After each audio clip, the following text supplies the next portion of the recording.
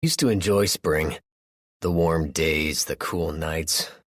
It was a great time to think about all the things you wanted to do outside, and all the things you should have gotten done over the winter but didn't want to because it was too cold. That was the spring of the past. Spring these days meant the dead were shaking off the rigidity of the cold weather and headed out hungrier than ever. Being dead, they were not bound by the same rules regarding the human body. They never tired, didn't feel pain, and existed to feed and spread the infection that caused them to exist in the first place. Such was my world, 2 years after the upheaval, the name we called the end of our world when the dead rose and devoured the living. Some of us managed to survive the overturning of society and in the following years established places of relative safety, places where we could live, places where we could strike back at the undead hordes that still roamed the land. By my estimation, there were probably 100 or 200 million zombies out there in our country alone. We couldn't kill them all, but we sure could try to outlive them and take the ones who threatened our new way of life. We had managed to save a number of communities, and we had set up trade routes and lines of communication among the communities. Each community was responsible for itself in terms of basic needs, but we all relied on each other when the zombies came calling. I had just returned from a brief jaunt to Morris, where a large crowd of roving zombies had attacked the town's defenses. I stood at the stone wall that surrounded my patio, overlooking the river and forest I now called my home. When I had come to this place originally, I was looking for my brother. But I came back, realizing it was the best place for me. I had been part of a community, but the isolation of this resort appealed to me on a deeper sense than I had thought, and I found myself back here, claiming it as my own. To me, it was perfect. We had water, we had a forest for game, we had isolated land for livestock and crops, and we had peace of mind. I had no fear when I was here, and I allowed myself to live, not just be alive. A touch on my leg caused me to break out of my reverie and smile down at my son Jake. He had managed to sneak up on me and was now asking to be picked up in the timeless hands-up fashion of 3-year-olds. "Hey, buddy," I said as I swung him up to my left hip. My right side still carried my battle-proven SIG P226 in its scratched and dinged holster. I put that gun on before I headed to the bathroom in the morning and took it off at night only just before I hit the sheets. "Hey there," Jake said in his limited vocabulary. Jake turned his head and looked out over the forest we called home. In another world, it was a state park covering 2,600 acres. We had 18 waterfalls and canyons giving us water and shelter if need be. Jake pointed to the north. "Pretty river." "River," I corrected automatically. I looked out at the Illinois River, which formed our northern border, and once again was amazed at how we managed to get to this place. "Kitty," Jake said, and this time I looked hard. Sure enough, a large tawny paw was hanging down from a branch near the visitor center. Looking closely, I could see a large tail twitching slightly as flies irritated its owner. "Welcome back, old son," I thought as I watched the cougar who shared our forest lounge in the morning breeze. We discovered the cougar on our first trip out here, and the best I could figure was it had escaped from a zoo or private pen. Either way, it had killed several zombies in the area, and as long as it left me and mine alone, I was okay with it. As Jake looked out over the land, I studied him. He was getting to be such a big boy, but he still retained those adorable big cheeks and little pug nose. His eyes were what got me. They were big liquid pools of chocolate that were used to good effect in getting what he wanted. I didn't know how I managed to be so lucky and get us both to survive the upheaval, but I promised to keep doing whatever it was I was doing. Jake was my world, and without him I wouldn't have much left to go on living for. He grinned as I gave him a hug and kiss, then kicked his legs, signaling to me he wanted to get down. I put him on the ground and watched as he ran over to his toy chest. I smiled and waved at Sarah, who was walking out onto the patio. "Hey, you," I said, shifting to the wall again. "What's up?" Sarah and I had married in the middle of this mess after what had to be the strangest courtship ever. We both had lost our spouses to the disease and managed to survive numerous encounters with the dead. We realized we needed each other on several levels after Sarah had been kidnapped and subsequently rescued by yours truly. "Not much," Sarah said, sidling up and giving me a quick kiss. "Charlie radioed in and wants you out on the farm. He says he thinks someone is out there." "Zombie?" "Nope. Alive." That made it news. We didn't get many visitors by land, and 99% of the time they were roaming ghouls looking for a meal. We had built up an earthen wall to keep out the odd zombie from the forest, using a borrowed backhoe from a local farm. We had a hell of a time finding gas for it, but eventually we did manage to dig a trench and use the dirt to create a 5-foot wall around the park. We piled the dirt up on the inside of the trench, making the actual height 10 feet. Unless we got swarmed by thousands of zombies which filled the trench, we were pretty good to go. I gave Sarah a hug and kiss of her own and went inside to put my gear on. Experience had taught me some hard lessons about the world I now lived in. Passing by the huge fireplace of the main hall of the lodge, I threw a wave to Rebecca, Charlie's wife, and Julia, their adopted daughter. Julia was tottering around and getting herself into all kinds of trouble, typical of a 2-year-old. I stopped in the gear room and put on my vest, weighted with AR-15 mags and SIG reloads. I belted on my field knife and tucked my balaclava into my pocket. Last, I shrugged on my backpack, which contained non-perishable food, bottled water, a first aid kit, and an extra box of ammo. I shouldered my rifle, a standard AR-15. I had decided a while ago to forego my trusted M1 carbine, given that ammo for it was hard to find. I could reload since I had the components, but I figured I would do that once I ran out of the factory stuff. Besides, Charlie carried an AR exclusively, and being able to share ammo was a plus in the field. More to the point, Sarah had taken a shine to the M1, and since she was better with it than I was, I let her have it. I climbed the stairs to the second floor and walked through a hotel room to the balcony. From there, I climbed down the detachable stairs to the ground outside the lodge. We had long ago sealed up the first floor of the lodge, except the area in the back, walling that part off with brick, rock, and mortar. All in all, we could withstand a siege if we had to, and we had a fast escape route to the river if the walls were ever breached. In a way, I felt like a feudal lord in his castle. All I needed were a few willing serfs, and the world was golden. I went over to the shed and unlocked the door, pulling a mountain bike out of storage. We tried to save as much gas as possible for emergencies, and since Charlie was only a mile or so away, it wasn't worth driving. "Charlie, you there? Over," I called on the radio, a little walkie-talkie that had surprisingly good range. "I'm here," Charlie's voice crackled out of the radio, and I quickly tamped down the volume. "What's up?" I asked, swinging my leg over the bike and heading down the driveway. I had 2 choices for exit, down to the river road or out back to the farm road. Both were going to require some pedaling. "Need you to see something. I think we have a camper." Over. "Roger that. Where are you?" I asked. "Out on Farm 2, near the entrance to Matheson." "Roger. See you in about 15 minutes. Out." I had about 4 miles to go, so it shouldn't take me too long. I rode up the driveway and headed south, riding up to the south entrance. I saw a lot of new life in the woods, and I was glad on a certain level that the earth was taking back what it could, given this limited opportunity. I couldn't say for certain if humans were going to make a comeback, but for the immediate future, I think we reached an acceptable compromise. After a mile, I cleared the trees and saw our barricade. The grass hadn't completely covered it yet, but I could see the weeds were making plenty of headway. We made no attempt to fortify the hill. I figured in time it would become brush-covered, and zombies never fared well in the brush. To my left and right was farmland, and we used what we could take care of, growing vegetables and whatnot. We had planted some apple and pear trees, but they would take a while before they bore fruit. Right now we foraged for our fruits, getting what we could from salvaged cans.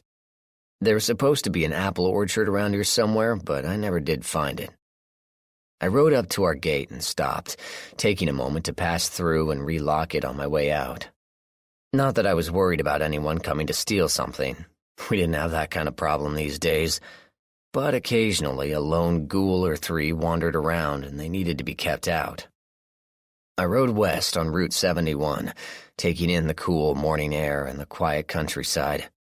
The open fields to my left contrasted nicely with the forested lands to my right, and the morning dew was not quite gone, so the world had a pleasant, washed look to it.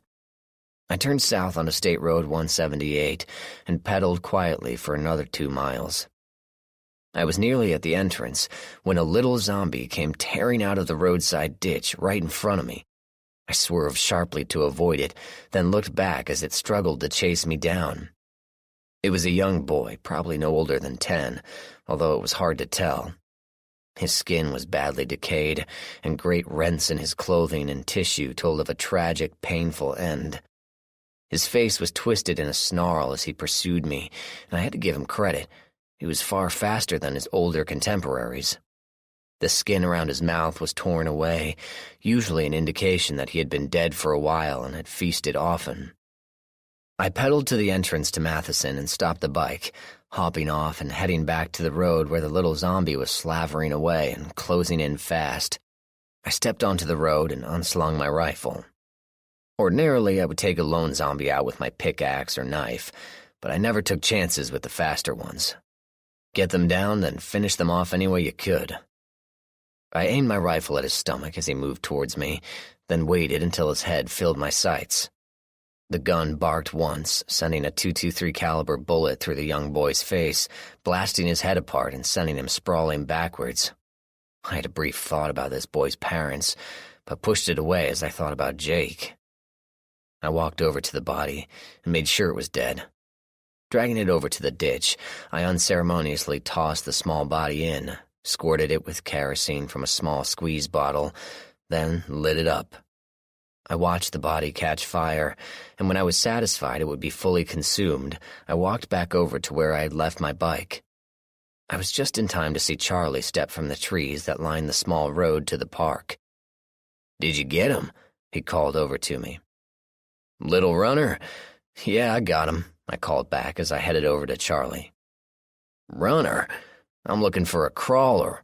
There was a runner," he asked. I stopped dead in my tracks. "Where'd you see a crawler?" "Around here somewhere. It's like he fell in a hole or something." "Did you stand?" I asked, referring to a zombie hunting method of standing still on a small rise and making noise to attract the crawlers. Once they revealed their position, he put them out of their misery. Or yours. "Look around. Where could I stand?" Charlie sounded agitated. "How about the road? There's ditches on both sides," I pointed out. "Didn't think of that," Charlie mumbled, chastened. He headed over to the road and crossed to where I was standing. "Runner, hey?" he asked. Charlie was a big guy, nearly as tall as I was, but broader. He had lost his family to the Upheaval, but managed to rebuild much of his life by marrying again and adopting a little girl we had rescued. He and I had been through as much as anyone could have expected, and by God's grace and a load of luck, we were still around to battle the bad guys. If a better man existed to watch my back, I'd yet to meet him. I trusted Charlie with my life and the lives of my loved ones. If something ever happened to me, I knew Charlie would gladly raise Jake and do a damn fine job of it. Yeah, the little wiener came out like a yapping dog, and I needed to take him down. "Why the kids are fast is still a mystery to me," I replied. "It's creepy," Charlie said. "I get the slow ones, the virus trying to keep things going and not really doing so well, but the fast ones don't make sense. And why just the kids? It's messed up." "Yeah, I know, but if we wanted to start with the dead coming back to life in the first place..." I trailed off as I saw movement in the tall grass by the trees to my left. I brought my weapon up as Charlie loosed a tomahawk from its holder. We moved silently across the grass and waited. I whistled for a minute, and finally gray-black hands slowly emerged from the edge of the small clearing, snaking out as if they were testing the new open space. The skeletal hands clawed at the earth as they sought purchase to pull the rest of the body along. I say body loosely, since the zombie was nothing more than an upper chest, arms, head, and about a foot of backbone. The rest was simply gone, torn away, probably eaten. I'd seen things like this before.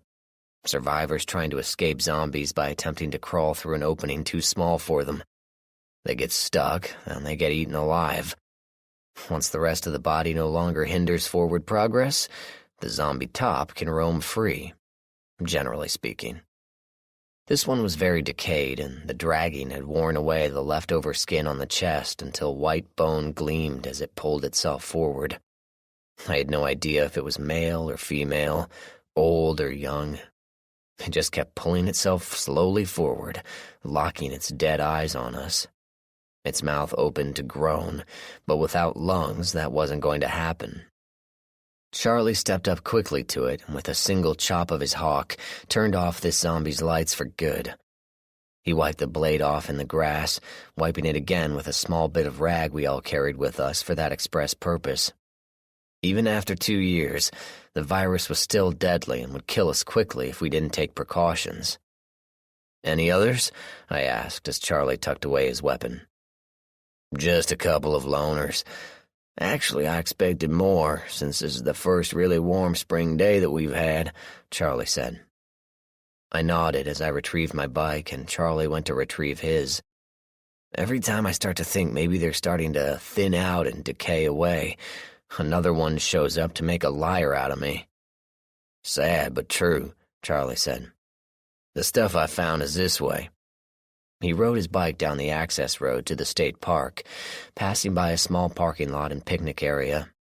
The place looked a little forlorn, as the weeds and grass hadn't been controlled in a couple years. But in a few more years, unless you looked really hard, you'd never know there was anything here in the first place. We pedaled into the bigger parking lot that went up to the main visitor area, then circled around to the large wooden fort that had been a visitor favorite for years. It was supposed to represent the exploration of the area, but no real fort had ever been there. It was a big building, nearly 2 stories tall, with small windows and a narrow stairway leading to the second floor. Properly provisioned, it would make a decent temporary shelter from roving bands of the undead. Long-term, though, it was not a good place. Charlie swung off his bike and took his rifle off his shoulder. His AR was similar to mine, except he had changed out the upper for a flat-top version with a bull barrel. He could hit things a little farther out than myself. I preferred closer work with my AR. For long-range stuff, I used my M1A. Taking my carbine off my back, I leaned my bike against the building and nodded to Charlie that I was ready. We entered, and as my eyes adjusted to the change in lighting, I saw what made Charlie call this one in. There was a backpack in the corner, a small plastic bag of foodstuffs and bottled water, a long pole, and a hatchet. Everything was arranged for quick pickup in case of attack. I climbed the stairs and looked around, seeing a blanket on the floor and a flat rock with charred twigs, the remnants of a tiny fire. I went back downstairs and nodded again to Charlie. "You're right. Someone is using this place." "How many?" Charlie asked, looking around again. If I had to guess, I'd say they were traveling alone. I don't see any signs of another person, though I could be wrong. "I have been before," I said, anticipating Charlie's response. I wasn't disappointed. "Really? You? No, really?" Charlie snorted, shifting his rifle and raising his eyebrows to the point where they threatened his hairline. "Anyway, where are they now? I would have seen someone on the road, and you've been here all morning.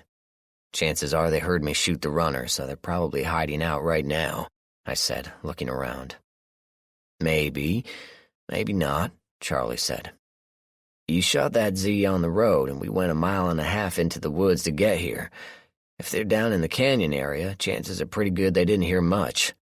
If they're by a waterfall or fast creek, then they might not have heard anything at all."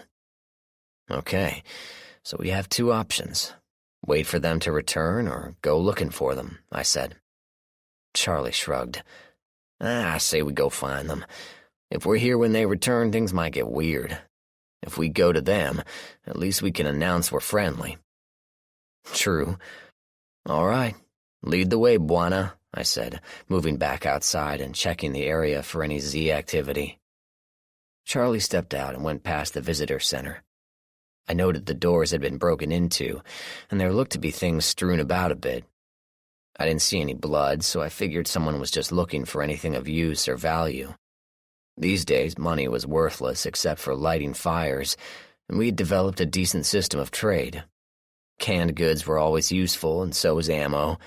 Tools were good trade items, and quality knives were always in demand. Funny thing, how-to books were very valuable as well. Toilet paper was gold.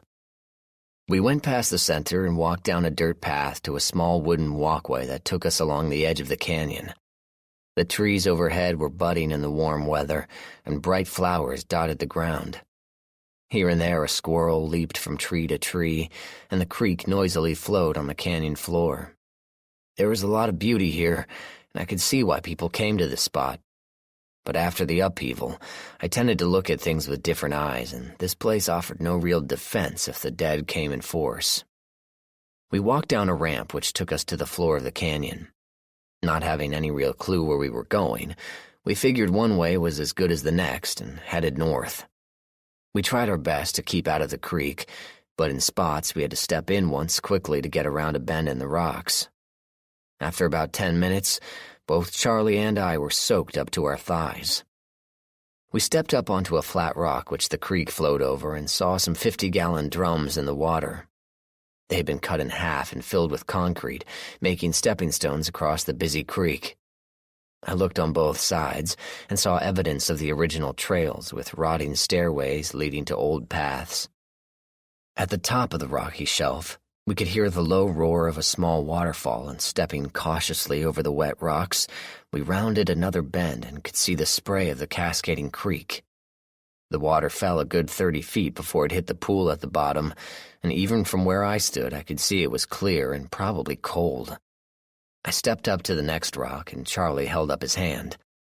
Ducking low and bringing up my rifle, I covered the area to the left as Charlie brought up his rifle and aimed at something up ahead. Charlie tapped me on the shoulder, and I swung back to the right, finally seeing what caused him to stop.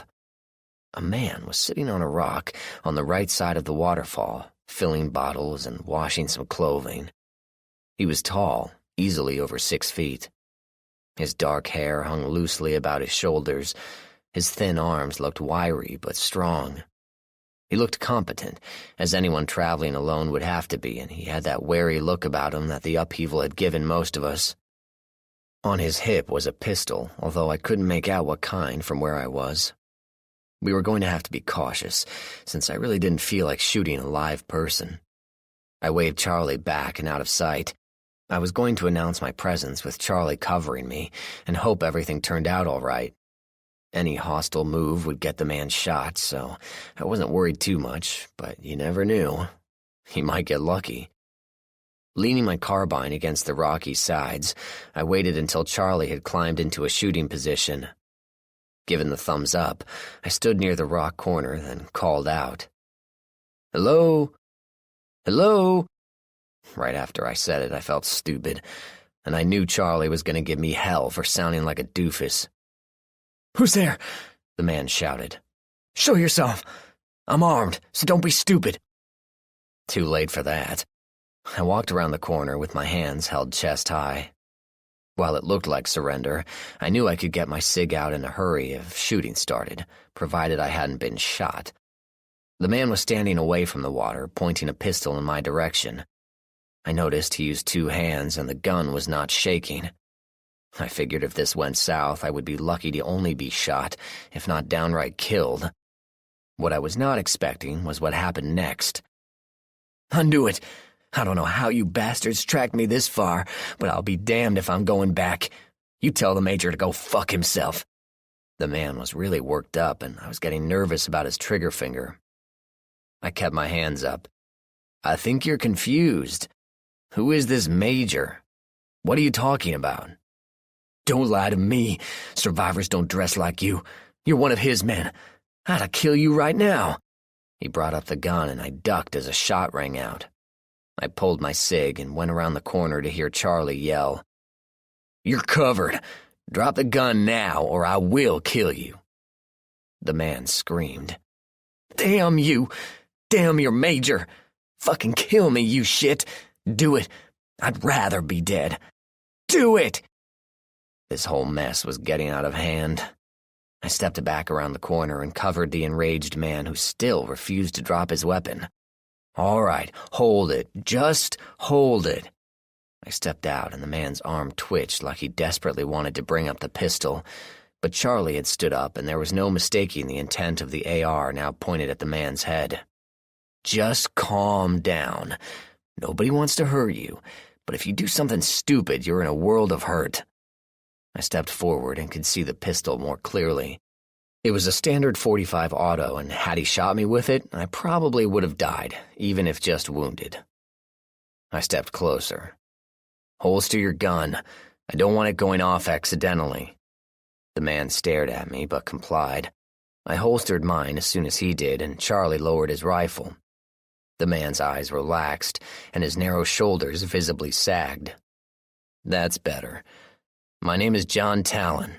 The man's eyes shot towards me when I said that, but I let it pass. And that gent up there is Charlie James. We're not with any major. We're just survivors in this messed up world, like you. We don't want to hurt you. We just want to make sure you're okay and to help you if we can. If you don't want our help, we'll leave you to your own devices and wish you luck. The tall man looked at me and gave me a sly smile. My name is Simon Craze. John Talon, you say? I think I'm happy to meet you. 2. We retrieved Simon's things and rode slowly back to the lodge. Simon's long legs allowed him to walk at a mile-eating pace, and he had no trouble keeping up with Charlie and myself. I rode on Simon's left while Charlie brought up the rear. We talked briefly of the Upheaval, and I learned that Simon was a computer software engineer working out of Los Angeles. When the Upheaval hit, he managed to escape the carnage of the city and take refuge in the mountains. He had been living off the land and foraging through the ranches when he was recruited by the Major. He didn't elaborate, and I figured we would learn more when we returned home. I told him about where we lived and how we came to be there. His eyes got wide when I told him of the towns and communities we had put together, and he expressed a sincere interest in seeing those towns. Simon apologized for his behavior, but he thought he had been chased for hundreds of miles, thinking he had given his pursuers the slip when he crossed the Mississippi. When he saw us in all our gear, he immediately thought of the Major and therefore reacted the way he did. The sun was high when we reached the outer gate, and Simon was impressed with our earthen wall. I could see him running an experienced eye on its effectiveness, and I saw him nod his head in approval. As we approached the lodge, I could see Simon openly nodding. Very nice, he said. Was this place a tourist spot before the zombies came? I gave him a short nod as I put my bike away. This place has a lot of history, but the short version is we found it empty, realized its potential, and settled in. We could have done worse, and nobody's laid a counterclaim to it. Not yet, Simon mumbled, but quickly smiled to cover it. Looking forward to seeing the rest, he said amicably. Charlie led the way, and we climbed the stairs to the second floor, then worked our way down to the main room. Simon whistled at the size of our common area, then walked over to the window to admire the view. I shrugged off my backpack and took off my vest.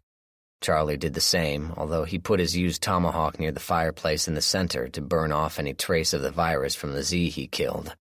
I motioned Simon to settle in at the big round table we used for discussions, and he sat down, relaxing into the chair after his long hike. He pulled a bottle of water out of his pack and took a drink, his eyes glancing around at his surroundings. His pose was casual, but I could see he was tense. It seemed as if he had some knowledge that he wanted to let go of, but didn't know where to start. For my part, I figured I would just wait, seeing where the silence took me. It was an old trick I'd used to good effect once upon a time, as an administrator. Those with guilty consciences tended to need to release their guilt, and the longer I waited without saying something, the harder it was for them to keep it in. Charlie sat down at the table, pulled his Glock from its holster, and placed it on the table. The move wasn't lost on Simon, and he leaned forward, placing both hands on the table while leaving his firearm holstered. I chose to stand away from the table, leaning on a low wall that separated the main room from a bar area. My casual pose put my hand close to my cig and on Simon's right. If he tried to get into action, it would be hard for him to bring his gun to bear before I shot him. Ordinarily, I wasn't so cautious, but the man had reacted a couple of times a little out of the ordinary, so I wasn't taking chances. "Where do I begin?" Simon asked suddenly. "Your survival story, I will assume, is pretty much standard these days. You figured out what was going wrong, got the hell out of Dodge, fought a few zombies, and ended up someplace you didn't like. Along the way, you've heard my name, and you have an interesting story to tell about a certain major," I said, starting the ball. Simon blinked, then he fully smiled. "You don't waste time, do you?" "Not really. Why don't you pick up where you left off on the way here? You said you were taken to the hills when the upheaval started," I supplied. "Right. I had spent a bunch of time up in the mountains around the Tahoe area, and I figured maybe with the terrain the plague hadn't hit so hard. Well, I got to Tahoe all right, but one look around had me running for the hills again. Seems like a lot of people had the same idea, and one of them was infected. The whole slaughter had started again, and I barely managed to escape the zombies by climbing the expert slope on Heavenly. The zombies weren't great climbers, and I got ahead of them pretty quickly. Last I looked, there were dozens of people trying to escape the undead by swimming out into the lake. Trouble is, the lake is cold. I'm sure most died of hypothermia while the ghouls waited at the edge. On top of Heavenly is a lodge, and I stayed there for a time while the world died around me. The place had been abandoned, and I was able to break into their food stores and live for nearly 6 months. By that time, the weather was turning, and it was getting pretty cold at night, so I started to venture out. The first person I encountered was a zombie, but it was cold enough that he couldn't chase me and was moving so slow that I was able to take a large branch and knock him down the mountain.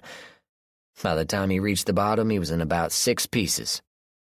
I smiled at the description and imagined a Z cartwheeling down the mountainside with limbs flying off and leaving a grisly trail of smashed-up zombie chunks. Simon continued. About the time my food ran out, winter was starting to hit the mountains pretty hard. I figured I needed to move on and do it quickly before the passes were closed. I took one of the maintenance trucks that had been left up at the resort and started my way down the mountain. I was hoping to get into Carson Valley and maybe find a decent place to hole up for the winter. There wasn't a large population in that area, and I thought that I could winter there and then move on. On the way down the mountain, I passed several cars that had reanimated people inside them, and more than one family car was covered in blood as a sick family member came back and ate his relatives. Carson Valley was relatively untouched by the virus, and I spent the winter with a couple who had been living there for a while. They had been monitoring the progress of the disease by the internet. We spent countless hours going over plans and preparations. When winter broke, I planned on heading north to the rough country, then maybe going to Colorado. I had heard the military had made a stand there and were welcoming survivors. Rumors told me there were almost 100,000 people in the mountain, and the military was going to start heading back out to take on the threat. I paid close attention at this point because it coincided with information I had found at State Center Bravo in what seemed a long time ago. I killed my next 2 zombies that winter. The couple I was rooming with, yeah, they went out to their neighbor's ranch and came back with a sickness. The virus took them both out in a short time, and they came from me. I killed the woman with a shovel and beat her husband's brains in with a length of fence post. They were good people. Simon drifted off for a second at the memory, but recovered quickly. I took what I needed from the house and left that evening. I drove through the night, and when I ran out of gas the next morning, I figured I was in Colorado. That's when the Major's men caught up to me. Charlie and I shifted at the mention of the Major. Who is the Major? Is he the commander of the remainder of the military forces? Charlie asked. Simon's eyes got dark. No, he isn't. I found out later that the military was wiped out completely, that there are 100,000 ghouls trapped in a mountain in Wyoming, just waiting for some fool to let them out. No, the Major is just some guy who likes to be called Major, and he runs his little operation like a military base, although neither he nor his men have any military experience. But that doesn't stop him from acting like it or using it to dupe people into believing he's the sole authority left in the United States. That was interesting. I ruminated on the possibilities, and if a group could pull it off, they could effectively take over a good portion of the country. Simon continued. From the beginning, I knew something was wrong. Men and women worked the fields and tended to the animals. There was a rough fence to keep the zombies out, but the Major's men managed that pretty well. What was wrong then? Charlie asked. Seems like you managed to get to a place of safety, regardless of who was in charge. Simon glared at Charlie. It wasn't safety. It was slavery. Those bastards used the worst methods to keep people in line. If a family showed up or was brought in, the husband was immediately beaten and the wife raped by the Major's men. That was standard. If there were children, they were used as leverage. Women who resisted found themselves bound and gagged in a room with their child put in a dark room next to them. They got to hear their children scream for their mothers. No one resisted long after that, especially if it was a baby left alone to cry. My hands involuntarily clenched into fists as I thought briefly about Jake locked in a room to cry for his daddy who couldn't get to him. I could see Charlie was just as upset. Simon looked down. But the older kids, the ones who were between 12 and 15, they got separated from their parents and were held in a different part of the camp. The boys were used for labor, and the girls... Charlie leaned forward, his eyes hard. What about them? His voice was flint, and I had no doubt he was thinking of his own daughters, living and dead. Simon looked up and sighed. They were reserved for the Major. Seems he liked them young and unspoiled. Simon looked out the window. The girls were brought to the Major, and when he was finished with them, they were broken. If they had spirit before, they were broken afterwards. The life was taken from them. Simon stopped speaking, and I had to rein in my emotions. My first impulse was to pack up and head west, not stopping until I had a chance to confront this mess of vipers. But my more rational side realized it was futile. I couldn't go 2,000 miles across country to fight a pedophile bastard and his cronies. My attention was diverted as Tommy and Duncan came spilling into the room, joking like a couple of teenagers. They glanced over to the table and their expressions turned serious as they felt the mood of the room. They came over to the table with curious looks to Simon and sat down with questions in their eyes at me. I shook my head as I motioned for Clays to continue. I was there for 20 months. It reached a point where I couldn't stand it anymore. There were women's screams every night and children crying for their mothers. In the bunkhouse where I shared sleeping space with the fathers and husbands, there would always be one or two crying rage and shame at their helplessness. More than once, rebellion was contemplated, but it was tamped down because of the kids' camp. I finally decided to leave on a night I knew the guards would be distracted. One of the scouting and foraging parties had come across a large group of people who had been traveling. There were a lot of women and children, and the men were licking their chops at the new flesh. That night, I ducked the fence, smashed a guard across the teeth with a rock, and took off into the night. Simon shrugged. I guess I survived because it was winter and the zombies were frozen. I moved as far as I could every day and slept only a few hours at a time. I stuck to the country as much as I could, figuring the Major's men would be too lazy to search off the roads. Chances are they missed me or just didn't care. I nodded, thinking about what I had heard. It was horrible, no doubt, but in all seriousness, none of my business. One thing nagged at me, though. When I told you my name, you acted like you had heard of me. Why is that? Tommy chimed in. Hell, You're the biggest badass zombie killer in the country. Everybody knows you."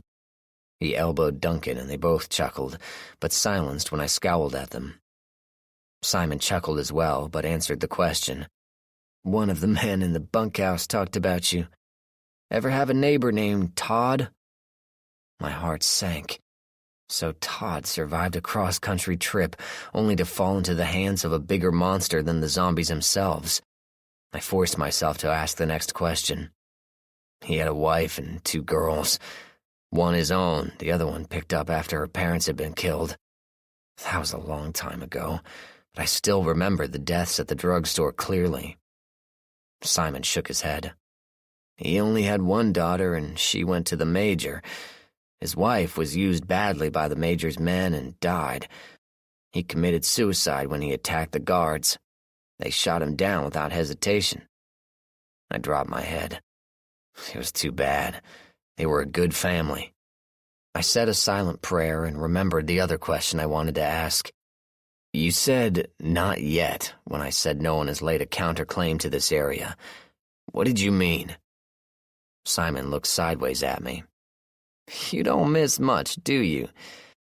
Well, before I left, I had overheard the guards talking about the Major looking to relocate, finding some place where he could set himself up as ruler of the country, since he figures he could do it with the men he has.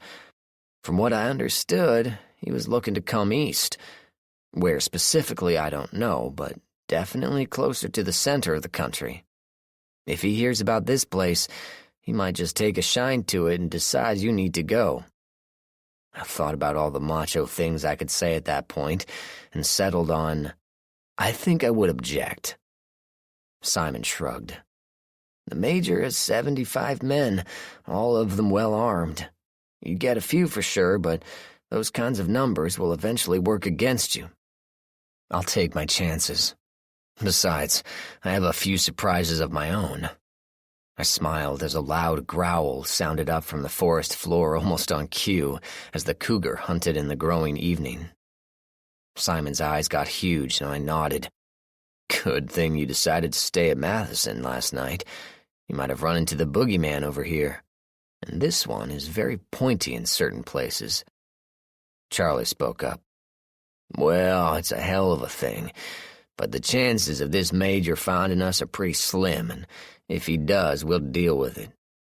There's one other thing, Simon said cautiously. What would that be? I asked. The Major is not entirely sane. You've been getting a lot of people in camp lately that have been yelling about their rights, and he can't do what he's doing. This is America and all that. Usually the voices have been silenced quickly enough, but some manage to get overheard by the Major. In his warped mind, he probably figures if he destroys the Constitution and the Bill of Rights, he will be able to set himself up as ruler and no one can challenge him. I looked incredulously at Simon. What would be the point of that? Pick up any history textbook and you can find a copy of the Constitution. Duncan chimed in. Yeah, but the documents themselves are as much a symbol of our country as the flag is. If it were to become known that they'd been destroyed, we'd have a harder time coming together as a country again after the zombies were gone. As it is, we're barely holding it together.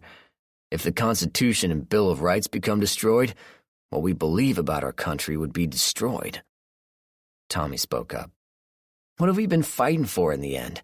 Sure, it's to survive, but do you want to live in a country where only the strong survive? Oh, thanks. The Constitution and Bill of Rights are what made this country great. Whether you believe it or not, they're the only hope of rallying everyone who's left to the cause. If they get destroyed, we're finished. I looked at Charlie. What say you, old friend? Charlie looked at the floor for a long time. When he looked up, his eyes were clear and his voice was strong. My first wife and daughter died from the virus. I buried them both with my bare hands. I got a second chance and a reason to live with Rebecca and Julia. That chance is wasted if I let some lunatic take over the country. I know it may be crazy, but even though we might be wasting our time and very likely manage to get ourselves killed, I couldn't look at my daughter and tell her that I did nothing to stop it. All four men looked at me, and I glanced over at Sarah, who was coming in from the back hallway with Jake and Julia. I thought about Todd, Nola, and their daughter, and little Ellen, who I had saved from scum so long ago. I cannot let you die in vain, I thought. I looked at Simon. Do you really think he's coming? Simon nodded. From what I saw for the time I was at that camp, I would bet my life on it. When he gets fixated on something, no matter how crazy, he has to have it. I remember the men hunting for gold watches because he wanted to have a different watch for every day of the year. And God help you if you're in his way or he sees you as a threat. Why? He isn't content with just removing things that irritate him. He has to completely destroy them, smash them, make them disappear. A man accidentally got dirt on the Major's boots when the Major came to inspect an earthen wall. The man was beaten senseless, then buried alive in the wall. They forced his family to watch him being buried. I shook my head as Charlie asked my next question. How does he get men to follow him? I would think that some might actually be decent men who wouldn't stand for such behavior. Simon shrugged. He keeps his men happy with women and loot. Most of them are as degenerate as he is. Also, he's huge. He's 6'6" if he's an inch, and I figure him to be 240 pounds of solid muscle. I saw him beat a man to death with his bare hands. He's a brute, and his men respect and fear him with good reason. I looked around at the men and my wife and son. Charlie had gathered up Julia and was looking at me expectantly. I asked Simon again. You sure he's coming? Simon nodded ruefully. Absolutely. I looked back out over forest and river. The setting sun was causing long shadows from the trees, and the river sparkled as it wound its way around Eagle Island. I took a minute to reflect on all I had done, and all we had been through to get where we were. Tommy and Duncan were right. It would all be for nothing if we let it happen. I let out a breath. Well, I guess we better figure out how we're going to stop him. 3. 6 months earlier. Major Ken Thornton liked being big. He enjoyed the looks he received when he addressed other men, those wishing to be like him or to be liked by him. Some people would have been happy to just be as tall or as broad, but Ken loved being both. He saw his size as a tool to be used on an unwilling world, to shape that world into a place more suited to his needs. At 6'5", with plenty of muscle packed on his arms and chest, he had plenty of tools to work with. Before the upheaval, he worked as a security guard for Reno Airport, watching people all day and thinking about what he'd like to do to some of them that looked crossways at him. He had a lot of time to think and spent a good deal of time thinking about what a perfect world he could create for himself if only given the chance. He had often talked about his ideas with select few like-minded individuals, but nothing ever came from the conversations. Ken Thornton was a bully and bruiser, but he was smart enough not to attract the attention of local law enforcement. He often boasted about what he would do to any cop that tried to come for him, but in truth, Ken was a coward. He was brave when he held the upper hand, and he did everything in his power to make sure he kept that hand. He was openly contemptuous of anyone he perceived as being better than he, and anyone he perceived as a threat to his image was utterly destroyed. So, when the upheaval came, most people thought of it as the end of the world. Ken realized that it was his one chance to create his own. He had often claimed he had been a soldier, but avoided conversations with real military personnel. With most of them dead, Ken found it the perfect opportunity to be that which he had always claimed to be. He chose the rank of major, figuring that he couldn't claim higher because people wouldn't believe him. He had outfitted himself in military clothing and set out into the undead world. Thornton managed to recruit a few unsavory individuals into his band. Ted Tamikara, a 25-year-old former computer programmer, was Thornton's captain and right-hand man. Ken had rescued Ted from his little apartment in Reno, swinging a makeshift club like a lawnmower blade and hurling ghouls left and right with smashed skulls.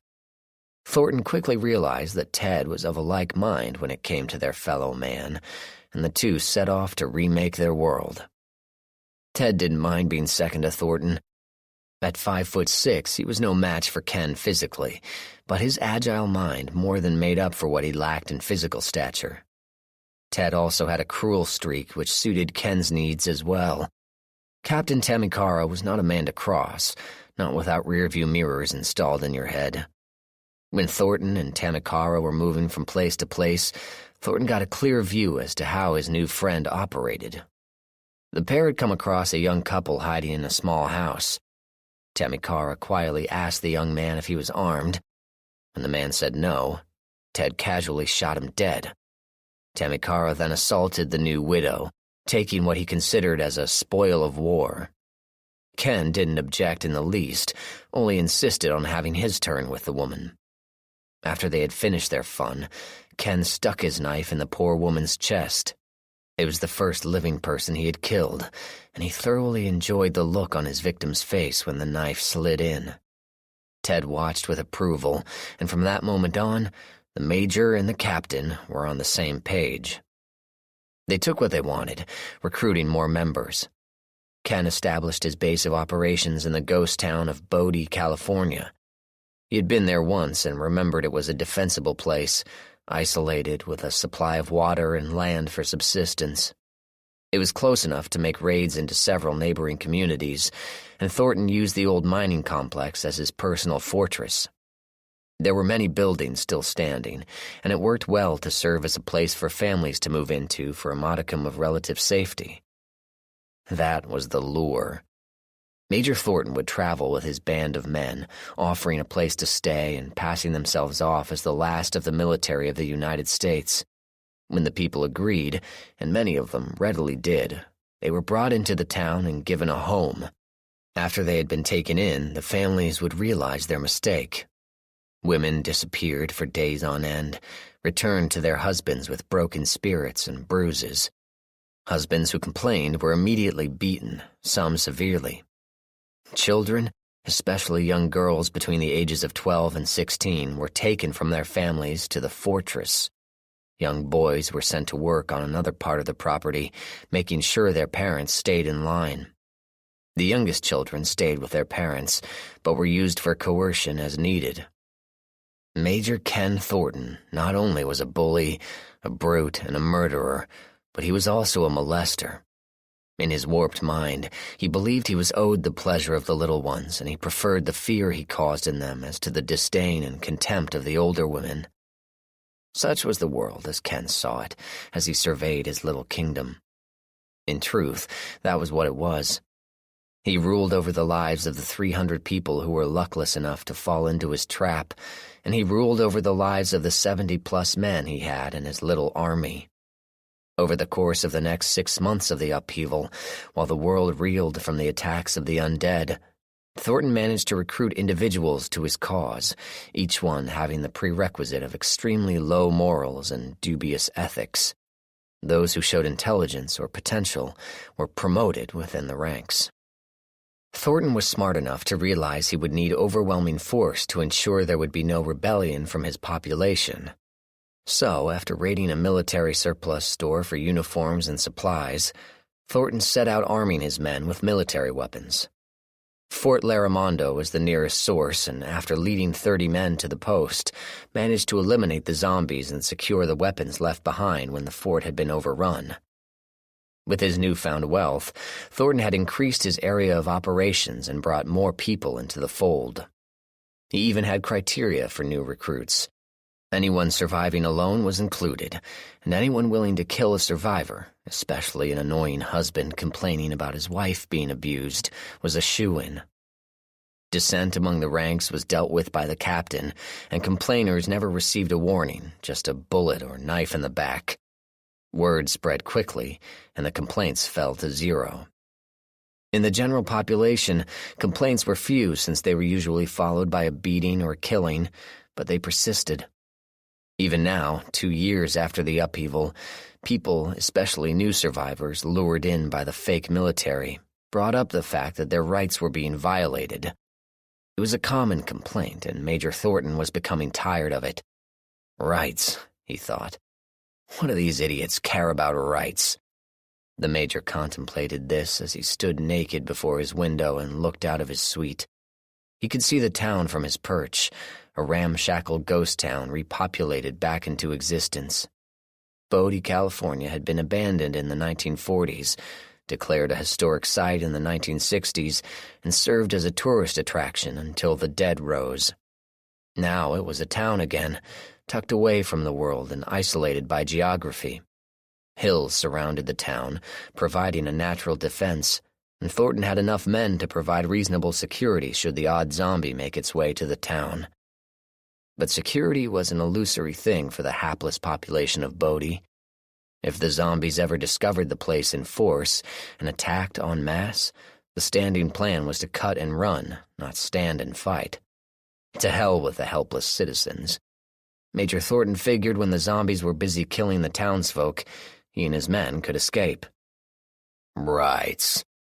Ken said the word aloud, startling the small form huddled on his bed. A tousled head peeked out from under the covers as Ken continued his reverie. Rights.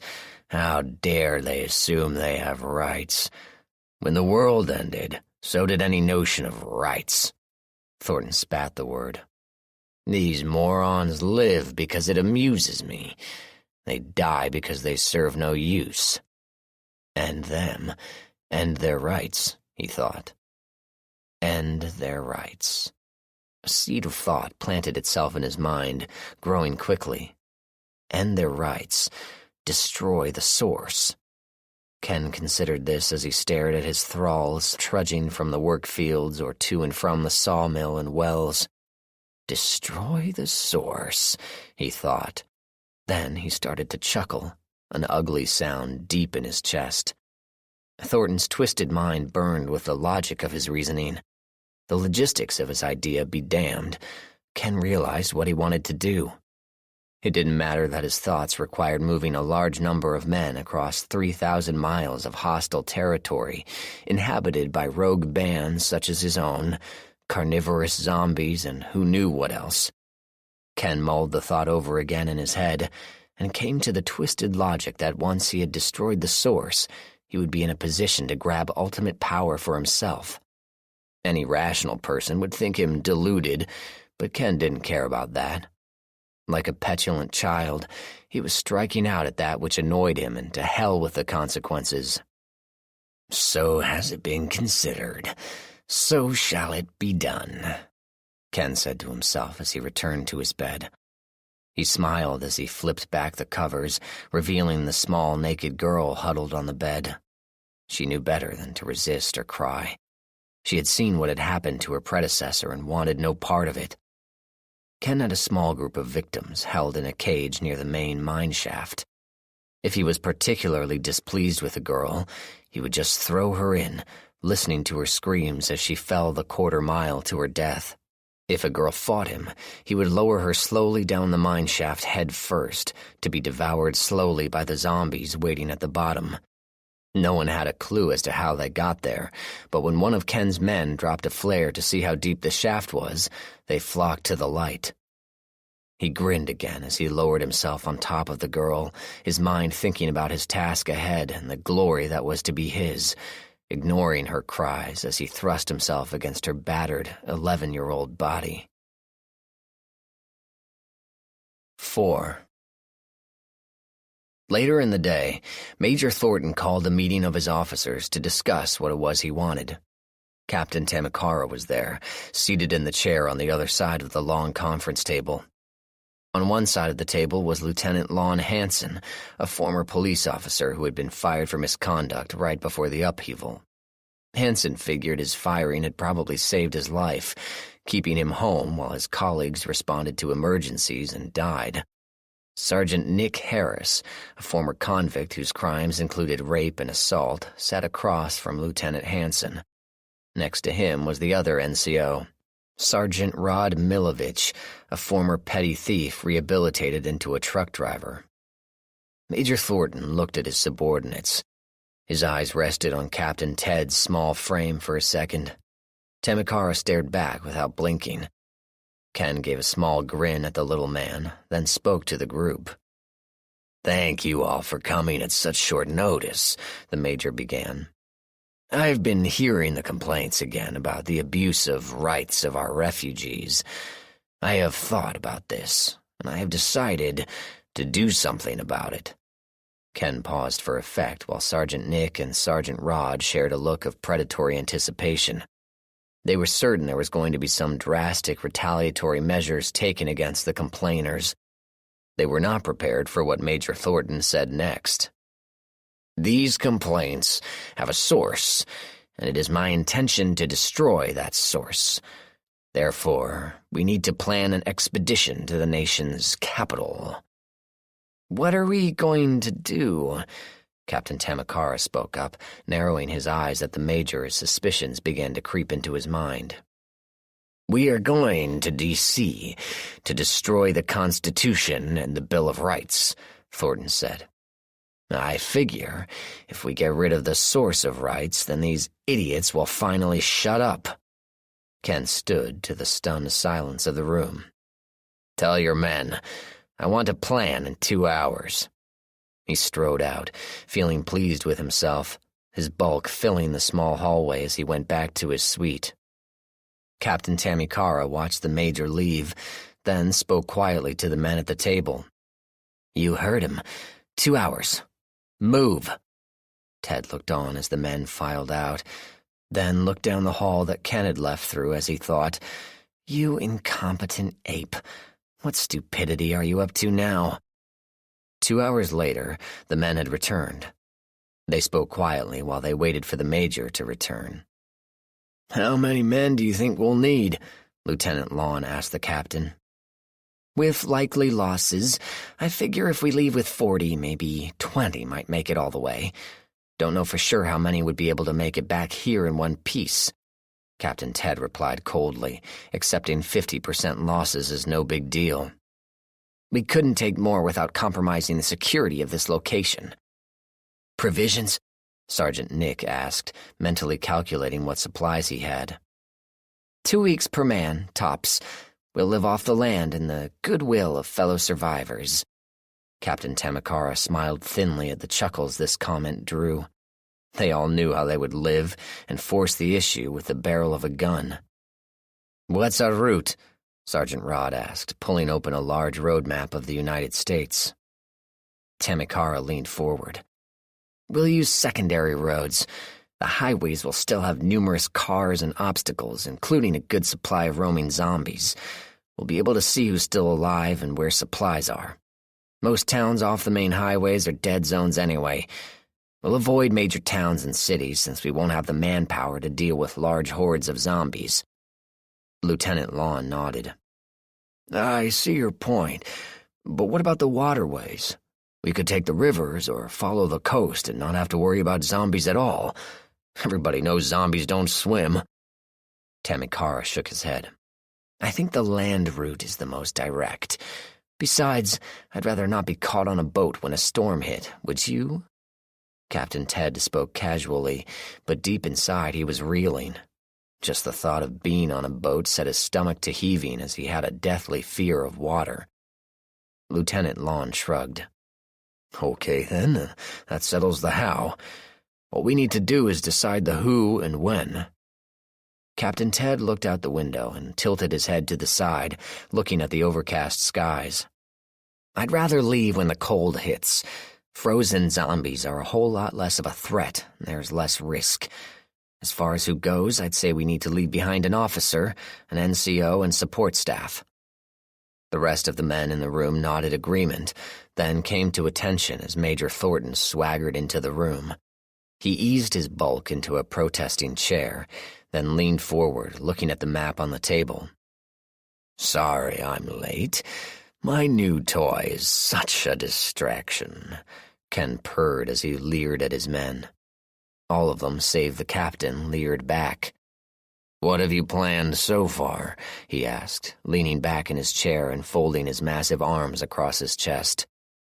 Lieutenant Lon outlined the general plan and broke down the specifics. Major Thornton nodded his big head. "I like it," he said. "Except for the part about leaving in winter. We'll stay here, then travel when the snows break." "Why not travel when the zombies are frozen?" Captain Tamikara asked, the only man there who dared question the Major.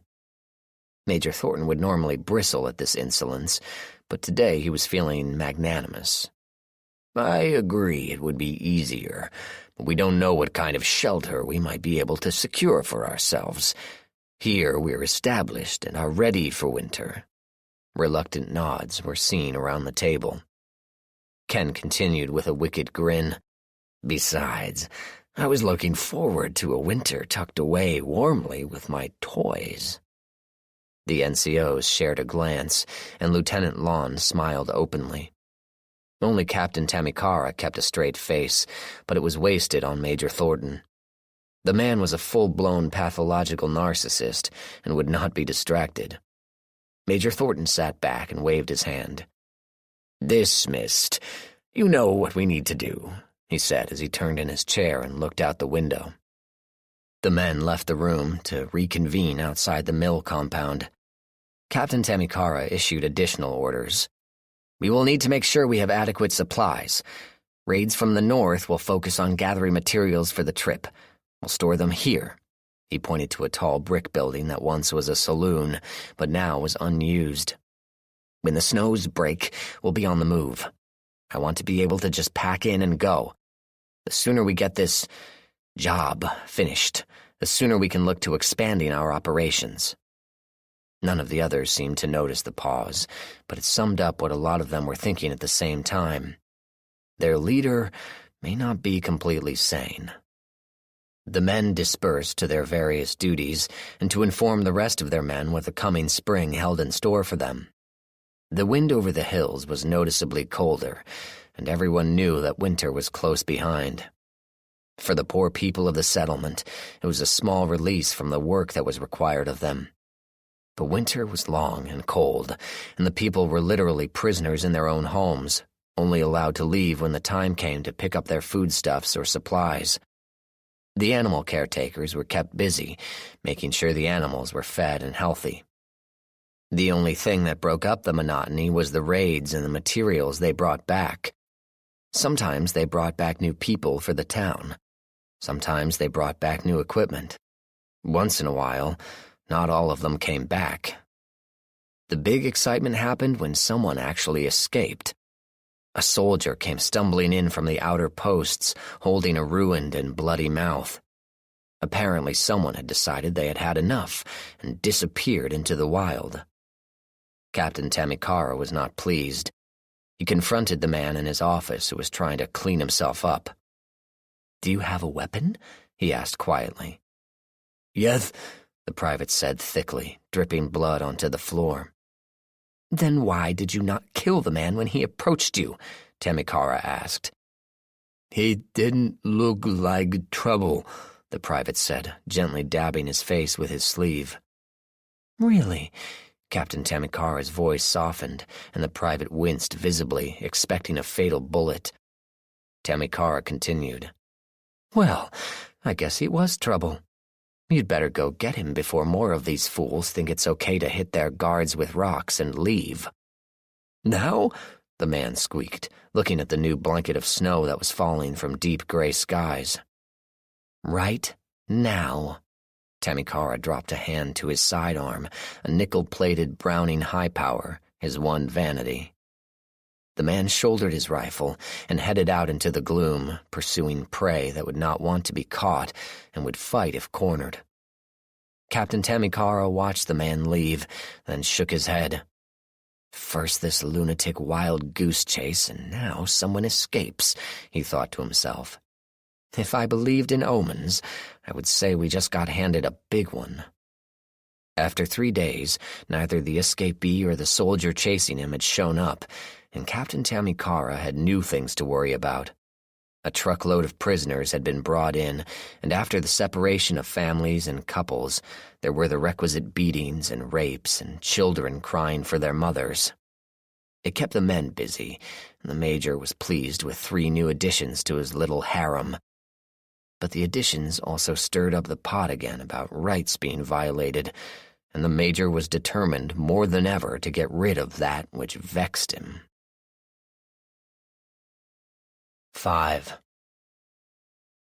Winter was brutal, with long periods of time when no one could go outside for there was too much snow and it was too cold.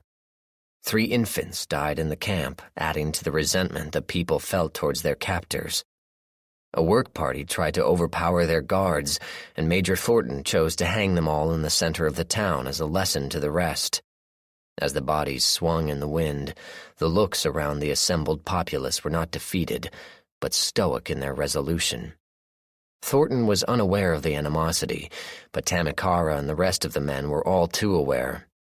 They gripped their weapons nervously and huddled close together, not wanting to be alone near any of the people. Winter passed slowly, but eventually came the first signs of spring. Warm air blew over the hills, and people emerged from their homes, turning their faces to the brighter sun. The thawing snow reawakened the dormant feelings of rebellion, and Captain Tamikara was all too eager to get moving on. He pushed the men with intensity, but urged them not to reveal what was happening. He did not want an uprising on his watch. If the people revolted after he and the others left, what did he care? The trucks were loaded in the beginning of March, and by the start of spring in earnest, the convoy was ready to go. Ken Thornton inspected the vehicles and spoke with his captain and lieutenant. "Do we have everything we need?" he asked, looking back over the trucks. "Yes, we've been over everything twice, Major. We have planned for everything we could think of." Tamikara was barely concealing his contempt these days. "What about the men staying back? Who will it be?" Thornton pressed, looking for weakness. "Lieutenant Hansen will be staying behind, as well as Sergeant Nick Harris. They have chosen the men to stay behind as well." "Excellent. We will be leaving 35 men. Will that be enough to keep this place until we return?" Thornton asked. "It had better be," thought Tamikara. "We figure they should be sufficient. We chose the men who would be more brutal than the others, keeping the rest in line until we get back with more numbers," he said. "Good, good." Ken looked at his fortress and turned back to his captain. "What about my toys?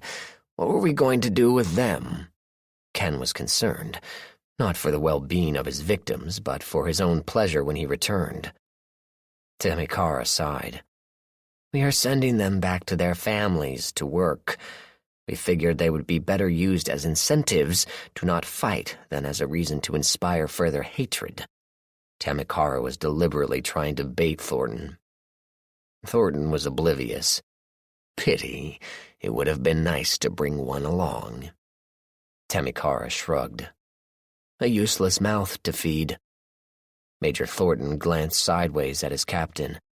A suspicion formed in his mind, but he realized the futility of pursuing it at the moment. He changed the subject instead. "Raid should be coming back tonight from over the mountain. We'll leave as soon as they return," he said. "At night?" Tamikara seemed surprised. Everyone who survived the upheaval knew not to move about at night. Ken shook his head. "I figure them back by this evening. We'll get a good start out and rest over at Maudie's. After that, we're on our own." Ted nodded once and then turned to Lieutenant Lon. "Let the rest know. We need to make sure it is quiet." Lieutenant Lon saluted, then walked off towards his men. Major Thornton watched him leave, then turned to Tamikara. "Listen carefully," Ken spoke softly. "If you ever speak like that to me again, I will take your pretty pistol and shove it up your ass before I pull the fucking trigger." He stuck his large face into Tamikara's. "Clear?" Tamikara stared back a full minute before answering. "Crystal. Is that all, sir?" "That's enough. Go find a weakling to intimidate, Captain." Tamikara spun on his heel, seething with impotent fury. He knew he couldn't take Thornton in a fight, and if he had tried to pull his weapon, Ken would have easily killed him. This insult was going to be answered, but it would be on Tamikara's terms, not Thornton's. Later that evening, the raiders returned. They had various foodstuffs and supplies, but pickings were getting slimmer and slimmer. It was noticeable that 3 men who had gone out had not come back.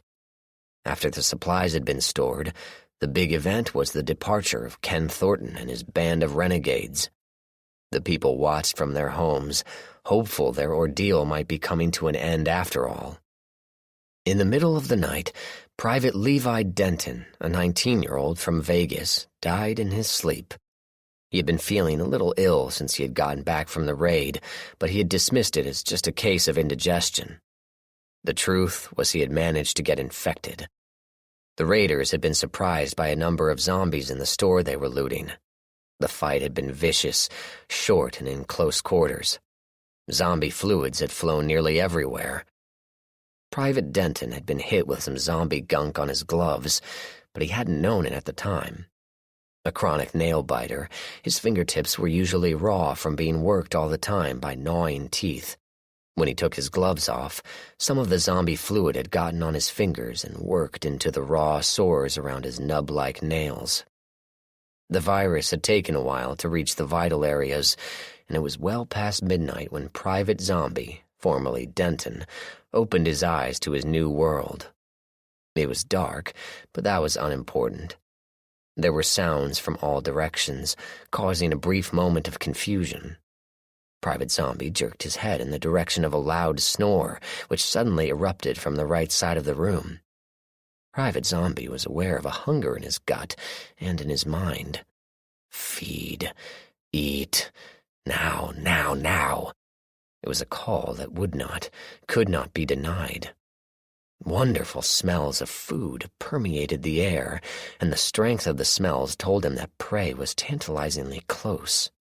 Private Zombie pushed himself erect, only to smack his head on the underside of the bunk above him. He fell back and tumbled out of the bed, causing a few of the lighter sleepers to mutter. Private Zombie pushed to his feet, the motions familiar but only vaguely, like a memory that stayed just out of reach. He turned his head slowly, locating a source of smell and sound. His eyes fell on his neighbor, Private Samwell. Private Samwell was snoring softly. He had no idea anything was amiss until he felt teeth ripping through his larynx.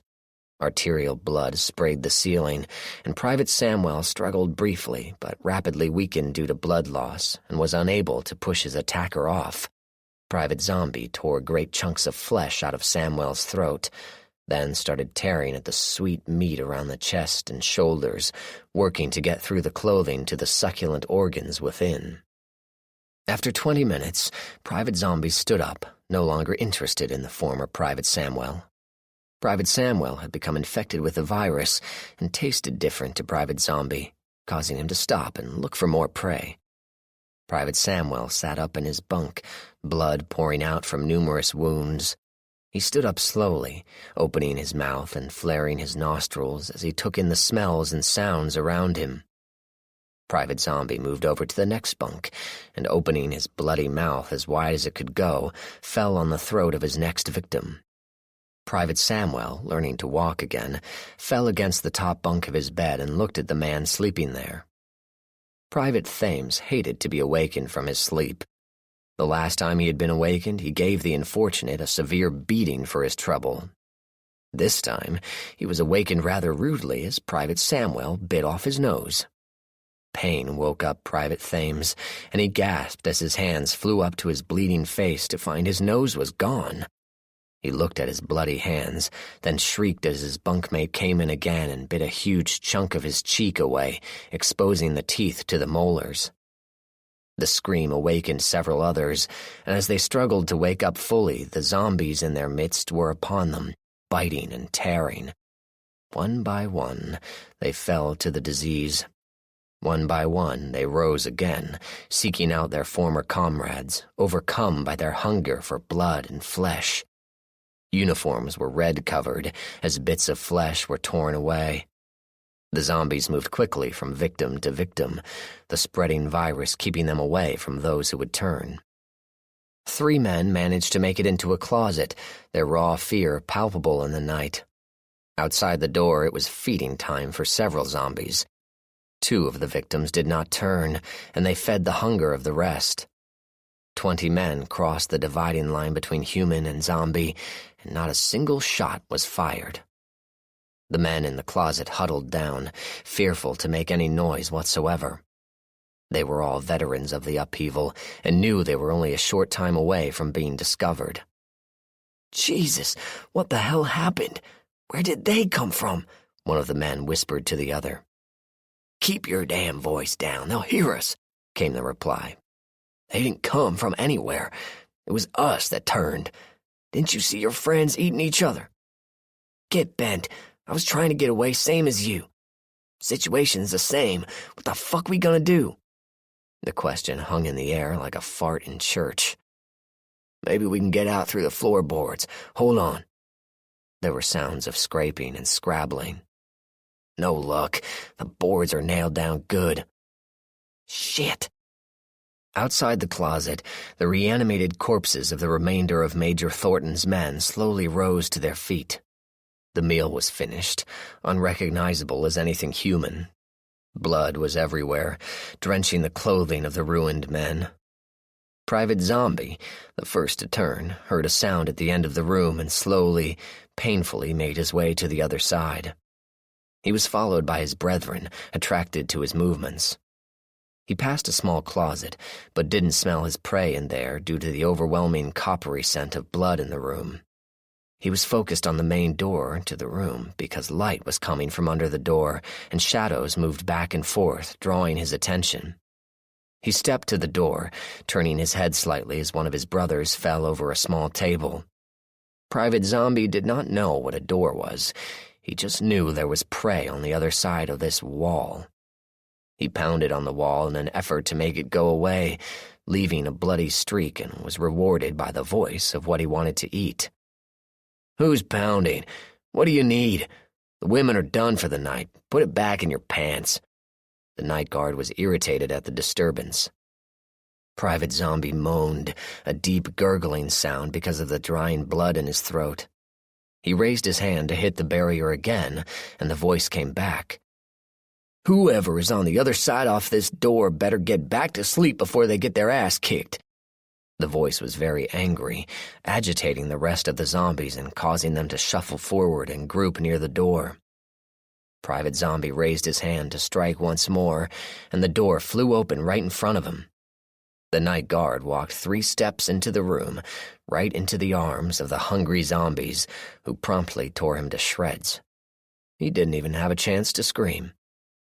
In the closet, the trio heard the commotion and accurately guessed the fate of the guard, one Corporal Conch. Jesus, we are so screwed. Stop crying, we're not dead yet. No, but we will be. It's only a matter of time.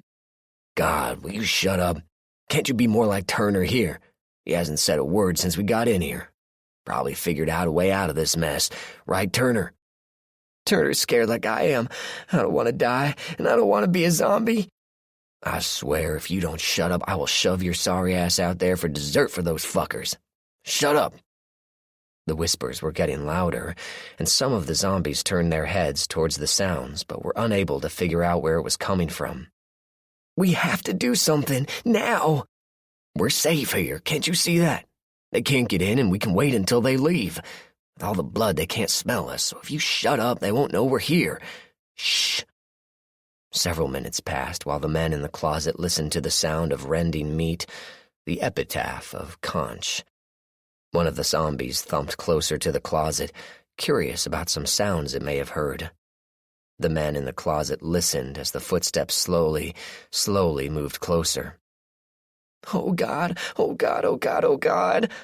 I'm finished with you. Turner, what you want to do? Turner? Dude, you okay? What's with your eyes? Oh God!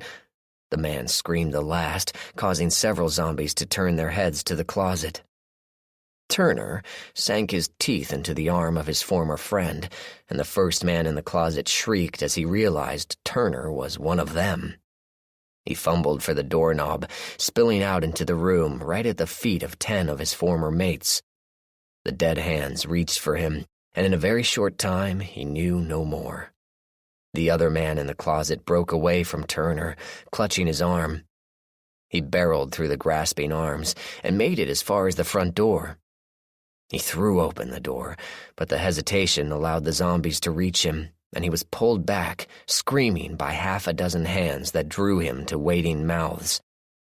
In the small town of Bodie, families heard the screams and knew them for what they were. They quietly blocked their doors, blew out their candles, and hid in the dark, waiting for the demons to pass them by. 6. There is snow on the ground, but even though I'm sitting in it, I don't feel it. I don't feel the cold. I don't feel the tingling numbness from exposure to the freezing winds. Snow is falling, but I don't even notice the flakes that tumbled down in perfect silence. I don't notice anything except what I am holding. Around me are the signs of battle, destroyed lives splattered across the pristine landscape, crimson stains slowly turning to brown in the cold, bodies twisted in pain and death, each one more violent than the last. Weapons are scattered about, useless now to those who had held them, had trusted their lives to them. Friends and enemies, they are all dead now. I am wounded myself, but it doesn't matter. My blood drips slowly onto the frozen ground, but I don't see it. I don't notice the pain that centers around the wound. It cannot match the pain in my heart. All of my focus, all I can see is my baby son's lifeless body as I hold him in my arms. Snowflakes drift around his pale face, but they do not touch him, respecting this young life taken so brutally.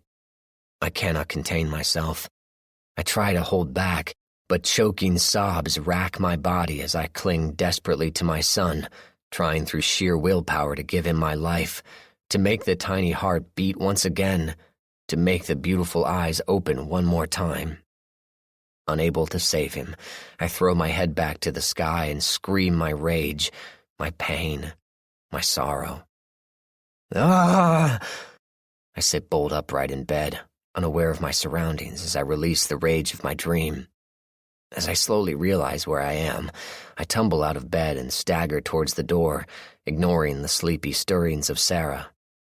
I entered the hallway and barely glanced at Charlie, who was stepping into the hallway with a gun in his hand, a quizzical look on his face at the sight of my sweat-drenched features. I went to the suite next to mine and moved quickly to the bed. I fell to my knees and looked closely at my sleeping son. The steady rise and fall of his little chest showed me he was just fine, and the realization washed over me like a shower, and I could feel the relief cleansing the horrific feelings my nightmare had created. I heard movement behind me and turned to see Sarah coming into the room. "Everything okay?" she whispered, placing a hand on my shoulder. "Yeah," I said, standing and turning to face her. "We're fine. Just had a bad dream, that's all." I could see Charlie poking his head in the door. "All good?" he asked. "Yeah, thanks," I replied. "Same dream?" Charlie pressed. "Yeah," I sighed. "Same one as before. No changes." Sarah looked at me sympathetically. "Come on, let's get back to bed." She took my hand, and the three of us went back to our respective bedrooms. I caught a glance of Rebecca in the doorway of her and Charlie's suite. I heard her say, "Dream again?" to Charlie before he shut the door. Sarah and I dropped onto the bed, and I turned the pillow over to lie on the dry side. "I don't understand where this is coming from," I said to Sarah. "I would have thought that the nightmares would have been earlier, when our survival was in doubt and I was doing everything just to stay alive. Nothing then. But now, when things are relatively secure, I'm dreaming about everyone I care about dying all around me. And Jake, he's dead in my arms. What the hell?" I put my arm over my eyes and tried to get the images out of my head. Lately, this dream had been happening more frequently. I wish I knew what it meant. Sarah put a hand on my chest. "I know I can tell you it's just a dream, but something is eating at you. something you may not even realize, and it's manifesting itself in your dreams as the one thing you're most afraid of. What's that? I looked over at her. Failure, she said. Failure? I didn't understand. Think about it, John. You've beaten back the zombies. You're taking back what we lost, restoring our world to us, one small region at a time. You may think you're not part of it, but people still look to you to lead them, to bring them out of the dark. You've been successful in nearly everything you've done for this miserable world, and I think you're scared of how hard the other shoe is going to drop. I had to admit she had a point. I had been unbelievably lucky, and the fact that I had managed to get this far was stunning in the extreme. I guess I might have been waiting for my luck to run out. Sarah continued. Problem is, you get scared, you get killed. If you start thinking too much about what you're doing and how it might affect the future, you're going to hesitate when you shouldn't. Sarah put a hand on my chest. Maybe it's time you accepted the role you avoided when you left Leaport. I looked over at her in the dark. What do you mean? I asked. Sarah smiled. You've created these communities, and they are alive. But in order to live, to grow, they need a cohesive leader. Someone to step up and say, "Follow me." Whether you like it or not, John, you and Charlie and the Knucklehead twins are the best leaders this country can produce right now. I turned to face her. Then we're seriously more screwed than I originally thought. I tried to make light of the situation, but it wasn't working. Sarah smiled at me. You were the only one in that school that had a vision for the future, and you never lost sight of it. You refused to accept living on the fringe, taking what scraps could be had for existence. You carved out a life for people who had no hope, taking from the monsters who were coming to get us. You did that, John. You and Charlie and Tommy and Duncan. You did, and no matter what happens, people will never forget you for it. That's why I came here. I didn't want... I started, but Sarah wouldn't let me finish. Damn it, John. Face the truth. You're the leader this country needs to bring it back.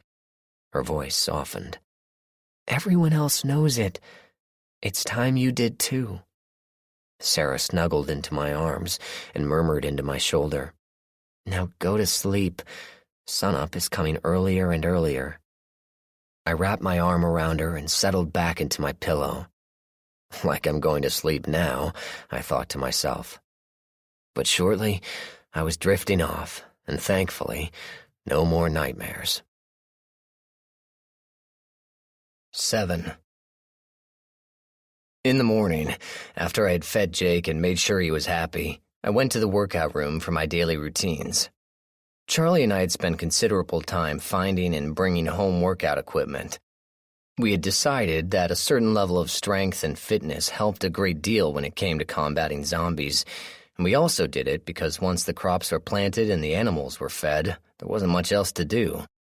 After our workouts with free weights, Charlie and I sparred for an hour. We fought for real, and a casual observer would have thought we were trying to kill each other. But I realized that we needed to train like we fought, and the only way to do that was to forego pulling our punches and make it for real. After months of bruises, black eyes, and the occasional broken fingers, we got better and were able to protect ourselves more effectively, not allowing strikes to connect or turning them away without injury. Between the two of us, it would have been hard to determine who was the better fighter, but I felt confident going into combat that I could reasonably account for myself. We finished our sparring, and I was smarting from a hit to my shoulder. Charlie was nursing a forearm, but apart from that, we were sweaty but okay.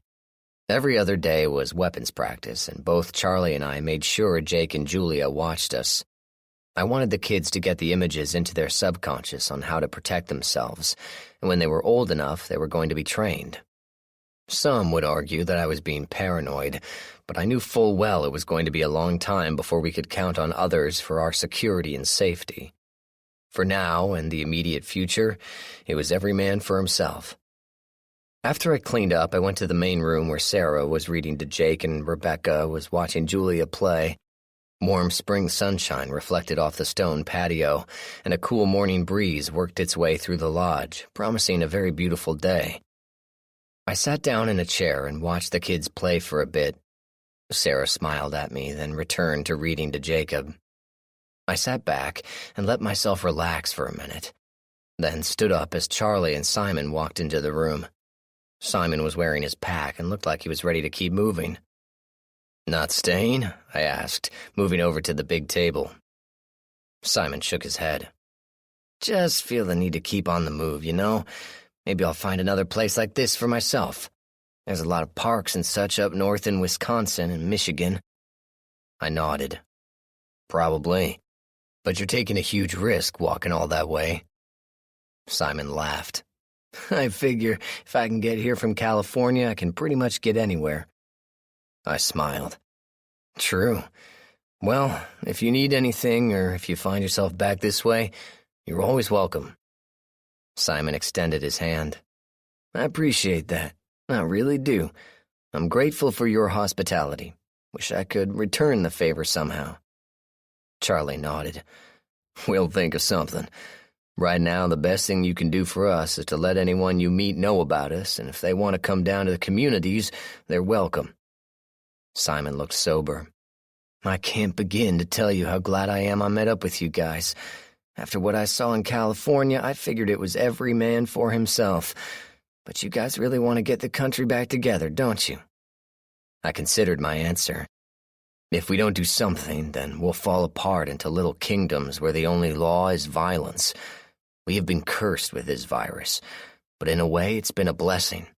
We've been given a chance to correct the mistakes we made in the past, to build a better, stronger country. We can't let the bastards win." Simon and Charlie looked at me, then looked at each other. Charlie spoke first. "Now, do you understand?" Simon nodded. "I certainly do." "What?" I asked, only to be ignored. Simon headed for the door. "Thanks again. I'll probably be back this way someday, so look for me." "Will do," I said. Charlie went over to Julia and scooped her up. He motioned me to take Jake, and picking him up, we followed Simon out onto the patio. "You have to see this," he said. I was vastly curious, so I followed the three of them down to our drawbridge and watched as he lowered a section of the winding staircase down into place. Any zombies chasing us from the river would make it halfway up the stairs, then fall 40 feet to a broken existence on the rocks below. When we reached the bottom, we walked a ways towards the dock where our boat was tied up. When we had gone about halfway, Charlie put Julia on the ground and motioned that I should do the same with Jake. Curious, I put him down and watched him toddle over to Julia. The two of them walked together for a minute before settling down on the ground. Jake squealed as he played with a couple of sticks, and Julia rolled a rock around. A deep growl from the forest ahead caused me to whip out my cig and train it on the woods. As I stepped forward to get the kids, Charlie held out a hand. "Hold on. Keep your gun out, but wait. You won't believe it." I was doubtful as I waited, and then turned incredulous as a huge cougar stepped from the shadows of the forest. It was 10 feet long from nose to tip of tail and looked incredibly fit and healthy. It looked at me with deep green eyes and then looked at the other two men. After that, it walked slowly towards the two children. I tensed, but Charlie shook his head. "Wait," he whispered.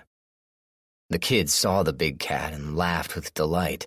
They walked and stumbled over to it, and to my complete amazement, the big cat lay on its side as the kids came within reach of paw and fang. Simon was just as stunned as I was. Charlie looked at the two of us and grinned as Jake and Julia played with the big cat, crawling on its side and tugging at its ears. The cougar was as gentle as a house cat with the babies. Charlie walked slowly over to the big cat and held out his hand. The cat sniffed him, then let him rub its head. The deep grumbling I heard was a cougar equivalent of a purr. Charlie motioned me over, and I walked slowly over to the big cat, its eyes never leaving me as I reached out with my left hand, keeping my cig in my other.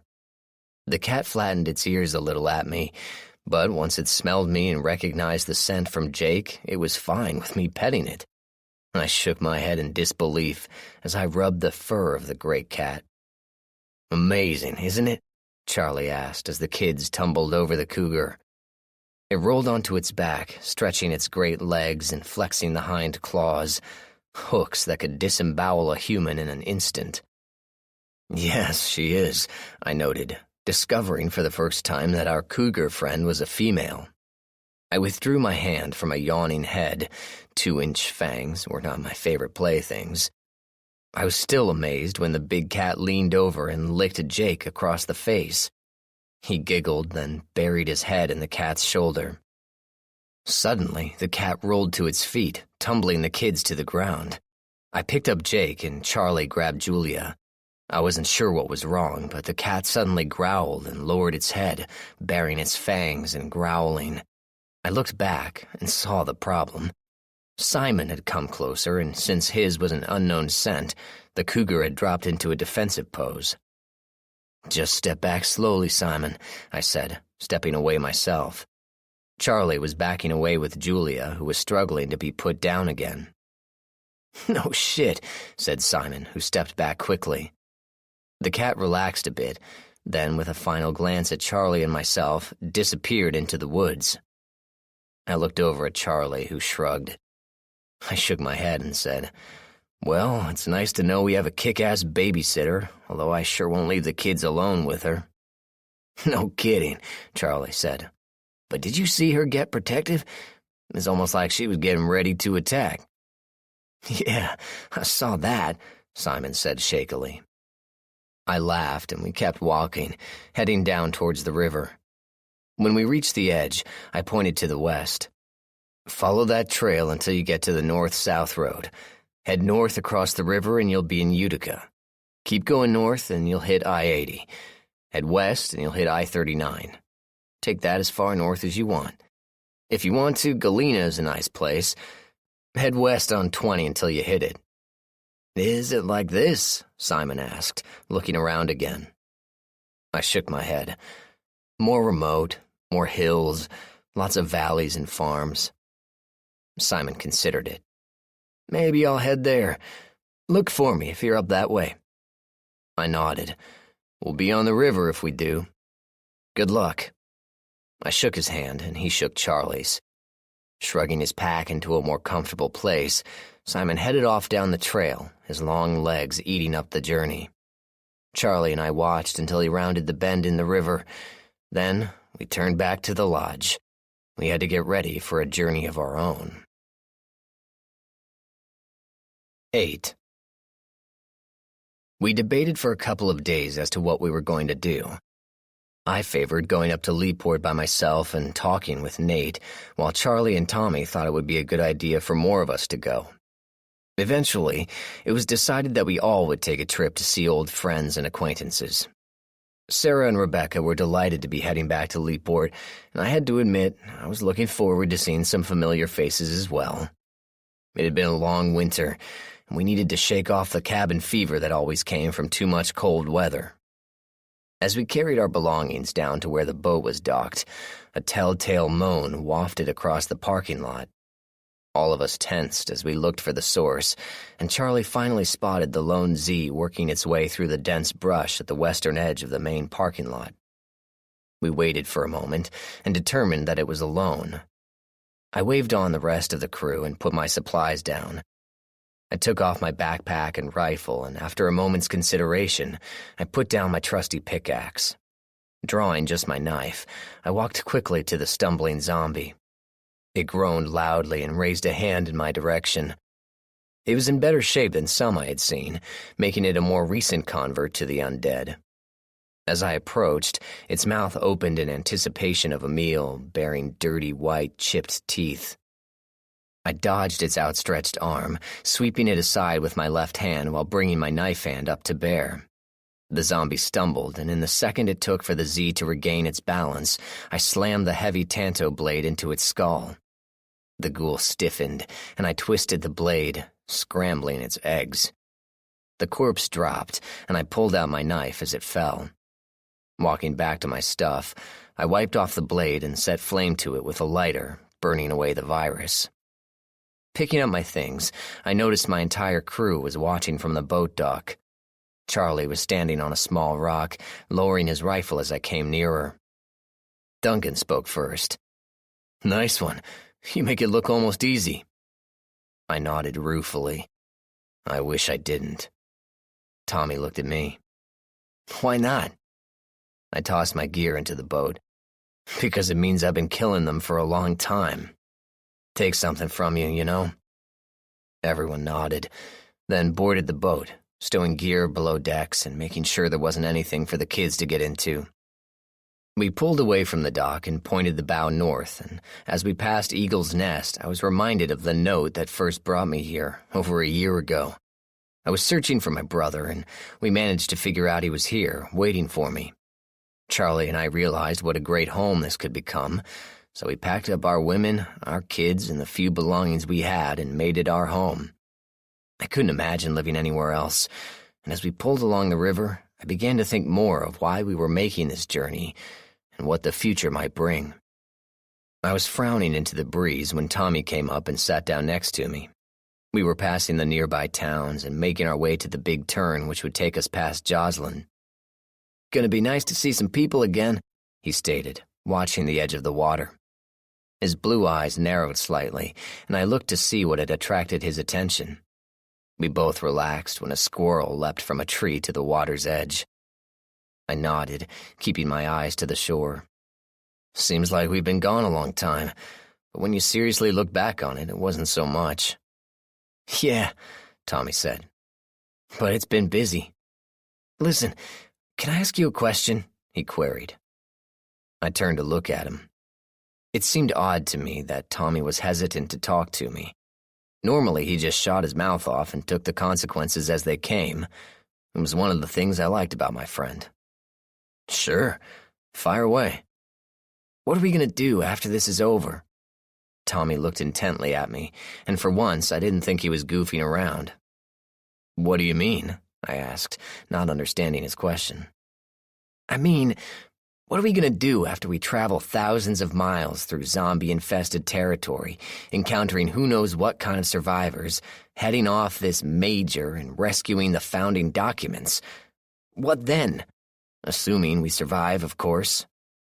I had to admit he had me stumped. I hadn't thought that far ahead and told him so. Tommy shook his head. "Not good enough, brother. You can hold off the rest with answers like that, but you and me have been through too much for me to even think you haven't thought ahead." I smiled and looked back to the passing river shoreline. "All right, you got me on that one. I did think a little about it, and I do have something that resembles a plan, but we got a whole lot to do first." Tommy stood up and clapped me on the shoulder. "I figured. Knowing you, it probably involves some sort of fire." I laughed. "Ain't tellin'." 9. The rest of the trip was uneventful, save for a lot of zombie activity around Joslyn. Dozens lined the shore, moaning and grasping. They looked to be in pretty sorry shape, although I found it grimly amusing that some were wearing what looked like gangbanger clothing and jewelry. They weren't moving too well since their pants were around their ankles. Remembering what the family we rescued from the river near here told us about what the gangs had been doing, I found it fitting that the scum had joined ranks with the Z's. Passing Jocelyn and the groaning groupies, we made our way upriver to the dead town of Romeoville. The zombies had been cleaned out of here last winter, and the streets were silent. No one had wanted to try to set up another town here, so it just sat, content in its slow walk to decay and ruin. Many towns were in the same position, I would bet. We moved past Freeport, throwing waves at the people who were out taking in the spring air. There were shouts of recognition, and by the time we had passed, at least 100 people had come down to wave hello. I had to admit, it felt good to be back in this area. Rounding the bend, I got my first look at the improvements made by Nate in the community of Leaport. The hills to the north were covered in small farm plots, and there was ample grazing for the herds of animals found on the slopes just slightly to the south. I could see many people working their small plots of land, turning over the soil with hand tools, getting it ready for planting.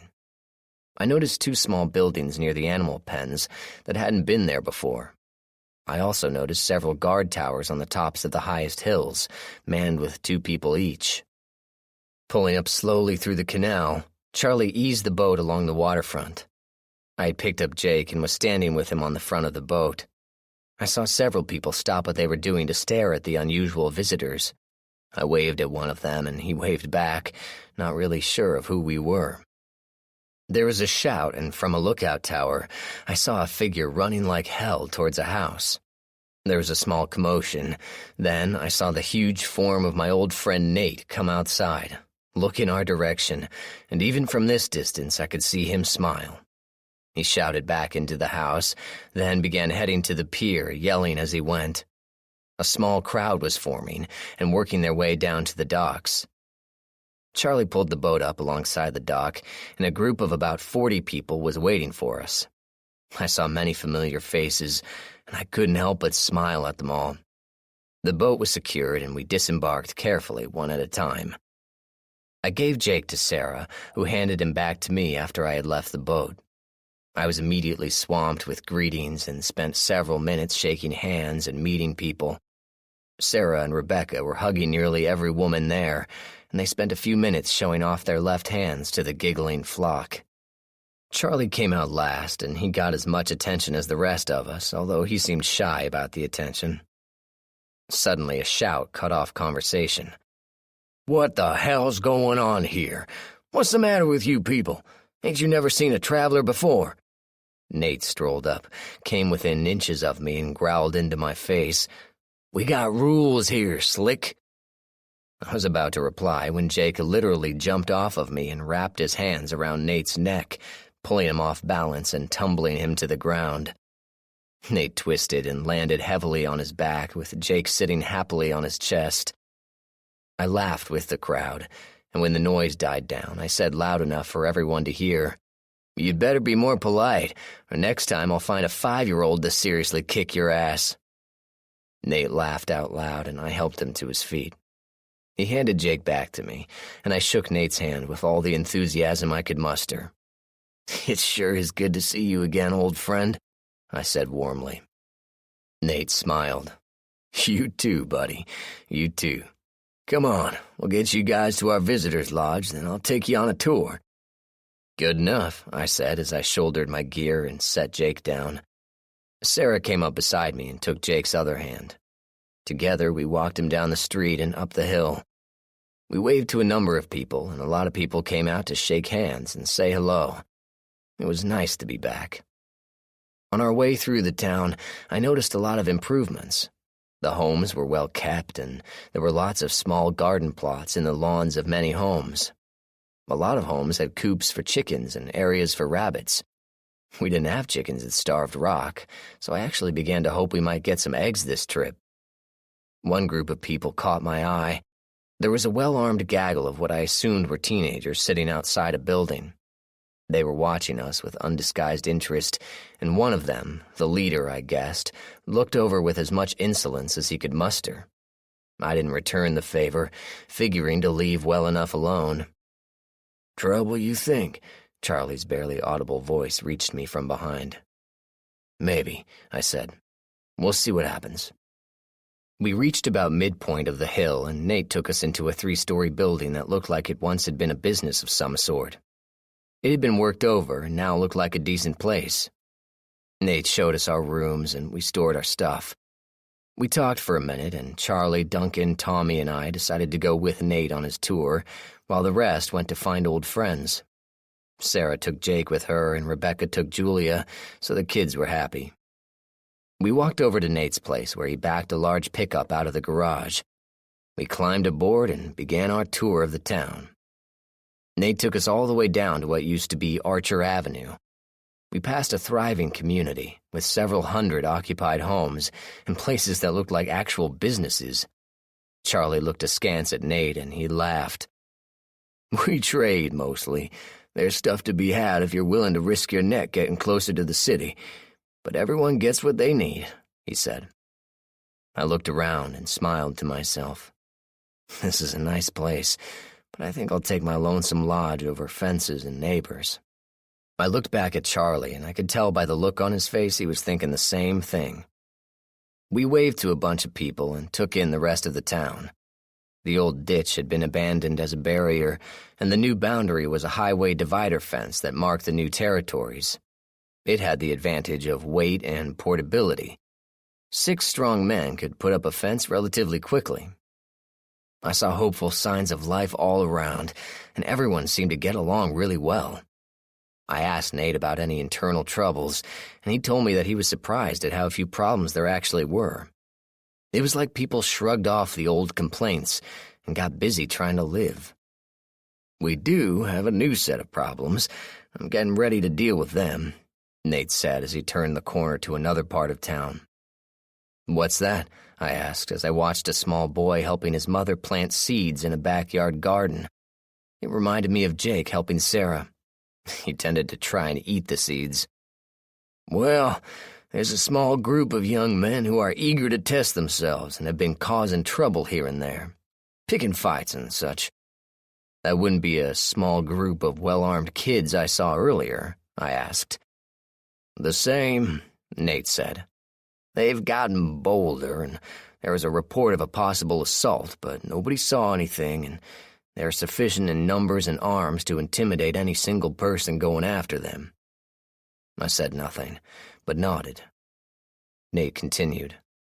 It's just a matter of time before someone gets killed. I was hoping to avoid those kinds of problems right now. We don't have a legal system here. Everyone has been pretty much following the laws as we remember them, but we're thankfully short on lawyers. Want some advice? I asked. Sure. Set up an official security team made up of all able-bodied persons in the community. Make a rotating schedule so everyone participates, and above all, with a community this size, you need formal rules and regulations. Seems like a lot of work. Considering we've been shoved back 1,000 years developmentally, I'd say you have little choice. I was hardly sympathetic. Thanks, Nate barely contained his sarcasm. My pleasure. Now you see why I'm on the frontier. Speaking of which, you never told me why you guys came back. Nate arched an eyebrow at me. I shook my head. I hate repeating myself, so I'll save it for later. We'll need to have everyone assembled for what I need to tell them. Nate pulled the truck into his driveway. Fair enough. I'll get the grapevine going. You all can relax for a while. 10. We spent the rest of the afternoon relaxing in Nate's house, catching up and hearing about all the improvements the community had made. I was impressed with the aggressive moves to root out the zombies in the neighboring areas and to secure more and more zones. It felt like we had been just vacationing in our own little world compared to what was happening here. Nate assured me that we had earned the rest. I did relent and told Nate about what we had learned about Major Thornton and his band of merry marauders. Nate cursed more eloquently than I had ever heard from him before and managed to stun even Tommy and Duncan into silence. When he had finished, he looked pointedly at me and said in a deceptively calm voice, So, what are we going to do about it? I shrugged. What choice do we have? We try to get there first. If we succeed, great. If he beats us to it, we make sure no one knows he destroyed it. The idea can remain alive, even if the document is not. We'll use force if pushed. Nate snorted. I've seen you when you've been pushed. This should be interesting. He stood up and stretched, the rest of us doing the same. I'm going to make sure the meeting gets rolling. We're meeting now at the old school gymnasium. We'll see you there in, 30 minutes? Deal. We'll be there. Let Sarah know where I am if you see her, I said, trying to work out a kink in my back. Half an hour later, we stepped out into the growing darkness.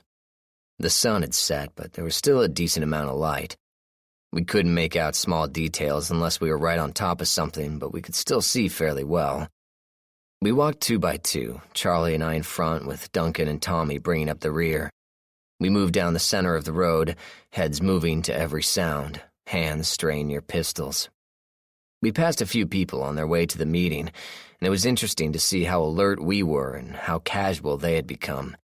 If I had to guess, I would bet most people within town limits were no longer arming themselves as a regular part of their day. I wondered if I would have given up my guns had I stayed here. My wonderings were interrupted by a voice to my left. Well, well, the big hero everyone's been talking about. I looked over and saw the same kid I had seen earlier in the day. He was casually sitting on a porch swing, his hands in his lap. He was about 6 feet, maybe less, and had a wiry, lanky build with slightly stooped shoulders. His long brown hair was held back by his ears, and his aquiline features were accented by deep-set eyes. With his head down, his eyes were just pits of black. I gave a hand signal to my friends, and they kept walking, Tommy saying they'll see me at the meeting. I watched them walk to the end of the street. Then they turned out of sight. I turned my attention back to the guy on the porch. You seem to know who I am, but I don't know you, I said, hooking my right thumb in my belt near my cig. Got a name, or do I make one up for you? Name's Dan Winters, not that it matters. I just wanted to see for myself who the big hero was. Our savior, Winters said sarcastically, waving his hands in the air. He stood up and walked to the end of the porch. I heard a lot about what you did, how you got the people to stick together. I even heard some interesting stories about what you may or may not have done south of here. Winters came off the porch and walked out into the street. I'm not so sure I believe what I've been hearing, because nobody is that badass. Nobody. Dan had come to a stop about 5 feet in front of me, and he stood in a mocking pose similar to mine. Is there a point to this conversation? I asked, because I need to go talk to some adults. I knew I was deliberately baiting him, but I didn't care. If Nate was going to have to deal with this idiot, I might as well get the ball started. Dan bristled, as most near men do when their lack of age has been pointed out. Point is, hero man, that I think you're full of shit. I think all those stories are shit, and the people who think you're so great are full of shit too. He was pushing hard, and I realized that he was nervous, like he was trying to get something over with before something went wrong. Too bad he didn't know what I knew. After Charlie, Duncan, and Tommy had supposedly left, they circled back and made sure I wasn't going to be ambushed. I could handle Idiot Boy on my own, but I was powerless against a bullet in the back. I waited, not replying. I could see Winters getting slightly more nervous as time stretched on. Finally, I heard the sounds I had been waiting for. On my right, there was a strangling noise, like someone had just been put in a chokehold. On my left, there was a stifled cry as if someone had been hit, then silenced. Behind me, there was a loud crashing sound, like someone had been bodily lifted and thrown to the ground. I smiled at Dan, and I could see his eyes widen as he began to realize this was not going as planned. I stepped up close as my companions dragged their victims through the yards and dumped them in the road. One of them started to get up, only to get pushed back by Tommy, who ended any further revolt by pulling his knife and shaking his head. His captive seemed fascinated by the large blade just a few inches from his face. I stared hard at Winters. He seemed to recover his wits and was defiant once again. I realized there was little to be gained through talking to this idiot. I turned my back on him and his friends and signaled to my companions that we'd keep moving. But Dan wouldn't let it go. See you around, hero. You won this one, but maybe your woman or your kid won't win the next one. He sniggered to his friends who were loosely pulling themselves to their feet. His laugh turned to a cry as I wrapped my hand around his skinny throat and squeezed. His friends tried to intervene, but were knocked back with drawn weapons. This one belonged just to me. I spun Winters to the ground and stepped back, watching him grasp at his throat and suck air. When he had recovered enough, he bared his teeth and stepped up, looking to punch his way through. I sidestepped and landed a short jab to the side of his head, knocking him sideways and stunning him momentarily. He shook it off and charged, his head ducked low and his long arms outstretched to grab hold of me. I waited until he came close enough, then shoved quickly on the back of his neck, forcing him to the ground. I stepped away again before he could grab my legs, and I waited again. Winters got to his feet and advanced more cautiously this time, holding his hands up and looking for his opportunity. He must have learned to fight from rank amateurs, and it made sense why no one had pummeled this fool earlier. He was too ridiculous to take seriously, but he threatened my family, and that made him fair game as far as I was concerned. I stepped in quickly and jabbed a left to his mouth, knocking his head back. Not waiting for him to recover, I slammed a right to his head, knocking him to the ground. I reached down and removed his firearm, tossing it back to Duncan. I grabbed Dan by the hair and delivered 3 short, savage punches to his face, mashing his nose and splitting his lip. He tried to defend himself, but I knocked away his hands. I hauled him to his feet and held him by the neck. I forced him to look me in the eyes. "You threatened my family, Junior. That mistake you won't get a break from. If I ever see you near my wife or my son, I will kill you. I don't know how you and your idiot friends survived the upheaval, but it sure wasn't through skill. But my friends and I, we are the real survivors. We're killers, and we're good at our work." I brought Winters in quickly as I delivered a punch that started at my knees. I slammed him under the chin, and he toppled back like a felled tree. I looked back at his friends, who were being held on their knees by my crew. "Bring them," I said, as I grabbed up a now unconscious Dan Winters by his collar and dragged him unceremoniously through the streets. By the time we reached the school, we were more than a little late. Working our prisoners through to the gym, we opened the door to a surprised audience. Nate was speaking, but went silent as the 4 of us brought in our charges. Charlie, Duncan, and Tommy forced the trio to their knees again in front of the community, while I dragged Winters in and dumped him on the floor. In response to the unspoken questions, I replied in simple terms. He called me out, then threatened my family when his ambush failed. Sarah, who had been sitting in the front row holding Jake and waiting for me, flashed a very cold stare at Winters. His life was forfeit on more than one front. He got his only warning this evening. Nate looked at us, then shrugged. "Solves my problem, thanks." I could see by the nods of approval in the crowd that this group of so-called toughs had been making things difficult for a number of people. Nate got the ball rolling. "John has come back, and he has some information he feels you need." Nate was never one for long-winded introductions. I personally was surprised that he hadn't cursed. "Hey, everyone," I said to a round of applause. I smiled and raised my hand, fairly certain I had not earned this praise. "Thank you for that. I am very happy to see many of you, and I'm especially glad to see many people I have not met, which means this community is growing and surviving." There was another round of applause. "I realize now that I should have come back sooner, but I will certainly remedy that situation in the future.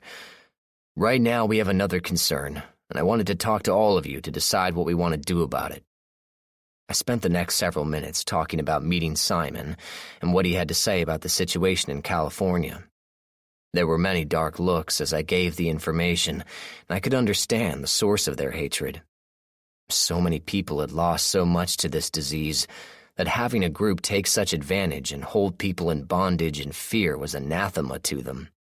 I wrapped it up by letting the assemblage know what we had considered doing and why we had come here. I wanted to know what the community thought about the situation, and whether or not they actually cared as a group what happened to the documents or the founders. If they figured it was a thing of the past and it was time to move on, then I was going to take a little vacation here and return home.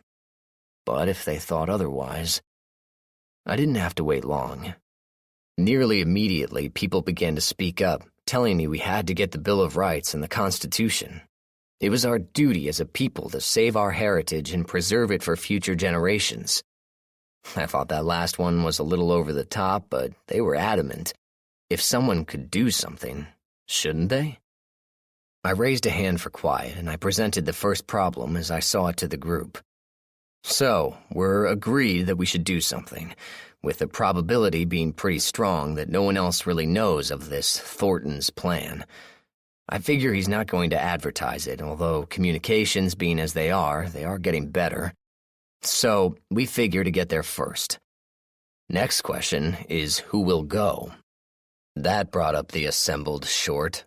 While it was true they were all veterans of the war with the zombies, living in the communities had dulled their skills somewhat. If I had to guess, most hadn't been in training in months.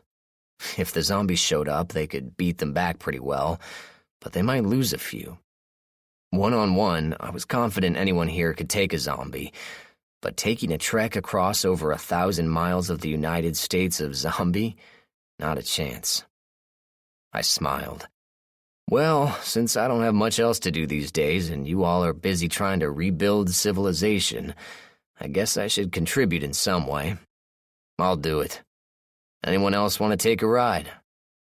There were a lot of nods of approval at this, and a lot of men who wanted to raise their hands, but they were voted down by their better and probably smarter halves.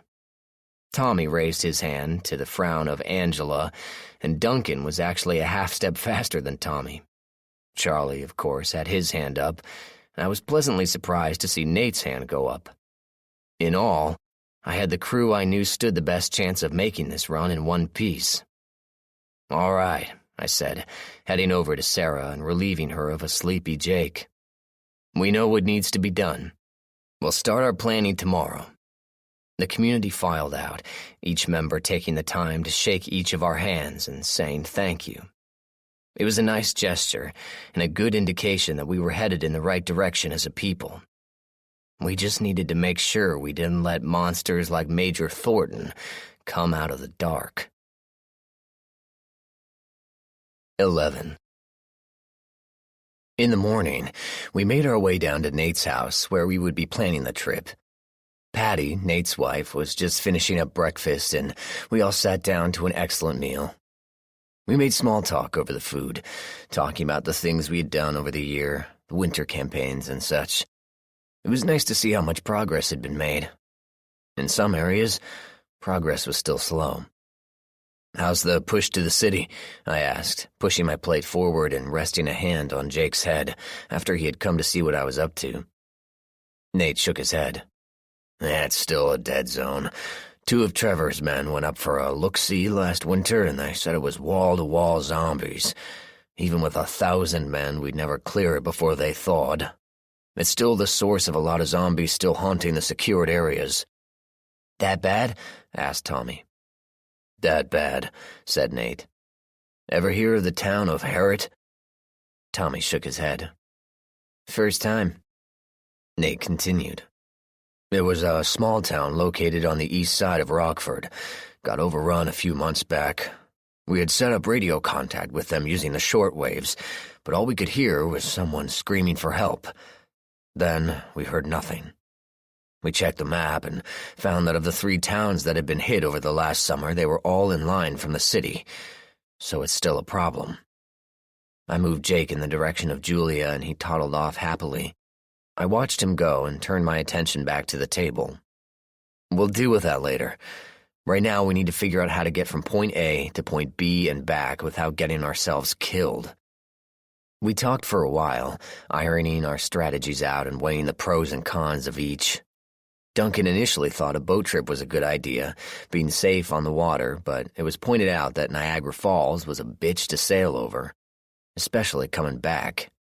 Eventually, we agreed to a land route, and it had the advantages of being able to resupply more quickly, more options for escape, and it allowed us to see what was left of the country. It was simpler to choose a vehicle for travel. Nate told me they had a large RV they had been using for extended scouting. It had been fitted with chain-link fencing over the windows and a reinforced roof with a sniper's fence. A plow had been attached to the front, hung low enough to keep the Z's from flowing under the RV. The whole thing had been raised 6 inches to allow for more clearance, and retractable gangplanks allowed for roof access. It was diesel, so it wasn't as quiet as possible, but larger stores of gas could be found in trucks and distribution yards. It stood a good chance of taking us there. The next part was harder. I knew I was going, but I needed someone else not to go. I motioned Charlie to come talk to me, and we headed outside. Sarah and Rebecca looked at us quizzically, but didn't say anything. Charlie was confused, but came along. When we were outside, he asked me what was up. I didn't waste time. "I want you to hang back from this trip, Charlie." Charlie stared hard into my eyes. If I didn't know him as I did, it would have been unnerving. After a minute, he said, "Can I ask why?" "I got a feeling about this one, bro. I got a feeling that if we both head off on this trip, our home won't be the same," I said. "I managed to get myself into this mess, and I'll get myself out. But I would rest a whole lot easier knowing my old partner is watching the home fires."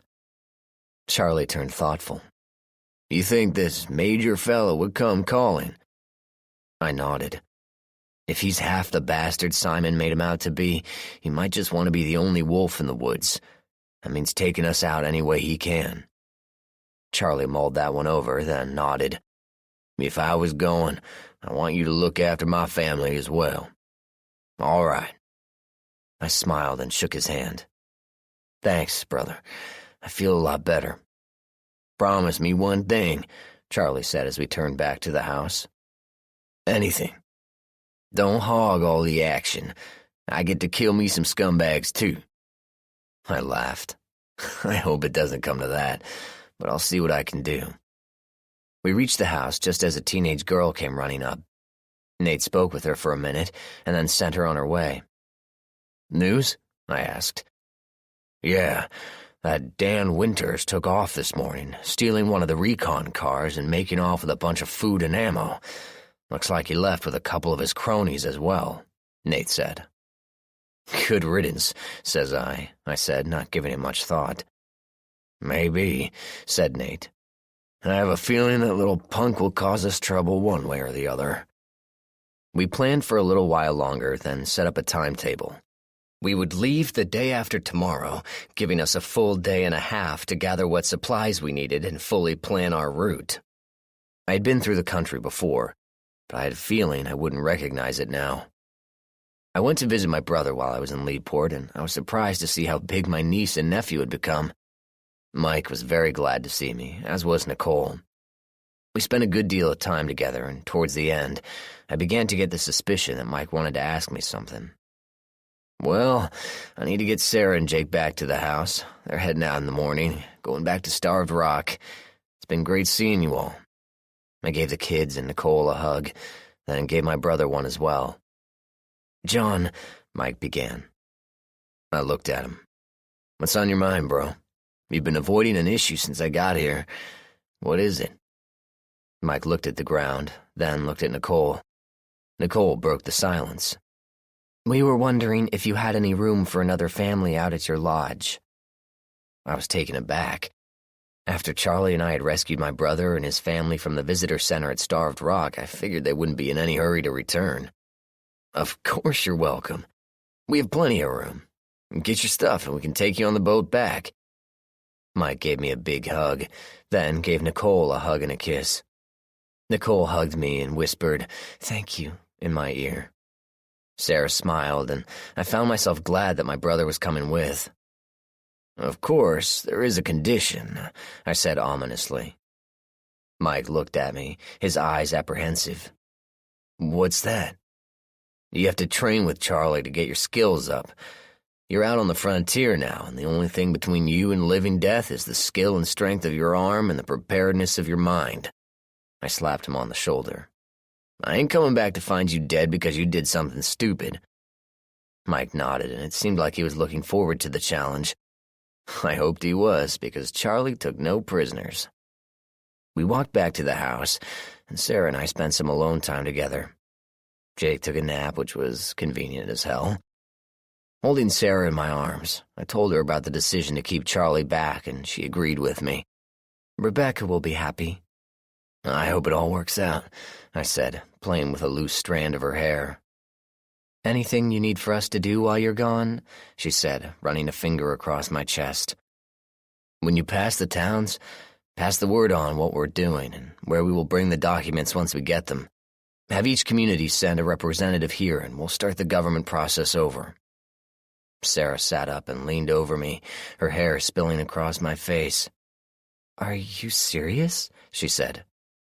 "Very," I replied, running a hand down her back. "Once we get this thing settled, we're restarting our country. I've avoided it long enough, and we have to do something." Sarah kissed me deeply, then rolled over, pulling me on top of her. "You have knack for hope, my dear. It's oddly arousing," she said as she settled herself beneath me. "Indeed," I said as I kissed her, and then stopped talking for a while. 12. The next day, I saw the loading of my family and my brother's family onto the boat. They headed off to a large crowd waving goodbye, and as they pulled away, Charlie raised a hand to me, then made a fist, placing it on his heart. I repeated the gesture, knowing that he would defend to the death the families placed in his care. I would have done the same in his shoes. Mike waved goodbye for a while, then turned his attention back to his children, who were thrilled at being on a boat. Sarah held Jake up, and they both waved goodbye. I stayed on the dock until the boat was out of sight, burning the image of my wife and son into my mind. It would be the image that I would draw strength from, should I ever need it. Preparations went well, and by nightfall the big vehicle was stocked with food, filled with fuel and armed with ammo. I was bringing my faithful AR, my ever-present SIG, and my M1A. The latter was to be used for serious fights. Tommy, Duncan, and Nate were bringing their favorite toys as well. We were going to move out in the morning, keeping to the back roads. We were hopeful in finding more people out there, but after 2 years in the post-Upheaval world, it was anyone's guess as to their state of mind. I had the feeling some were going to have to be brought back kicking and screaming. I was standing on the dock, looking downriver at where my family went, when Tommy came up to me. "I heard you were sending word that the town should send up a representative. We're going to start government again." He pitched a rock into the river. I did. Sarah got me thinking about it, and I figure it's time we did before too many Thorntons spring up and completely ruin what's left of this country. We need the good people to get up and fully make a stand. We need to wipe out the zombie threat and get our lives back once and for all. "What's our role in that?" Tommy asked, and I realized that Tommy and Duncan were at loose ends, looking for some definitive meaning to what they were doing. I had thought about it and had come up with a solution. To be honest, if we get the manpower, you, Charlie, Duncan, and I were going to lead the charge to get rid of the zombies once and for all. We'll turn over every rock, root out every Z we can find, and obliterate this damn virus once and for all, I said. Tommy mulled that one over for a minute. "You know, a year ago I would have thought you were crazy, but given how far we've come, you actually managed to give me hope that it can be done." "Thanks. A year ago I would have thought I was crazy also, but since then What's that?" I stopped mid-sentence and pointed to what seemed to be flickering lights coming up from the south on the far side of the canal. Tommy stared for a moment, then cursed. "Shit, zombies," he said. I realized he was right. The flickering lights were several pairs of bioluminescent eyeballs headed our way. Their path would take them up the hill to the overpass, which would bring them down into the town. How the hell they got past the guard tower was a mystery, but irrelevant now. I ran back to the town, stopping at Nate's to yell into his yard, "Zombies reaching the bridge!" I bolted down the street towards the guest house where my gear was still stowed. Tommy was right on my heels, and we both grabbed our favorite fighting tools. Running out into the street, we nearly collided with Nate, who was rushing our way. He was armed with a .45 and a crowbar. "What the fuck?" he growled, running alongside us to the intersection that would bring us to the long bridge that crossed the river. Tommy and I were on the docks when we saw the little dancing lights of zombie eyes across the way. They were headed for the hill to get across the water, I said, running at a steady pace. We passed several onlookers who ran when Nate yelled out at them, "Get inside! Zombies inside the perimeter! Spread the word and arm yourselves!" We reached the bridge and began the long run to intercept the zombies. I hoped like hell there weren't any of the little fast ones. Fighting them during the day was bad enough, but at night it was 10 times worse. We crossed the highest point and started down the other side. At the bottom of the hill were about 10 dark shapes moving up from the shadows of the brush. I shouted to get their attention and to keep them from spreading out too far. I wanted them to come to us. I had no desire to go chasing down a zombie in the dark in the brush. Nate and Tommy and I spread out as we slowed down and approached the zombies. There were 8 of them, not too difficult to fight for the 3 of us. Their glowing eyes locked on us, and the group as one sounded a chorus of moaning that echoed over the hills of the town. Nate reached the zombies first and drew a bead with his .45. The heavy gun barked once, and the nearest zombie's head turned inside out. Nate fired again and dropped a second. I had pulled my sig out at this point and was firing. I killed 2 in short order, then heard Tommy open up on his side. We all retreated a step as the remaining 3 zombies moved around their fallen comrades and came towards us, oblivious that they looked death in the face. We all fired as one, the crashing volley reverberating over the hillside. 3 zombies dropped in their tracks, staining the road with dark fluids. I held up a hand and walked forward, looking for further signs of more enemies. I waited at the road's edge and listened intently. Sure enough, there was a dragging sound and the snapping of underbrush. I fished out my flashlight and shined it into the bushes. I caught a flash of gray moving behind the shrubs, and I backed away, waiting for the inevitable. The zombie fell through the bushes with a crash, then slowly began dragging itself to its feet. I could see why it was slower than the rest. One leg had been broken and was forced into a weird angle, keeping it from its speedier brethren. I shined the light in its face and noticed its neck had been torn open, explaining why it wasn't groaning. Its eyes were also not glowing, so this one would have been a nasty hunt in the dark if it had been whole. I lined up a shot and fired as it straightened to take a charge at me. It toppled back into the bushes, spreading out as if it had decided to lounge there all day. I turned the light off and listened again, but in the quiet I heard no movement. I walked back to Nate and Tommy, and they were just finishing up piling all the corpses for a fire. "That the last of them?" Nate asked. "Don't hear any more, although you might want to send out some searchers to make sure that wherever these got through, there aren't any more on the way," I said, holstering my sig. "Got that, right after I kicked the shit out of whatever guard let them through without warning," Nate grumbled. "There is that," I said, looking over to the dark guard tower. "Whoever let this happen just opened a fresh can of whoop-ass." We walked back over the bridge and found ourselves facing a crowd of about 10 men with rifles trained on us. When they saw who we were, they lowered their weapons, although there were questions in their eyes. Nate spoke up. "Clean up tomorrow. Check the list to see whose turn it is. Search Team Beta needs to cross the river tomorrow and do a sweep of the whole area. Search Team Alpha needs to check the guard tower first thing in the morning and find the breach."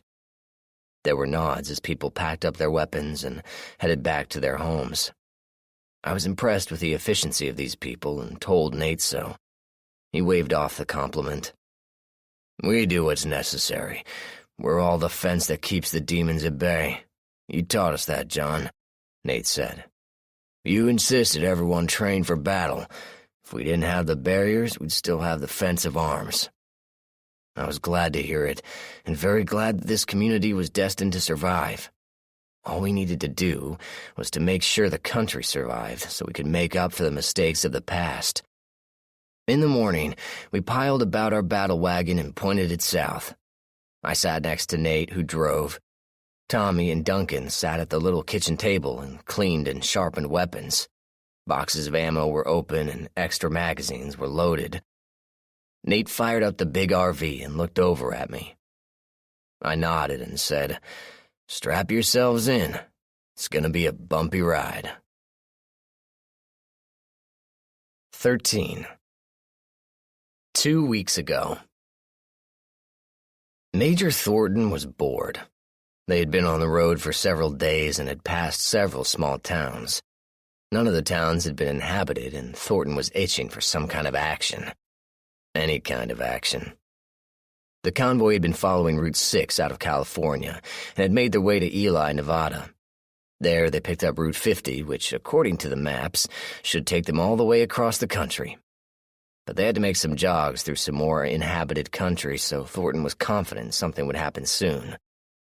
There had been the occasional dead walker, but the convoy chose to ignore the minor threat rather than stop moving. They'd been making pretty good progress, all things considered. With most of the world dead, the road crews were not out to clear the debris from the roads that accumulated every spring from thawing hills and falling rocks. Several times the convoy would stop while men cleared the way. The last action the Major saw was during one of the stops. A lone zombie was working its way up the road and was nearly on the men before they spotted it.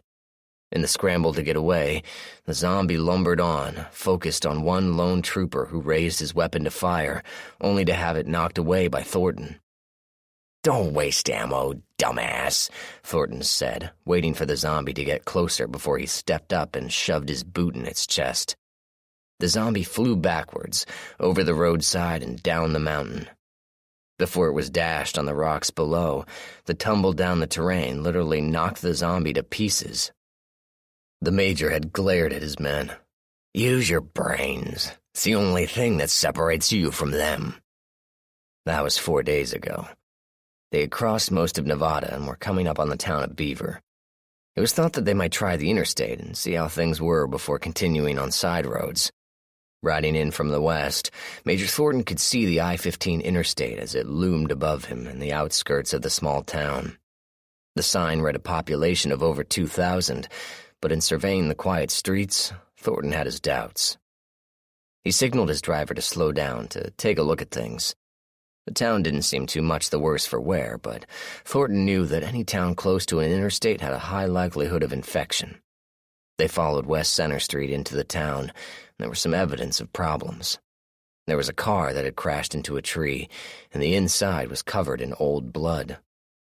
As they traveled further into the town, there were some homes that had dirty rags hanging from the mailboxes, reminders of the futility of hoping that the disease could be contained and controlled.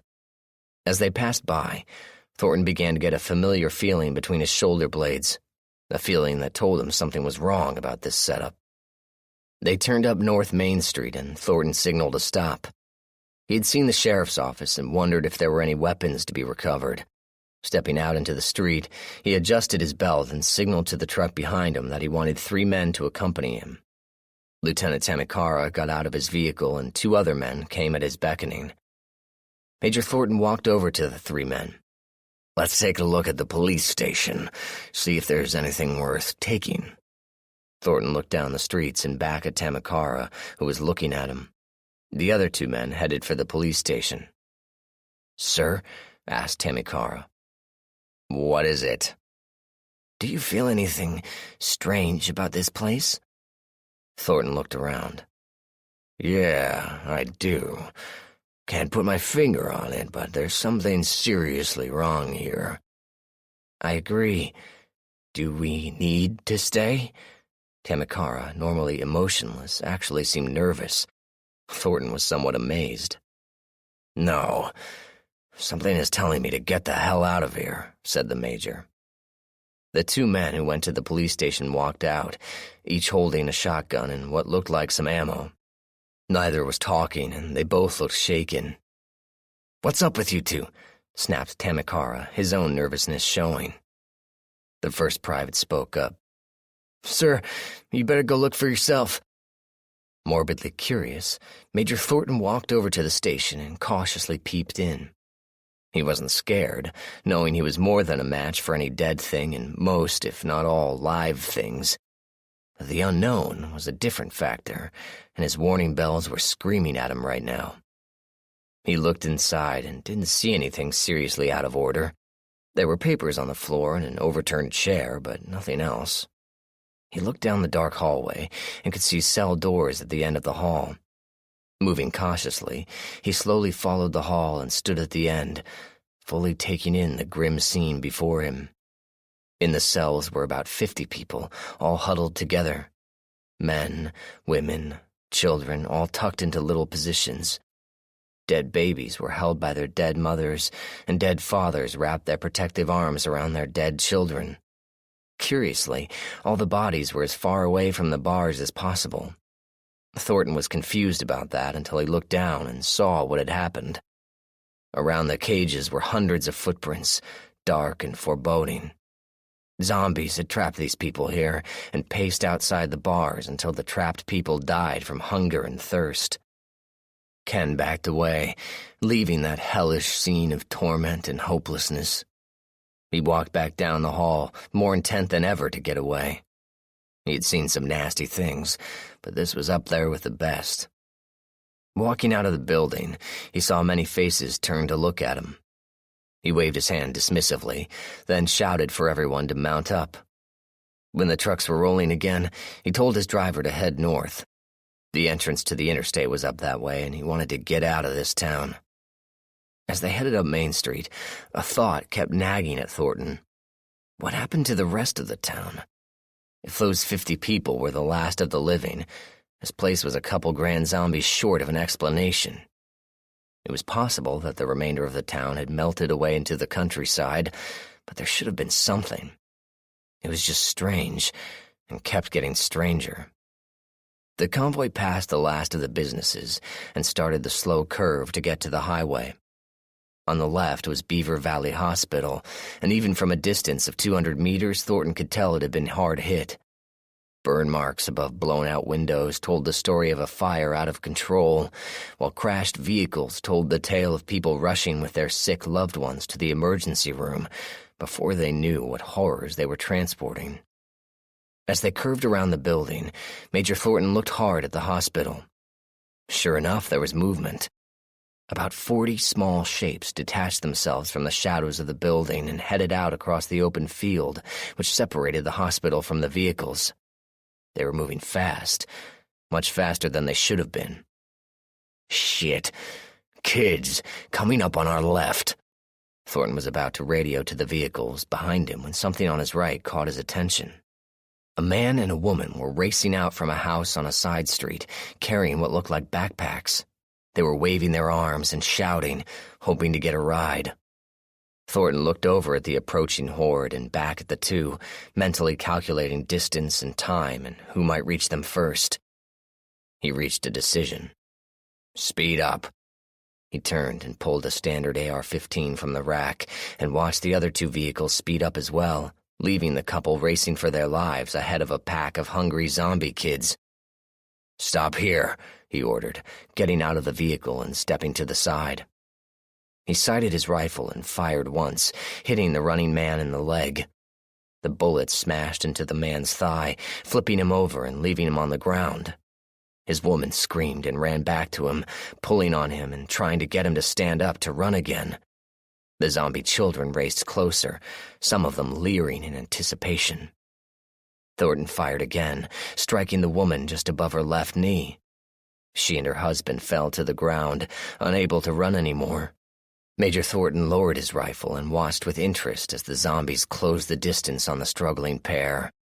100 yards, then 75, then 50. At 30 yards, the man proved he was down but still a fighter. He pulled a gun and, giving his woman a final kiss, placed the gun against her head and pulled the trigger, surprising the hell out of the major. Still full of fight, the man fired a dozen shots at the man who shot him, causing Thornton to duck for cover and scramble into his vehicle as bullets whipped past him. As the zombies came within reach, the man fired his last shot into his own mouth, blowing the back of his head off and falling lifeless at the feet of the zombies who quickly tore him and his wife apart, ravenous for fresh meat. Thornton threw himself into his seat as his driver pulled away, sullen that his fun hadn't been so much fun, and his men saw him scramble for cover from a man who proved to be game to the end. In the second vehicle, Captain Tamikara smiled to himself as they continued driving to Interstate 15. The interstate seemed to be a good bet as they pulled onto the main road. There were cars here and there, but nothing like the jams that clogged the streets around most cities and towns. The cars that were there were off to the side and abandoned, indicating that they had simply run out of gas. Debris and personal items were scattered around, and Thornton kept an eye out for anything that might be useful. The cars they didn't even bother checking for leftover gas. On the right of the convoy was Fish Lake Forest, and Thornton briefly thought about camping there for the night, figuring the trees would serve as a decent natural barrier, but that would require him to actually discomfort himself, which Thornton thoroughly believed beneath his dignity. The fact that his dignity had taken a serious blow just moments before was already forgotten. Travel went fairly swiftly, and Thornton and his men started to get the notion that they would be able to take the highways most of the way across the country, saving a lot of time and trouble. The simple truth that the convoy had been on the road for a week and had not experienced any serious threats should have been a warning, but such was the arrogance of the group that they believed themselves to be possessing better luck than most. The joyride came to an end after they crossed into Colorado on I-70 and came near Grand Junction. The gridlock became much worse, and Thornton could see many cars that showed signs of violence. 2 accidents had snarled the majority of the cars, and the steep embankment showed signs of cars that had tried to get off the highway and go around the mess. Several were rolled over and upside down at the bottom. More than a few cars had active zombies in them, clawing at the windows and struggling in their seatbelts. Whole families had been turned. It was weird to see a family of 4 twisting in their seats, acting for all the world like they had decided to take a zombie holiday, wound up in traffic and now needed to use the bathroom. Thornton radioed back to the second truck. "Send 2 men up to see if we can get around this." He was not happy, but he was practical. The road curved around a hill, and Thornton wanted to see if the logjam was just here or if it extended beyond. The 2 men moved forward, and with a nervous glance back at the safety of the trucks, weaved their way into traffic. The cars were close together, with barely enough room to walk through. The panic had caused the motorists to drive 4 abreast on the 3-lane road, using up most of the available room. The soldiers walked quickly past the occupied cars, fingernails clawing at windows while dead faces pressed themselves against the glass, snapping at the food just out of reach. As the men kept moving, they noticed that some of the vehicle's occupants were dead, but not zombies. They were usually lying together, huddled into little balls. Bloody handprints covered the windows, and it was not difficult to figure out that these families had been trapped in their vehicles, not able to get out and slowly dehydrated while the dead moaned and clawed at the windows. What sort of desperate last hours that must have been, slowly dying while ghouls leered and slavered for flesh just inches away. What kind of feeling of failure did parents feel when they helplessly watched their children die, crying for relief? The men kept moving, and they reached a point where the attacks on the occupants had become much more vicious. Cars with broken glass and blood splattered everywhere. Body parts that had been ripped off were scattered about, a large number of them fingers and hands. Many cars had been abandoned as people ran from the attacks, further jamming the traffic. Here hands grasped the air as the men approached, and hungry eyes followed their every move. Looking for an alternative route, the men looked to the side of the road, but one glance over the side rail tossed that notion. The land dropped quickly, and at the bottom of the hill was a crowd of around 50 zombies. They were simply milling about, drawn to the scent of death from the road. But when they saw the men looking down at them, they groaned their hunger and tried to scramble up the hill, but it was too steep. One of the men realized that the zombies stuck in the cars couldn't reach very far. Jumping up onto a hood, the soldier scrambled over the car, avoiding the rotting hands that grabbed at him as he passed.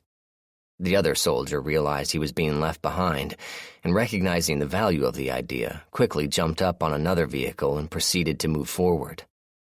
Back in the first truck, Major Thornton was waiting impatiently, but smiled as he saw the men climb up on top of the vehicles. "Gonna have to promote that little smarty," Thornton thought to himself. He adjusted his belt, which held his favorite firearm, a Smith & Wesson Model 629 and .44 Magnum. It was a custom job in its previous life and had a 3-inch barrel, ported to help recoil. Thornton had relieved it from its previous owner, who had used the large handgun to turn his head into a bowl.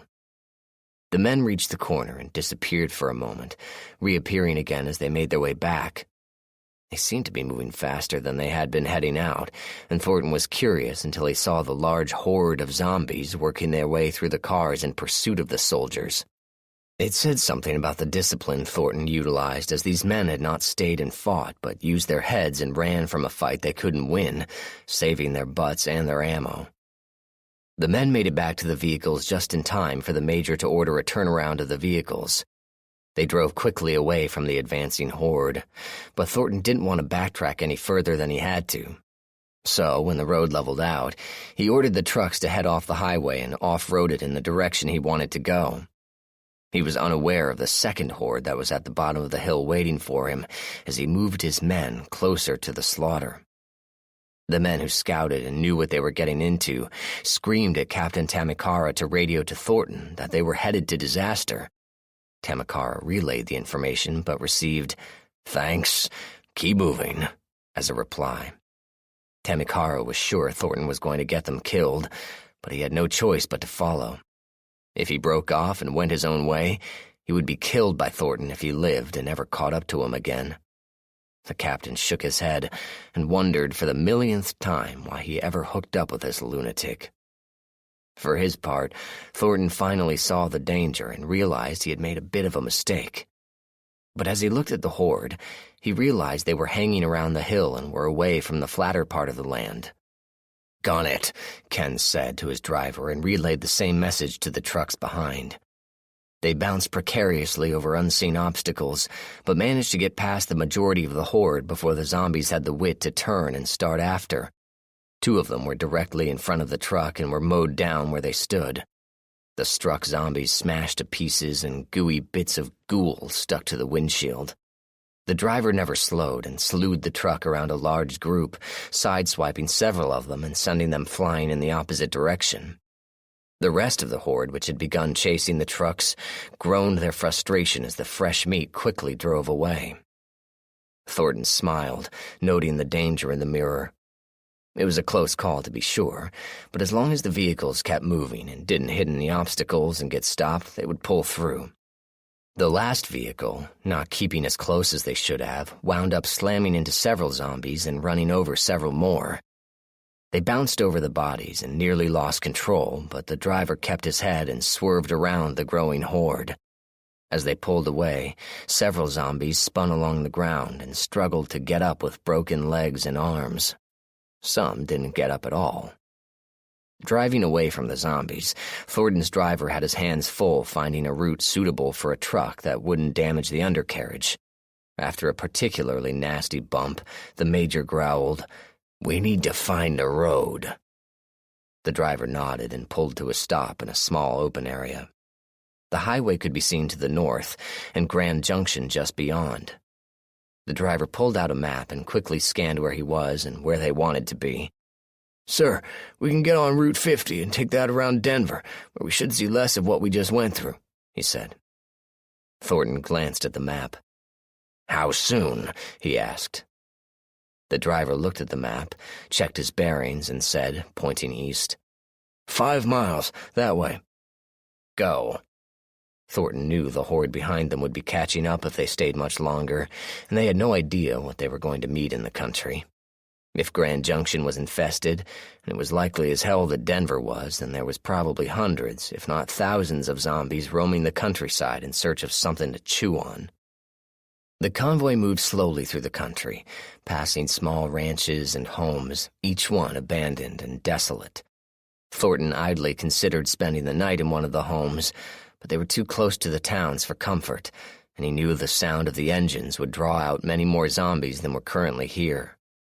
Sound carried far in the open country, and he could already see stirrings on the horizon and near the dark draws. It was past noon, and they were going to have to find a defendable place to spend the night. In a short time, they came across a road which, after a brief check of the map, took them north to an intersection. At the intersection, the driver stopped for a second, then turned right. His faith was rewarded by a bullet-marked sign labeled Route 50. Thornton looked over at his driver and said, "Well done." The driver beamed. The radio crackled to life. "Sir." Thornton picked up the receiver. "Go ahead." "I just checked the map, and if we stay on 50, we'll be able to take it all the way across country and avoid most cities. There's a bunch of towns, though." Tamikara's voice came through loud and clear. Well, at least we won't have to worry about supplies then, will we? Thornton out. Ken put the radio down and looked over at his driver. Very well done, he said. Congratulations. You're a corporal now. Ken's driver preened at the praise and promotion. He was already thinking about what he was going to do with his extra share of spoils should they come across any. That was the way it worked in Major Thornton's army. The higher the rank, the higher the percentage of loot and the sooner they got to the women. The rank-and-file privates had a long wait for their turn. Route 50 was fairly deserted, despite being a well-maintained road. They passed several cars, but they were empty and had nothing of value or interest. One had a zombie teenage girl tied up in the back seat, duct tape across its mouth, an indication that a family just couldn't let go of their loved one, even though they knew how deadly it was. The zombie just eyed the trucks as they rolled past, impotent in its bonds. The first town they approached of any size was Gunnison, but as they rolled through, it was clear the town had been abandoned. No attempt had been made for defense, and the stores had been looted. They stopped briefly at the gas station and were rewarded with several gallons of gas from the underground tanks. A summative scouting of the town revealed nothing of value, and Thornton did not want to spend the night in a defenseless place. There were no suitable buildings for keeping the zombies out, and ammo was to be used for emergencies, not just popping the odd undead. After Gunnison, the convoy reached Solida, which needed to be skirted. The town was ringed with a tall chain-link fence, but there were hundreds of zombies roaming the streets. Thornton guessed that they managed to keep the infection out, but didn't know they had it within until it was too late. Lincoln Park, Pueblo, and La Junta were pretty much the same story, and the men of the convoy began to wonder if there was any area of the country which had successfully resisted the zombie hordes.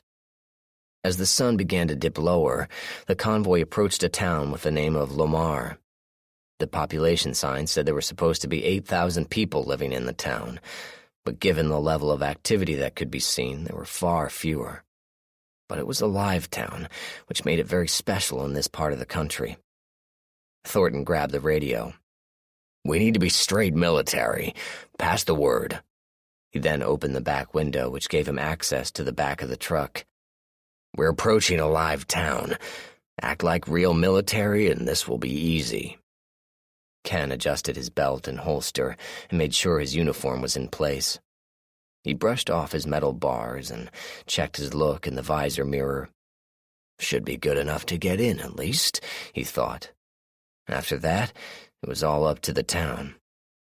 The town was a sprawling affair, and as they moved in, they could see that the area had been hit. Dozens of small homes had been destroyed, and every one of them had a dirty white flag hanging limply from the mailbox. The center road was fairly open, and the trucks only had to go around a few vehicles. There were zombies in the homes, but since they seemed to be contained, there was little danger.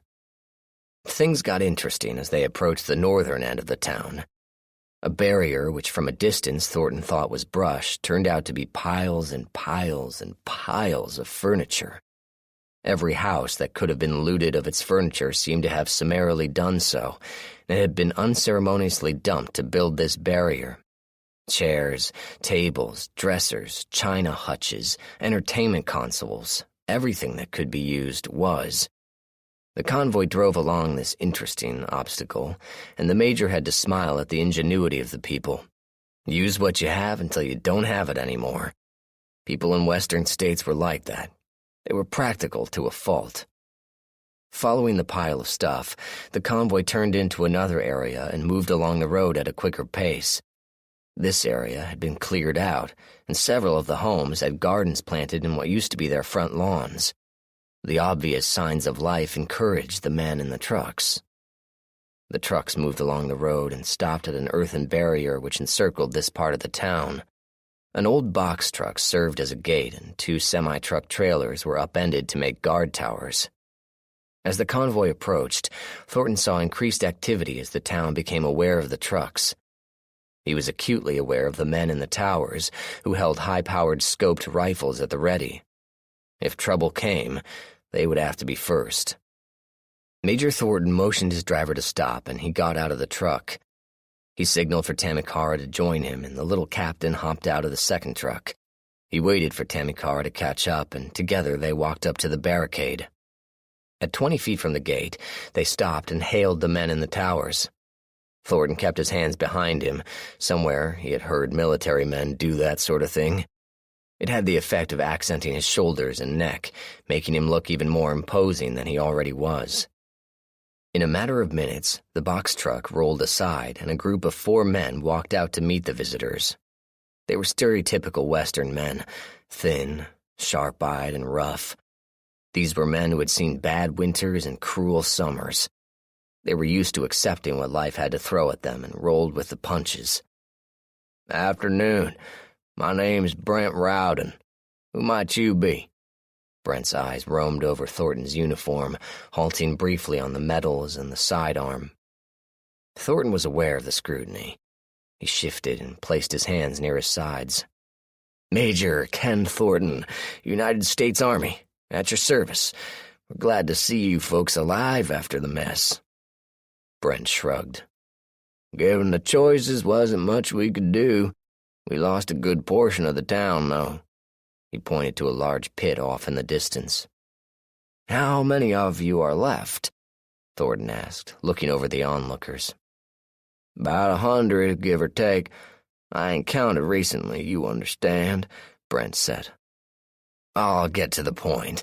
We're on a reconnaissance mission to determine whether or not there are usable assets in a given area, specifically any military personnel who may have left post or are defending an area."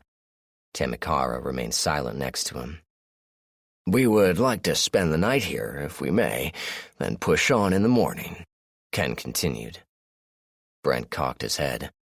"Not meaning no offense, but how many men are we talking about?" "Is there a problem?" Thornton asked, his suspicious nature rising quickly. "Not at all, Major," said Rowden. "Just thinking about supplies and trying to feed all of you." Major Thornton smiled and used his winningest smile. "Don't worry yourself. We will have everything we need."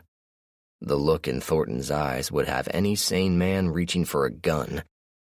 But Brent just shrugged and signaled for the truck to be moved back, and the 3 military trucks rumbled through the entrance. Brent's eyes drifted back to his assembled men, and one of them, an older gent, just shook his head. Brent wandered over to the old man, and after several heated moments of furious discussion, Brent's shoulders slumped slightly in defeat. He had just let a viper in his home. Now he had to get rid of it. Inside the perimeter, the trucks moved to the center of the town where a neat square could be found. The trucks stopped outside the town hall, and the men spilled out of the trucks. They stood in squads, and their NCOs issued quiet orders. Safeties were quietly clicked off and magazines covertly checked. Major Thornton and Captain Tamikara huddled together for an instant, then broke apart as Brent Rowden and about 20 armed men approached the convoy. The men on both sides eyed each other warily as their leaders met again. Brent was brief. "You all can camp here. There's still water in the wells for whatever you need. When will you be moving on?" Thornton looked at Brent a full minute before replying. "All things considered, Mr. Rowden, I am probably the last ranking officer in the military, which gives me the authority of the United States government. Technically, this town falls under my authority." Brent didn't look convinced. "Ordinarily, you'd be right, but since your authority comes from the U.S. government, which don't rightly exist anymore, leastways not that we have heard of lately, your authority applies just to military personnel. We got nothing against you men, long as you're peaceful, but if you're otherwise, I'd say you need to move on." Thornton looked at Tamikara, who looked at his men. "I understand your concerns, Mr. Rowden. I really do. But you wouldn't turn out a group of men who just need a place to sleep for the night, would you?" Rowden looked ashamed. "I didn't mean to send you out now, but I do not agree with your authority over this town. I think you might know why." Major Thornton narrowed his eyes and looked down at the smaller man. "Why would that be?" He was not used to being resisted, and it rankled. "You ain't military," said an older gent carrying a pump shotgun. "No officer I ever saw carried a revolver like that." He pointed to the magnum at Thornton's hip. "And your medals don't make sense. You got a Navy Cross and a Vietnam pin, but you ain't Navy and too young to be in Vietnam." Thornton chuckled. Well, it was bound to happen sometime. He casually drew his revolver and fired it into the chest of the older gent who pointed out the flaws in the ruse. The heavy slug threw the older man back, dead before he hit the ground. While the rest of the townsmen were shocked for a second at the unprovoked violence, the fake soldiers opened up with their weapons. It was a slaughter. The townsmen had no chance to react and were cut down mercilessly. Temikara dispatched 3 men to deal with the men in the towers and spread the rest out to sweep the town and get rid of any resistance. "Round them all up and bring them here," Thornton ordered, standing over the dying bodies of the town's defenders. "If they fight, kill them." In half an hour, the inhabitants of the town had been rounded up. There were many cries of dismay at the bodies of the men who had been shot, and many of the women were crying. There were only 5 men who survived the assault, and there were 35 women and 20 children who survived as well. Thornton looked over his prisoners, and a pretty young girl caught his eye. He smiled. His bed would be warm tonight. The prisoners were on their knees in the grass, facing the killed defenders. Women held their children, and those without children held each other. Thornton stood in front of the dead and addressed the survivors. "I am Major Thornton, and you all belong to me. Whether or not you survive the night depends on how accommodating you are." A snicker arose from his men's ranks. The anticipation in the faces of the fake soldiers was evident, and many of the women cringed, knowing what was in their future. "To make you more accommodating, I have an incentive program." He nodded to his captain, who signaled his men. The men moved through the prisoners and took the children away from their mothers. Every child under the age of 10 and over the age of 2 was taken away. They screamed for their mothers, who were kicked back when they tried to fight off the soldiers. The children were placed into the bed of a truck, with the older ones being told to take care of the younger ones. Once they were quieted down, 3 men stationed themselves onto a picnic table that had been moved close to the truck. The men pointed their weapons at the canvas walls of the truck. There were several shrieks from the women. Thornton spoke again. "If anyone resists, these men open fire. If anyone tries to escape, they open fire. If any of my men is harmed, they open fire. If I am displeased by anything, they will open fire. Do you understand?" Defeated, there were several nods of agreement. Thornton smiled. "I'm glad we understand each other." He stepped forward and grabbed the arm of the girl he had picked earlier. There was a moment of anger that passed over her eyes, but she looked at the truck and submitted without a word. "You're with me. Consider yourself fortunate. I'm real kind to those who like me." Thornton dragged the girl over to the nearest house and called over his shoulder, "First squad, take the north side of town, find anything that we can use. Second squad, you're up for weapons and food. Third squad, you get to go first." There were whoops of joy at this proclamation and some groans, but louder than both were the cries from the women who were chosen to service the conquerors. Women were dragged into nearby homes, businesses, and alleyways to be assaulted. Clothing was ripped off, backs bent over counters and chairs, while hands clawed at the dirt, the floor, and bed covers. Death and pain had come to Lomar. When one squad was finished, another would begin, so each woman was raped not once, but at least twice. The prettier ones were raped several times, leaving them broken when the men were finished. Supplies were stolen from homes, ammunition hoards were confiscated, and useful tools were taken. Cries sounded from the truck in the center of town, scared children who just wanted their mothers and were forced to hear their parents' screams of pain and humiliation. The men who guarded the truck taunted the children, pointing out to them cries that could be their parents and laughing at the screams of rage and terror.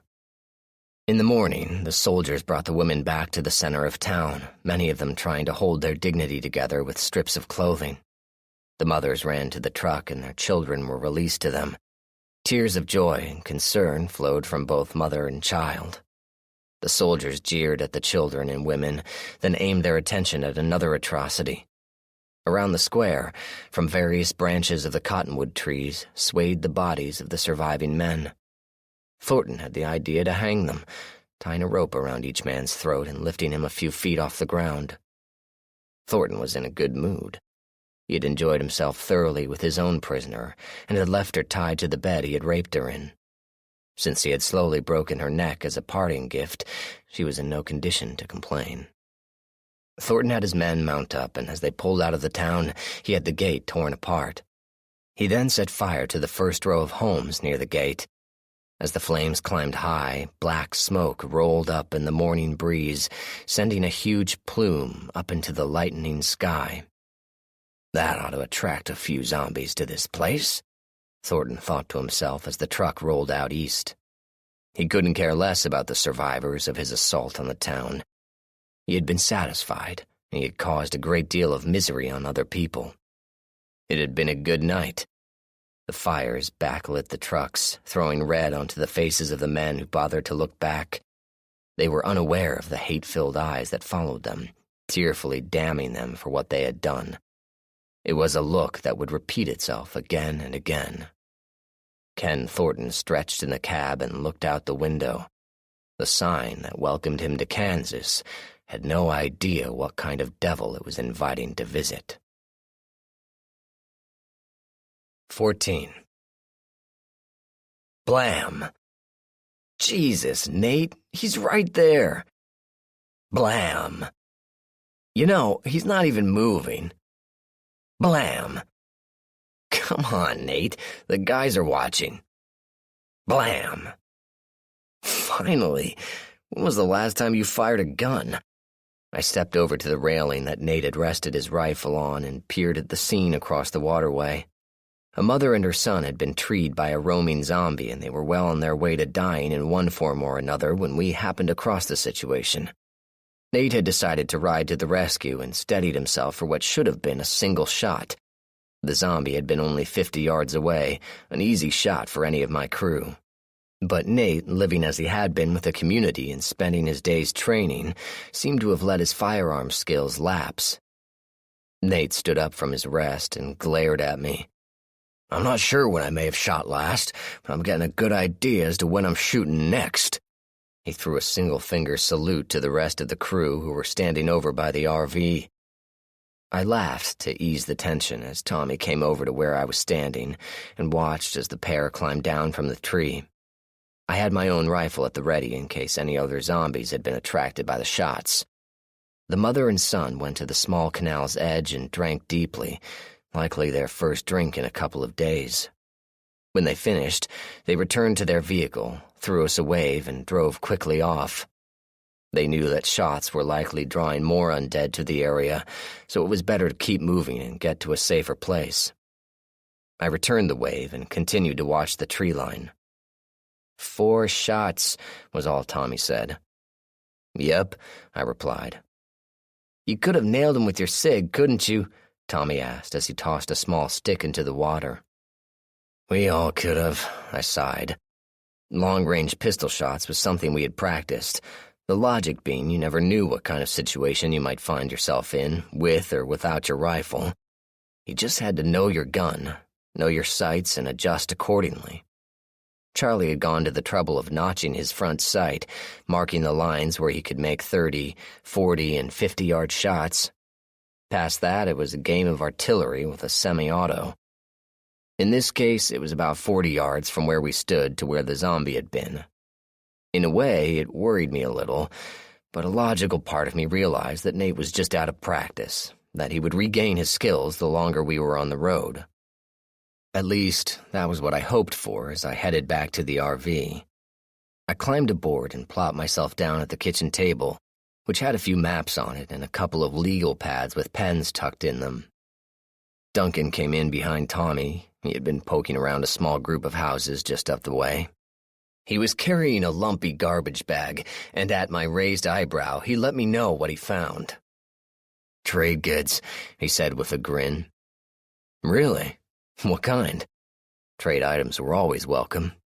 We'd found that having needed items went a long way to establishing good relationships with communities that might be more isolated than others.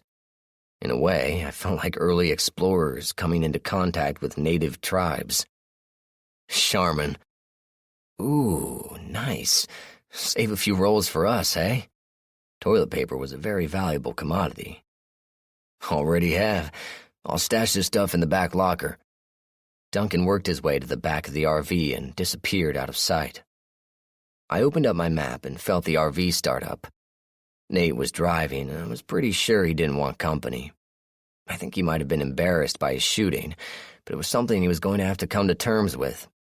If it didn't improve, I was going to have a hard time trusting Nate to cover me in sticky situations. With the rest of the crew, there was no doubt. We all knew our rifles inside and out. We knew what ammo they worked best with, and we knew exactly what the bullet drop rate was for them. Same thing with our pistols. It wasn't a pride thing, it was survival. Above our makeshift shooting range back at the Rock, Charlie had posted a sign that read, "What if you only had one shot to save your friend's life?" We took it seriously. I guess in the safer communities, you tended to forget the things that go drag in the night. Tommy sat down across from me and peered over the maps. I handed a notepad to him and said, "We need a route through Ohio, away from major cities and roads." He nodded. "Roger that. Duncan show you what he found?" "Toilet paper, right?" I didn't look up from my map of Indiana. "No, he found a radio, too." I looked up. "What kind?" "Portable shortwave. Got its own hand-crank generator. Looks like an emergency one." "That's cool. We'll have to see if we can reach anyone with it." "Yeah, we'll try that later." "How are we headed?" he asked. I was figuring on staying with Route 30 if at all possible, since it skirted most of the major cities. It would drop us off in Baltimore, which would allow us a short jog into D.C. Tommy looked over his maps. "If we stay on 30 through most of Ohio, we could head south and pick up 40, which would take us straight to D.C. That sounded better than my plan. "Major cities?" I asked. "A few, but it seems to roll around pretty well." "You know, it's funny," Tommy said. "What's that?" I asked, taking a quick drink from my water bottle. "I never really realized how many small towns there are out there until we started going over these maps. I mean, there's a lot of people out there." His hopeful expression turned dark. "A lot of zombies, too, I reckon." I shook my head. "Worry about it when they're in front of you, not before." Tommy shook his own head. "You're right." He glanced forward. "Gonna talk to Nate soon?" I scooted out of the seat and picked up my pad. "Right now, as a matter of fact." I went up to the front of the RV and sat in the co-pilot seat. Nate glared ahead as he navigated his way out of Ford Heights, a real crap hole of a place even without the zombies. Boarded-up homes were everywhere, garbage all over the place. Several dead men stumbled out of buildings, but they could have been live junkies for all the difference it would make. I handed a piece of paper to him, and he grunted as he took it. I decided on a different tack. In my best Darth Vader voice, I said, "When I left you, I was but the learner. Now I am the master." Nate, a die-hard Star Wars fan, couldn't stop himself from grinning. "You're a real smartass, you know that?" I could see dozens of cars stalled out on the road as we passed under Route 396, and a line of cars backed up to the highway. Interstate 80 was up there, and it was as useless to us as rubber bullets. I grinned. "Gee, you think?" I swiveled in the chair and tapped his arm. "Stop here." Nate slowed the vehicle down. "Why here?" he asked. One side of the street was wooded with a few homes tucked away. On the other side was a small strip mall with a coffee place and restaurant taking up most of the space. I checked the mirrors and headed for the side door. "Check it out. Gun shop by the pizza place and the nail salon." I pointed to the small store nestled in between pepperoni and pedicures. "All right," Nate said. "I need some backup ammo if you find any." "Will do." I nodded to Tommy to follow me and motioned for Duncan to cover us from the roof. We left the RV and scooted over the road to check out the small businesses.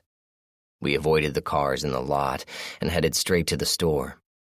The front window had been smashed in and the door was broken as well, so I didn't think we'd find anything, but it never hurt to look.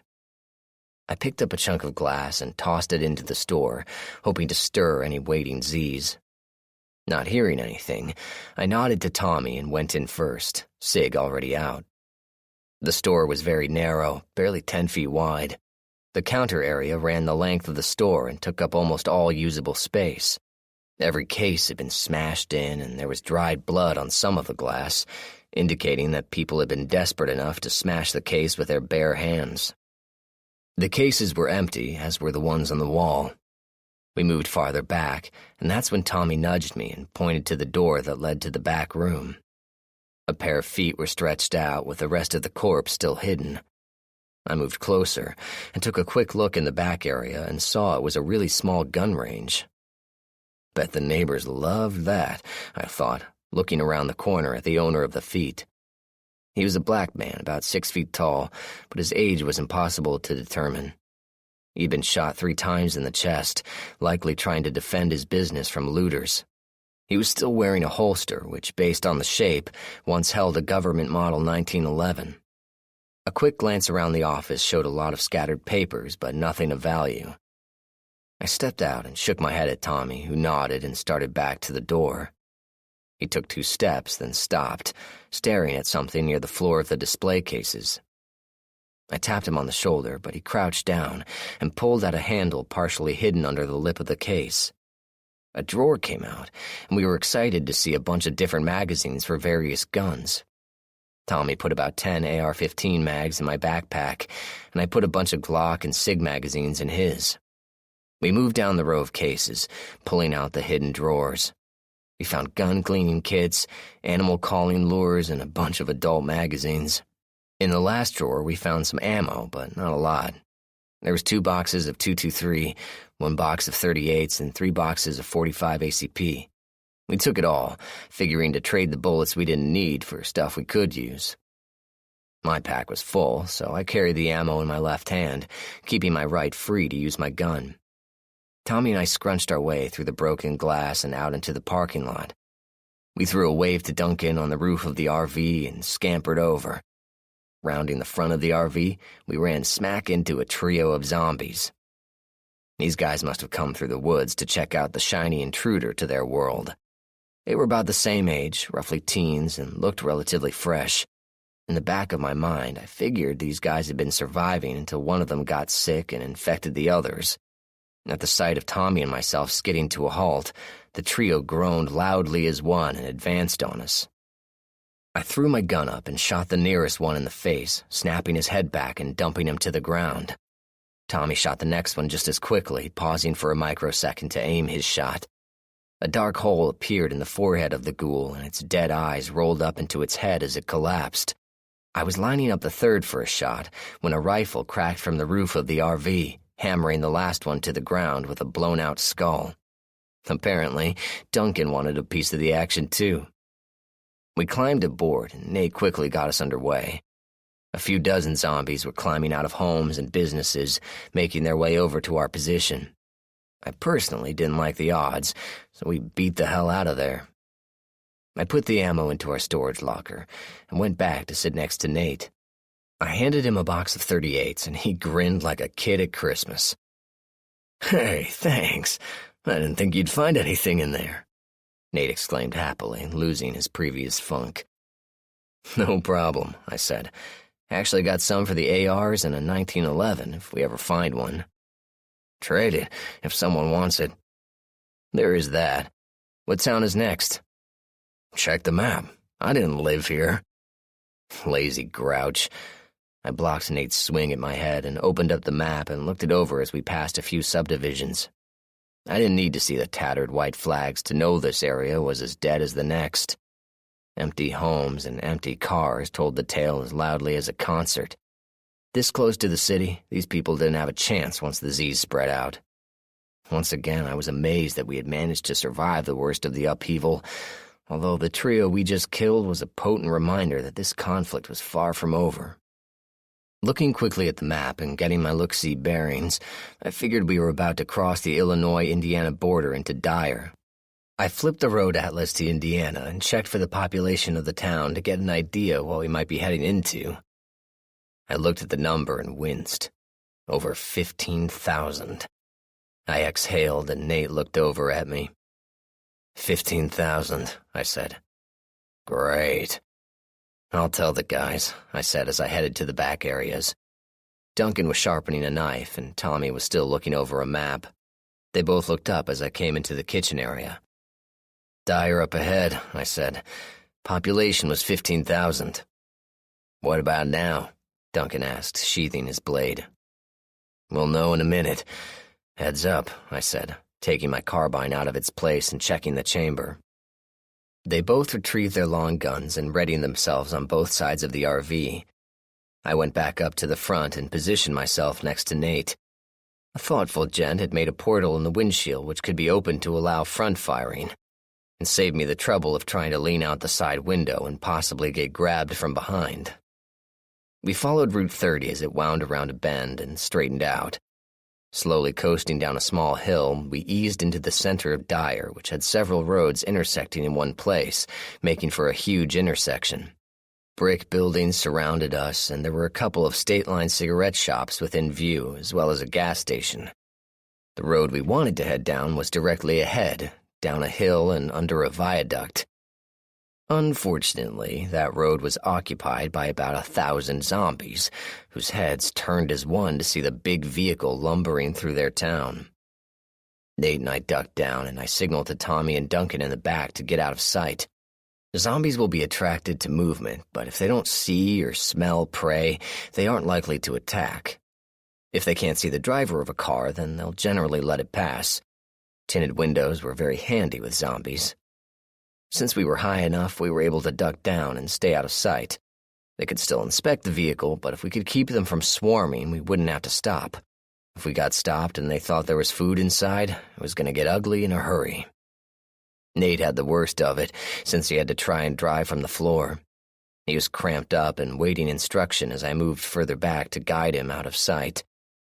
"Keep it straight," I whispered, watching as we moved into the zombie horde. The RV was barely moving, but we were making progress. I could feel the RV shift a little under my feet as we ran into zombies, pushing them out of the way with the plow in front, knocking them into other zombies. Glancing out the back window, we left a wake of tangled arms and legs. "To the left! Left! Your other left!" I whispered hoarsely and winced as we nailed the Z head-on. The RV lurched slightly as we ground the ghoul into the road. Nate shook his head as an apology and corrected the big vehicle. "Turn it back more. More? Good. Hold it. Run it back a bit. Hold it. Okay, let it straighten. Okay, good. Now to the right. Keep going." I tried to steer us around the larger groups of zombies, kind of like steering a ship through an ice flow. We kept this up for nearly 20 minutes, and I could see the raised arms as we passed the crowds. They seemed to sense that something was wrong with a big vehicle moving on its own, but they were too stupid to connect the dots, which was fortunate for us since there were enough of them to stop us cold if they swarmed all at once. The zombies weren't the only problem. We had to steer around abandoned cars, which added more stress to our trip. Luckily, we managed to get through the worst of it. Then the way cleared up for a bit. "You can get up now," I said, returning to my seat. Nate levered himself back into the driver's seat and shook his head at me. "Well, let's try not to do that again," he said, looking at the shambling horde behind us. With the hill, there was no way to reconnoiter. Be grateful we managed to get through unseen. "That is true." After traveling for about 20 minutes, Nate looked over to the right and pointed at what appeared to be a middle school. "Looks like there might be survivors," he said as he pulled into the school's parking lot. I looked over the building. The windows looked to be reinforced from the inside, and the doorways I could see were all blocked from the inside as well. It was close to the hordes we left behind, but any survivor was worth making contact with. I moved back to get my gear and ran into Tommy and Duncan. "What's up?" Duncan asked, checking the magazine in his sidearm. "School looks like it might have survivors, or at least have been a place where people hold up. Probably nothing, but worth checking out." I took my faithful pickaxe out of the closet, checked my knife for clearance, and made sure my pistol magazine was full. Tommy went through the same checklist before we stepped outside. There were a few zombies across the road, and they started moaning when they saw us, but since there was a fence between us and them, they weren't any real danger. We moved up to the building and saw the front door was completely blocked on the inside. Circling quickly, we moved around the building and checked out the other entrances. All of them were blocked, but based on personal experience, I had to figure they had to have an easy way in and out. The windows near the ground floor were all blocked and covered over, so they wouldn't have been used. I started to look up, and that's when I saw the door for the roof access by the gym. Following the progression of floors, I figured that in order to get in, I had to get on the roof. Looking around with new knowledge, I saw a dumpster out of place by the building and a sturdy wooden box on top of it. I tapped Duncan on the arm, and he scampered over to the dumpster and climbed up. Tommy and I kept our rifles at the ready, me pointing at the roof and Tommy making sure we weren't surprised. When Duncan stood on the box, the edge of the roof was just over his head, making easy access for a live person, but impossible for a zombie. He climbed up, and with a quick look around, signaled us to follow. We looked for signs of violence on the roof, but finding none, we went over to the door and tried the handle. It opened easily, and we all stepped back as the door swung wide with a squeak. Training my rifle at the dark opening, I flicked on my combat light and stepped into the dark. I stayed to the right to give Tommy a clear line of fire, and Duncan brought up the rear. We descended into the gloom and found ourselves in a power room. I guess this was a custodial room based on the mops and cleaning supplies scattered about. I didn't see anything that indicated the presence of zombies, so it was so far so good. Descending another small flight of stairs brought us to what looked like a PE teacher's office, and we approached another door. I assumed this one would bring us to the gym. We doused our lights and stood by the door, listening intently for sounds of activity. We had made it so far without detection and didn't want to be shot for popping up in the middle of a council meeting or something. Hearing nothing, I opened the door slowly and stepped out of the way as Tommy brought his rifle up. Nothing appeared out of the gloom, and we could see fairly well, thanks to the skylights in the gym ceiling. There were piles of clothing, food and water bottles, tools and equipment. I saw bags of seeds and dirt mixed in with bags of rice and flour. In one corner were weapons of various types, from hand axes to what appeared to be spears of all things. Baseball bats were in abundance, and there were modified hockey sticks as well. There was still no sign of violence, so we moved to the door in the common area. Opening the door, we looked into a vast, dark room with no lights at all and vaguely familiar smell. This seemed to be where they had their meals, judging by the stacks of full garbage bags in the corner. Still no signs of violence, although there were some unidentifiable dark streaks on the walls. We moved near the office area, and someone had written Armory on the glass of the office. I nodded to Tommy, who went to take a look. He emerged a few seconds later and shook his head. I started to get that old familiar creepy feeling in the back of my head and figured if this place was occupied by the living, we should have known it by now. We moved around the hallways, checking each classroom. Every single one showed signs of occupancy, with sleeping areas, stacks of clothing, and food supplies. Not a single one showed violence, though. It was as if the whole place had simply up and walked away. Duncan shook his head at me, and I nodded. He was feeling the same creepiness about the place as I was. We followed the hallway as it went around the whole building and found ourselves back in the commons. We didn't find a single person or a single reason for the place to be empty. We went up to the second floor and found more of the same. But the last room had something, and Tommy was the one who found it. "Hey, come here," he whispered. He was holding a sheaf of papers that looked to be some kid's drawings. "What do you have here?" I asked as he handed the pictures to me. "Some kind of answer, I think," he said. I looked at the pictures. The first one showed what seemed to be a family of 4, but the little boy's face in the picture was colored green. The second one showed the little boy jumping at his father, and there was lots of red crayon used in that picture. The next picture showed the school and just the mother and the daughter. Guess we can figure what happened to the dad and son, I thought. The next couple of pictures showed people living in the school, which seemed normal, but the last picture made me cringe. It was a close-up of a zombie face, complete with black lips and bared teeth. The yellow eyes and green skin really set it off. I had a pretty good idea of what might have happened here. I showed the picture to Duncan and he winced. Not pretty. Wonder if that was her mother. I hadn't thought of that. Not a good thing for a kid to see, but it was a rare thing to find anyone not scarred by the upheaval. "What's that at the bottom?" Duncan asked. I looked, and there appeared to be some sort of writing at the bottom. It was just a string of the letter E, whatever that was supposed to mean. I put the pictures down, and we moved back into the hall. Duncan was ahead of me and at a dead stop, so I bumped into his back. "What?" I whispered, looking left and right. "I saw something move," he replied, aiming his rifle down the hall. The signs on the walls indicated the media center was that way. There was more light up here because the windows weren't covered, and I could see a window through the double doors that led to the library. I was about to kid Duncan when a shadow moved across the window. "Roger that. I just saw it too." I brought my rifle up and watched the door window closely. Tommy sidled out into the hall and saw us with our guns up. He covered the opposite direction and asked, "What's up?" "Movement in the library." Duncan moved forward and headed to the doors. I covered him, and Tommy stayed back to watch the hallway. We moved silently across the carpet, checking the classrooms quickly but finding nothing.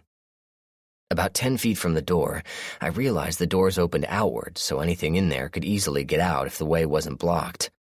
We closed the distance, and that's when our luck ran out. Duncan was so focused on the door that he didn't watch where he was walking and managed to kick a small truck across the floor and into the door.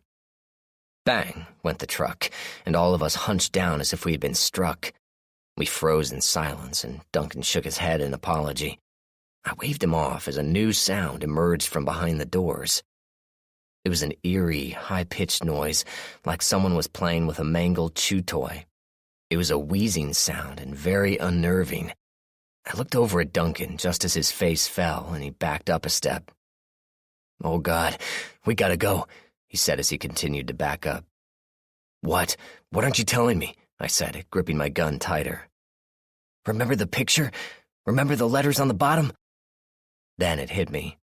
The letters were the sound that particular zombie made, the sound we were hearing right now, the sound coming from behind those doors. Just as I stepped back, the door burst open. About 10 zombies fell out of the opening, and more were behind. In front of them was a small girl about 10 years old and as dead as they come. But she glared at us with yellowed, glowing eyes, and her blackened lips were split to reveal dark and bloodied teeth. She saw us and quickly moved forward, her fetid breath wheezing through her teeth, causing that high-pitched song of death. Behind her, several zombies got to their feet and moved forward, not making a sound. To a person, they had all had their throats ripped out, compliments of the little demon in front of us. "Go, now," I said as I turned and bolted at Tommy. Duncan didn't need to be told twice. He pivoted and ran, and Tommy led the way as the horde came after us.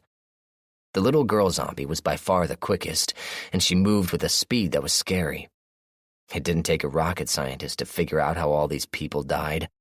Probably the kid was a rescue that came in infected, and when she turned, which was probably at night, she started tearing apart her saviors.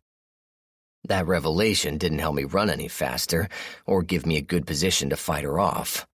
By the time I was done dealing with the little monster, the others, who I saw were fairly fast themselves, would be on me. We literally jumped down the stairs and tried to secure the doors, but they had no handles at all and swung both ways. The delay in checking the doors was costly because the little zombie slammed against them as we tried to find a way to secure them. I held the 2 doors and shouted at the others. "Get out!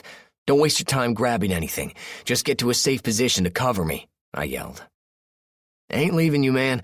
We don't work that way, Duncan said as he held the other door. Tommy nodded as he gripped his rifle. Get your asses out. I ain't planning on dying today.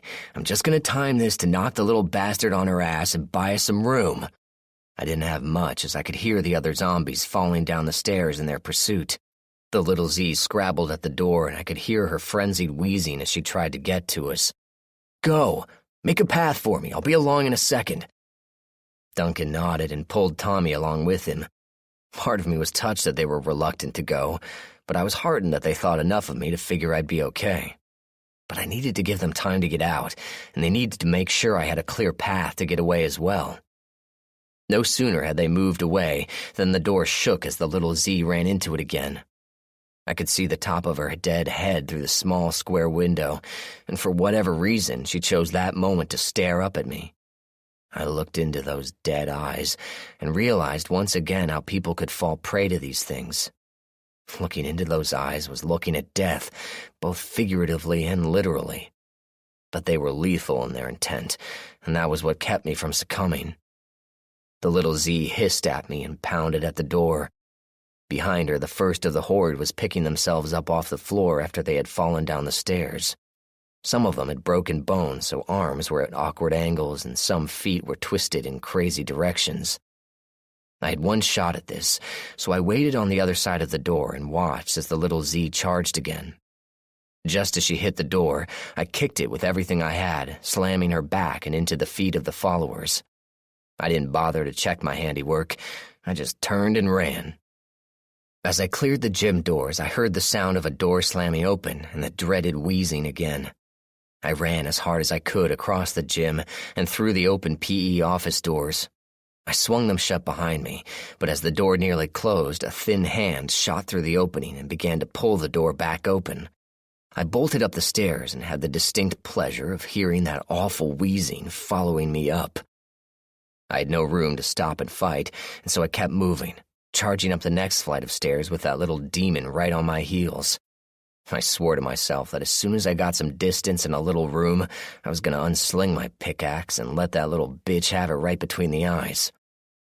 I jumped through the roof access door and flung it closed behind me, but sure enough, the little stinker hit the door just as I thought it was going to close and started squirming her way out onto the roof. I jumped down into the dumpster, and in a spectacular display of agility managed to trip off the dumpster and land sprawling onto the ground. I picked myself up as the dumpster banged again, this time with the wet sound of a zombie landing on its face. I looked over my shoulder to see the little Z getting back to its feet, only to fall off the dumpster onto its face again. I didn't waste time and ran like hell to the front of the building, closely pursued by the zombie. If it wasn't the fastest zombie I had ever seen, it was pretty darn close. I managed to get a little ahead of the Z and was vastly relieved to see the RV idling in the parking lot. I sprinted for the open door and dove through, letting Tommy slam the door shut behind me. I lay on the kitchen floor, panting heavily, as the sound of little fists pounding on the door reverberated through the RV. I looked over at Tommy and Duncan and grinned. Thanks for the pathway. If I had stopped to open the doors, that little shit would have taken a chunk out of my ass. No pun intended, I said between gulps of air. Tommy smirked. Any more of those little monsters and we all would have been meat. Duncan helped me to my feet, and I slapped him on the back in gratitude. I went up to the front of the RV and sat next to Nate. Nate looked over at me and arched his eyebrows. No supplies or anything. I'm surprised. Was anything in there? I just looked at him and continued looking at him as a thump sounded on the windshield. I didn't avert my eyes when I saw Nate recoil from the nasty thing that was trying to gnaw its way through the glass of the windshield. Nothing too bad, I said. Just some artwork and school supplies. Nate looked over at me like I was nuts, but his eyes drifted back to the horror that was clawing at the glass and snapping its teeth in frustration. I ignored the noise outside the window. Yeah, there was some minor difficulty in securing any usable supplies, but I'm sure we could all go back in and sort it out, I said calmly. Nate winced as the foul little Z started licking the glass in anticipation of the food it saw in the vehicle, and I chose that moment to look over at the little zombie. I looked back at Nate and said, "Got any wiper fluid? Seemed to have gotten a pretty big bug stuck on the windshield." Nate actually sprayed the washer fluid and tried the wipers before he realized what he was doing and stopped it immediately. The wipers streaked the zombie spit all over the place and made a mess. I shook my head at Nate and went to the side door. Duncan looked up from the back table and came forward with his rifle. I nodded and we both went outside. I did a quick look around and saw that the noise from the little Z had attracted the attention of several others who were slowly making their way over to investigate. Duncan moved out to have a clearer field of fire should they get too close, and I circled wide to make sure I had plenty of room when my target decided to charge me. I was about 20 yards away from the RV and circling to the front of it when I saw it had gotten off the windshield and was starting to make its way back to the side door. When it saw me, it let out that weird hiss and charged at full speed. Ordinarily, I would be nervous about taking out a Z this fast, but this little twit had just chased me out of a building, made me fall on a dumpster, and dive for my life into a recreational vehicle. I was too pissed off to care that it was fast. Bracing myself, I held the pickaxe high and waited for the Z to arrive, timing its steps with my swing. When it got within reach, I swung as hard as I could, slamming the chisel end into its temple and sending it sprawling onto the pavement. I didn't wait for it to get up again. I followed it and struck it again as it slowly climbed to its feet. I was rewarded with a loud crack from its skull from the second blow, and the zombie was very slow in getting to its feet a second time. I reversed the pick head to the pointy side and slammed the pick onto the top of her head with a snarl. Her dead eyes rolled up into her skull, and she fell in a heap. Dark fluid leaked out of the hole in the top of her head and stained the pavement a sickly brown color. I walked back to the RV as Duncan shot the closest Z, tumbling it into the ditch by the road. Duncan's rifle cracked again and again, a signal it was time to go. As I went to the RV, Duncan commented, "Why didn't you just shoot her?" I sprayed my pickaxe with kerosene from an industrial sprayer we kept on the back of the vehicle. It misted the kerosene over a larger area and put out less to burn, so we weren't trying to constantly extinguish our weapons. I touched a lighter to the weapon, and it flared briefly red, then went out. I turned to Duncan when I finished. "This way felt better," I said. We climbed back aboard the RV, and Nate pulled us out of the parking lot and back onto our preferred route. We passed a lot of zombies and a lot of dead areas, some still having the white flags on their mailboxes, a reminder of a time when people held out the hope that the virus could be contained. Back in the front seat, I looked over at Nate and sighed. He was savvy enough to say, "What?" I used my most petulant voice. "I said, let's use the waterways, it'll be safer," I said. "But you said, no, a land route is better for supplies." I shifted and tried to see around the zombie muck smeared on the windshield. "I wanted to be practical and get this done as quickly as possible, but no, you had to have your way, didn't you?" Nate chuckled. "Cheer up. After this, how bad could it get?" As we traveled down the road, I feared for a meteor to hit the RV. 15. We passed several homes and dead areas, and as we traveled, I began to realize the enormity of what we were doing and how long it was going to take to even start trying to rebuild. There was so much devastation, so much death, and so many zombies. I wasn't sure we would live to see it pass. I wasn't even sure we had enough live people left in the country to start clearing out areas in earnest. I looked at the map and saw hundreds of small towns, and I wondered if the infection had hit all of them. Maybe it wasn't as bad as I thought. After all, we had found several towns making a stand in the small area we had been to. Maybe there were a lot more like that, just wondering what to do next. I thought about Major Thornton and resolved once again to make sure a piece of crap like that would never take over. People needed hope, even a little, to make it through this nightmare, and if you took that away, then we were nothing as a country, nothing as a people, nothing as a species.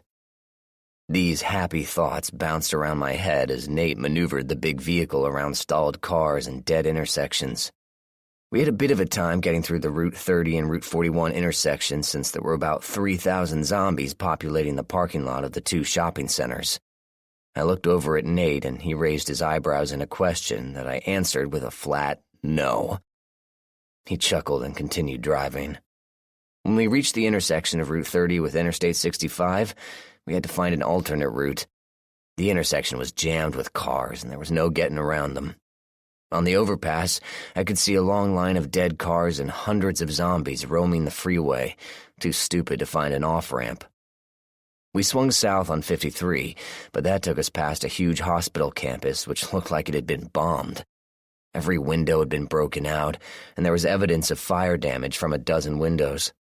We could see dark forms shifting from window to window, and there were dozens out on the lawn. When they saw us, they started moving in our direction, and some actually fell out of higher windows just to land broken on the ground below. We swung down a side road while I scrambled to find another route on the map. I directed Nate down through a blighted subdivision, then back to the interstate. We took a turn back north on Colorado Street and found our way back to Route 30. That little side trip cost us about an hour and a half, and it was getting darker. We were going to need to find a safe place to stop for the night. We drove for a little ways, and I motioned Nate to pull into a place on the right. It was Deep River Water Park, and I figured it would be as safe as anywhere and not likely to be a place that saw a lot of people seeking shelter. Nate pulled the big vehicle up to the visitor center, but I pointed at a spot closer to where they seemed to have been doing some construction before the upheaval. "Why there?" he wanted to know as he moved the RV around. "We can probably find some gas for the rig and the tractors and trucks over there," I said, moving by the door and my gear. "Good one," Nate said, working to get the RV as close as possible. "Where are you headed?" "Tommy and I are going to check the area out. You can look for gas with Duncan." I beckoned Tommy out of his chair. Duncan was already buckling on his weapons. Tommy and I moved quickly away from the RV into the first building, which looked to be a concession, restaurant kind of place. We had to break a small window on the door to get in, which was a good sign that the place hadn't been open when the world ended. We went inside and searched around, but didn't find any zombies. We found a good supply of canned goods and a few boxes of something that might have been hot dogs at one point, but neither of us was brave enough to guess. I found some candy bars that hadn't expired yet, and Tommy and I both enjoyed a Three Musketeers each. With his mouth full, Tommy remarked, "You know, before I had a real sweet tooth, but now it's been so long since I've had chocolate, and it seems almost too sweet to eat." I nodded. "Me too, but I noticed neither one of us stopped from eating the whole thing." Tommy smiled a chocolatey grin at me, then turned serious. I put the box of candy down and brought up my carbine. I had heard it too. Something was moving in the back room, and it sounded like it was headed our way. I moved to the door of the restaurant seating area and peeked in. I couldn't see much because of the lack of light, so I waved Tommy over and he held open the door while I looked around with my flashlight. Nothing seemed out of the ordinary. But then I saw movement. One of the chairs shifted slightly. Then another, closer this time. Then another, even closer. It was as if there was a ghost slowly making its way across the room. For a wild second I thought about invisible zombies, but then laughed at myself for being so stupid. But something was making those chairs move, and it was headed our way. I could see a large black opening, which might have been the kitchen, and there seemed to be some sort of light in there, but I wasn't about to go charging in until I knew what was coming at me. Tommy looked at me, and I waved him over. I pointed the flashlight at the chairs, and sure enough, one of them shifted very close to us. Tommy jumped and brought up his rifle, flicking on the weapon light and aiming it at the ground. I could understand his reasoning. If it wasn't above, it was below. Looking down, a pair of red eyes flashed out of the dark at us, and Tommy nearly fired when I said, "Hold it." I bent down and held out my hand, and a skinny little black cat scampered out of the darkness and started rubbing its head on my hand, purring loudly in the silence. "Hey, little buddy, where the hell did you come from?" I stroked the little cat's back, feeling its ribs and the thin frame. I had no idea how it got in here or how it managed to survive, but it had to have come from a home recently since it didn't seem feral. If it had been, it would have bolted when we opened the door. Tommy relaxed and moved to the kitchen doorway, scanning the area with his rifle before going in. He came back out, holding his hand by his nose and coughing. "There's a door open in the back, which explains how this little guy got in. There's a ton of dead meat in there, so the smell is horrible," Tommy coughed. "But there's some stuff that we might be able to salvage, although it all seems to be in huge cans. We'll see what we can take. We can always trade it if we need to." I went back through the door and went over to the pool access area. We stepped out and looked around, taking in the multitude of water slides, wave pools, wading pools, and a big lazy river. The water had turned green with algae and smelled rather badly, but it would have been fun in its day. We also saw the 7 zombies that had come around the building and had managed to cut off our escape back to the RV. I imagine they'd come from the subdivision across the way, since there were no other homes around here. They had apparently come through the public access gate, and upon seeing us standing there sightseeing like fools, decided an evening snack was in order. This put us in a bind, since we didn't want to fire any shots this close to night. The sound would attract every single ghoul from the surrounding area, and I had every reason to believe there would be plenty. So we had to take these guys out ourselves, and do it without firing a shot. Damn.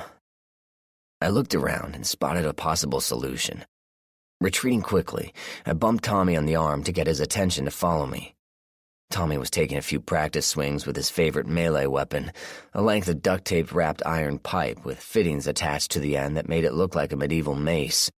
It crushed skulls without bursting them open, so the wounds were cleaner but just as devastating. I moved over to the small bridge that crossed the lazy river. It was about 10 feet wide, not ideal, but it would have to do in keeping us from getting surrounded. There was a fence that blocked off access to the river, which helped a little. Tommy followed quickly, and as I turned to make a stand, I noticed our little furry friend had beat a hasty retreat to some concealing shrubbery. I slung my carbine across my back and took out my pickaxe. It still smelled of kerosene. The first of the zombies came lurching at us, stumbling slightly as it encountered the rise in the walkway. It was a man about my age with a bald head that had tears all along the back. His head was down, but I could see him looking at us from beneath heavy eyebrows. As he took another step, Tommy moved in and swung at its head, knocking it to the side and over the fence. The zombie hit the brackish water and disappeared beneath the surface. "Nice one. You been working out?" I asked as I readied for the next one. "Yeah, a little," Tommy replied. "I figured you and Charlie shouldn't have all the fun."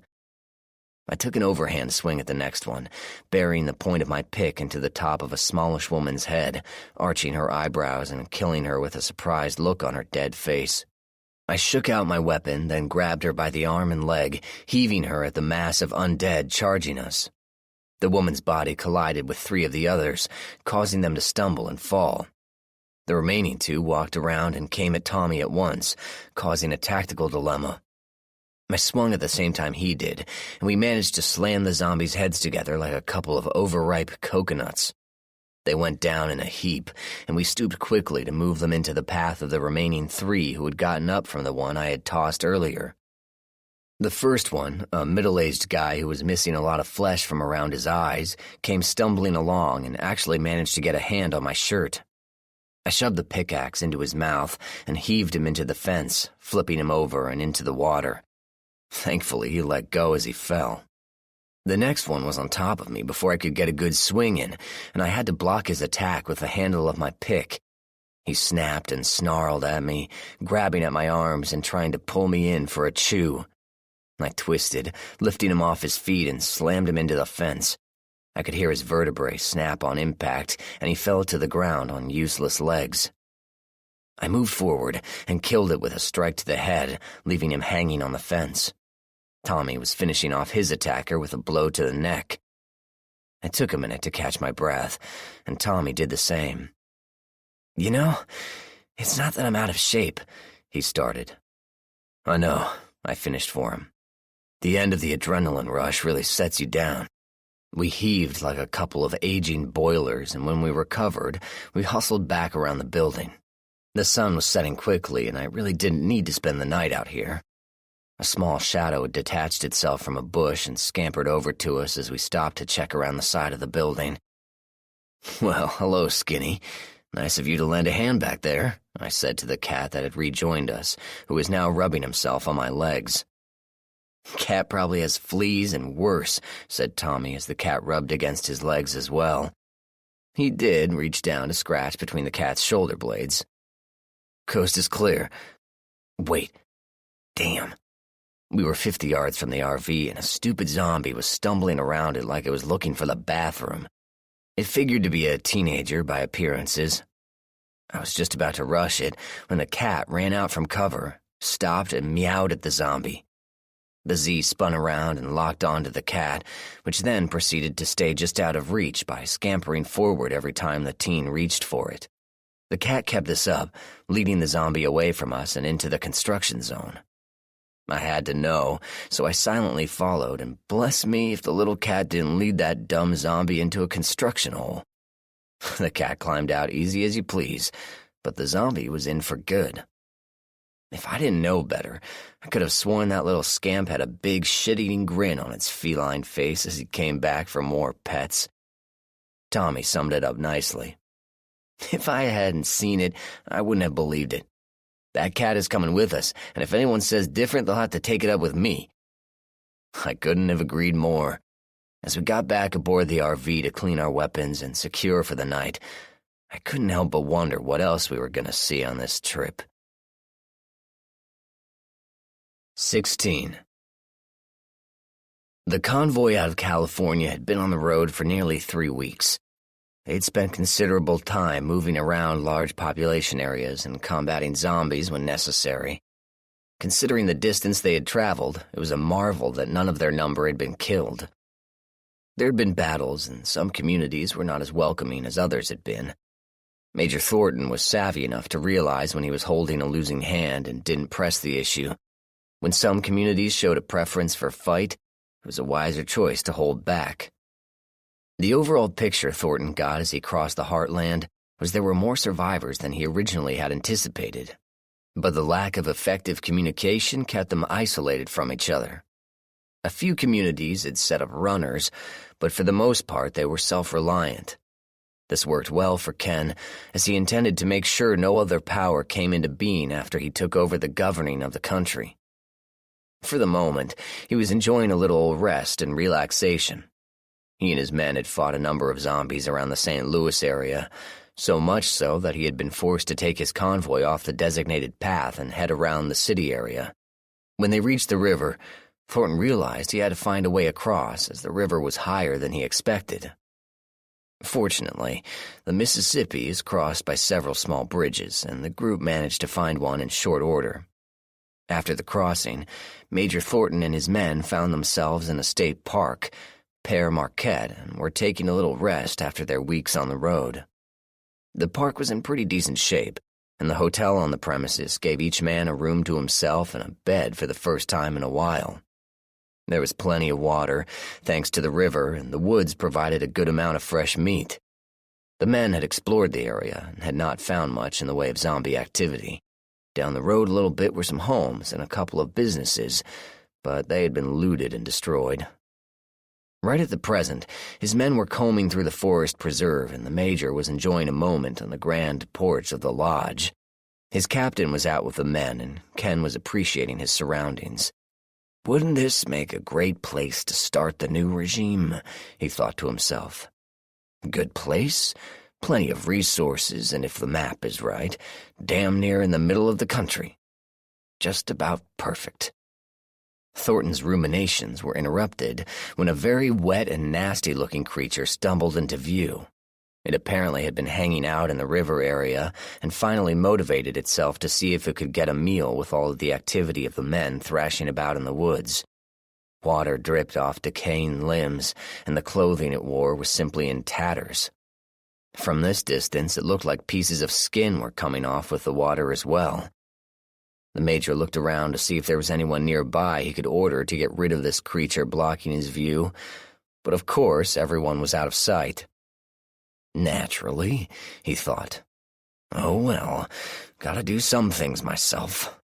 He heaved his heavy frame out of the Adirondack chair he was lounging in and walked over. The zombie, seeing potential prey, let out a gurgling moan and managed to spew water in the Major's direction, not endearing itself at all to the living man.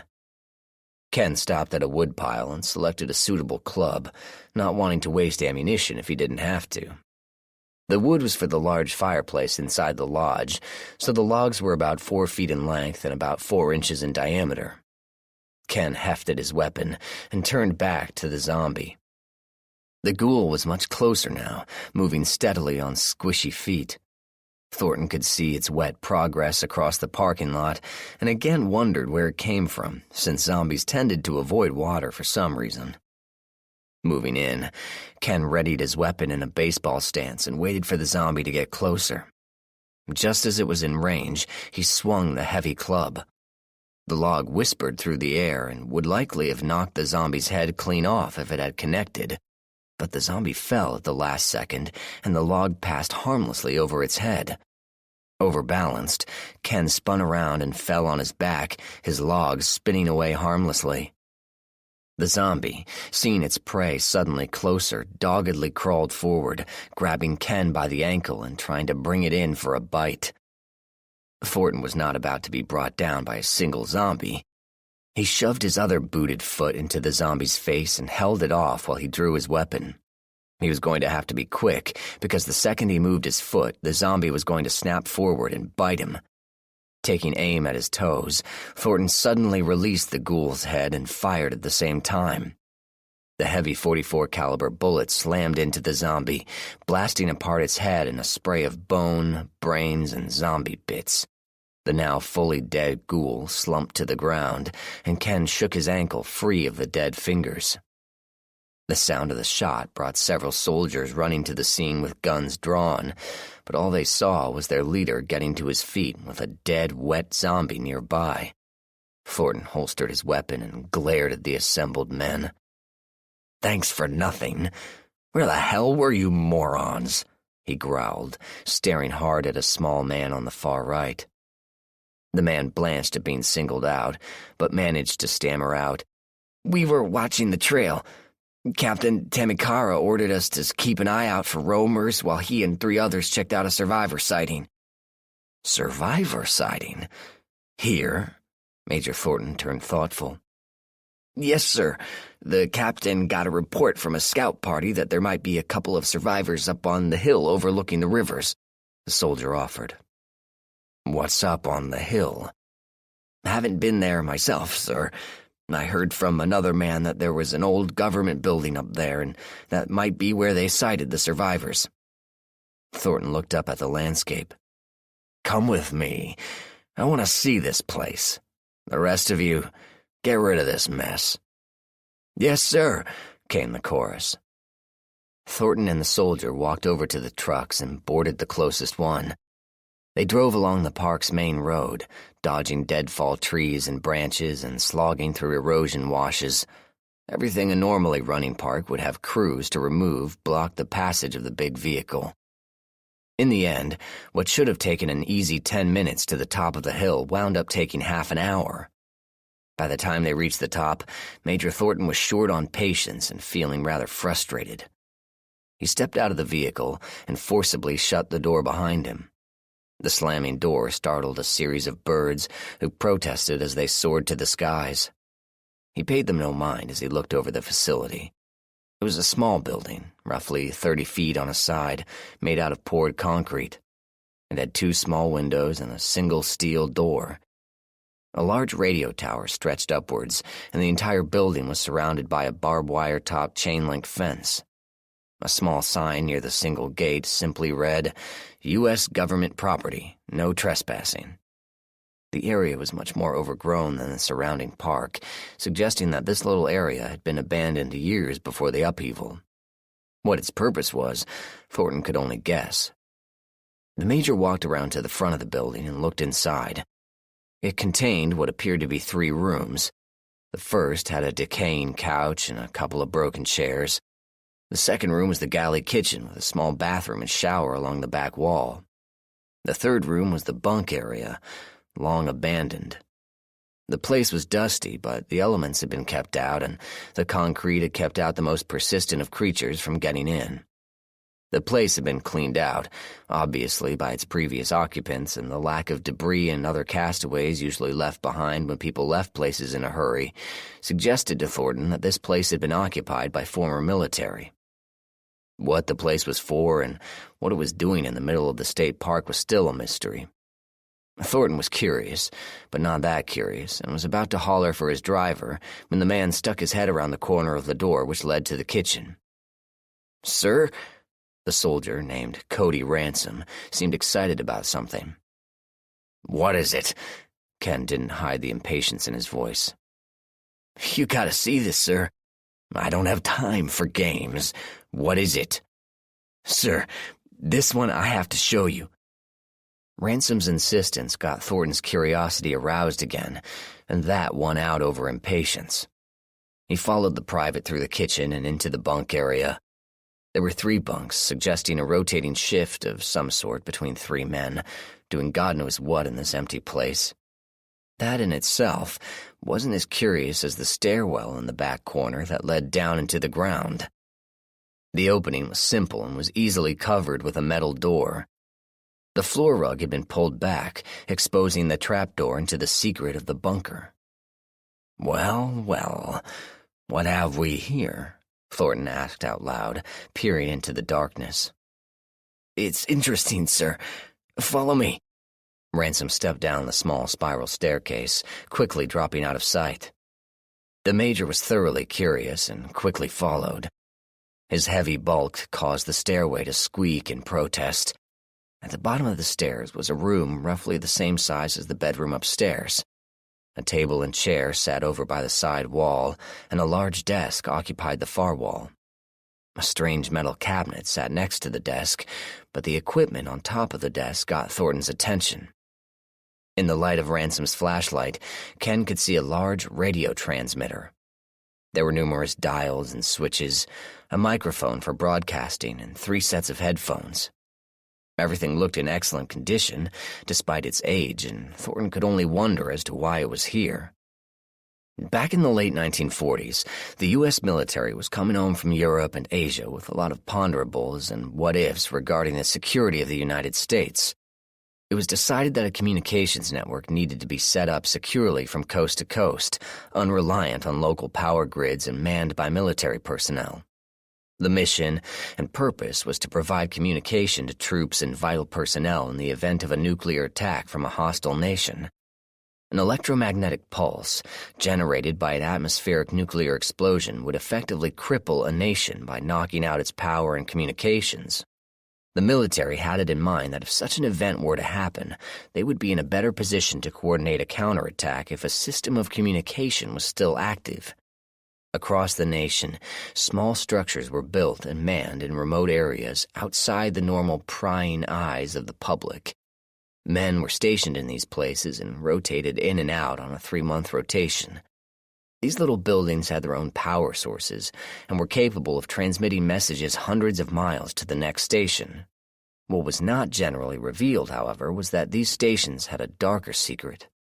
They were designed not only to be able to send messages, but to be able to listen in on nearly every wavelength used by professional and amateur airwaves. Essentially, these places were the listening posts of the nation, keeping an ear out for subversive activity and for reporting to the authorities any activity of a suspicious nature. These listening posts were highly useful during the Red Scare days of the 1950s and 1960s, but as other methods of communication developed, they began to fall by the wayside. In 1968, the program was quietly scrapped and the system was shut down, but several posts still remain, and some undisturbed. "Well, it's interesting, I'll give it that, but why are we down here looking at a pile of old equipment?" Thornton asked. "Sir, I thought the same thing," Ransom answered. "But then I did this." The private reached out and flicked a large black switch on the side of the metal cabinet. The dials of the radio suddenly glowed with life, and dozens of red and green lights lit up under frequency dials. The Major took a step back as he realized what he was looking at, something he hadn't seen in nearly 2 years. "Holy shit, there's power here," he said quietly. "But how?" "Sir, remember that little dam we drove over to get to this side of the river?" Ransom asked, walking over to the stairwell and turning on the light switch. The room was bathed in a yellow glow as an ancient light bulb slowly came to life. Thornton marveled at the bulb as Ransom continued. "I would guess that little dam has been providing power to this little station since they built it, and no one ever figured out where the generators were." "Freaking amazing," said the Major. "Well, let's see what this thing can do." "Yes, sir," said Private Ransom, sitting down at the desk and placing the headphones over his ears. He sat there for a few minutes, adjusting a few knobs and dials. After about 10 minutes, Ransom took the headphones off and looked up at the Major. "There's a lot of chatter out there, sir. More than I thought there would be," Ransom said. "Let me hear." Thornton took the headphones and put them on. Over the airwaves, he could hear dozens of people talking to each other, mostly discussing mundane things like planting food and foraging for supplies. Some talked about trying to set out for the cities for stuff, others talking about how bad the zombies seemed to be in their area. On other channels, he overheard some people who were getting desperate, hoping someone would come to the rescue as zombies broke down their defenses. He chuckled at that, then looked over at the panel. There was a transmit switch, and he pointed to it as he took off the headphones. "Think these people would hear me if I hit that switch?" Major Thornton asked his private. Ransom shrugged. "Can't see why not. If we can hear them, I imagine this place was set up to transmit as well and have the power to do so. How are these people talking to each other anyway?" Ken gave a wry smile. "If I had to guess, many of them are talking on CB radios with a few shortwaves thrown in for luck. This little device seems capable of sending a message out to all of them, although I sure couldn't tell you how." He ran a large hand over the large black box, humming quietly. "Interesting. I'll have to see how this can be of use to us. For now, monitor these broadcasts and I'll get a report from you later." "Yes, sir. Oh, by the way, sir," Ransom asked. "What is it?" "Could you see if the rest of the place has power? My flashlight batteries are at half at best." Thornton laughed. "Sure thing."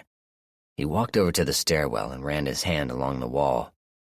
Sure enough, there was a light switch, and not really thinking anything was going to happen, he flicked the switch. An old bulb weakly came to life, but it was enough to light the room, and both he and the private stared at it for a moment before Thornton went back upstairs. In the small living area, Thornton looked around and figured this would be a very useful system to have in place if he could find out where the other stations were. Chances were pretty slim they would be untouched like this one, but it was possible. The possibilities were pretty encouraging, but he didn't have the manpower at present. Still, it was helpful to know there was a communication network available. Outside the small bunker, Ken walked back to the road and stretched his legs a little, looking around at the forest and listening to the small sounds that nature generously provided.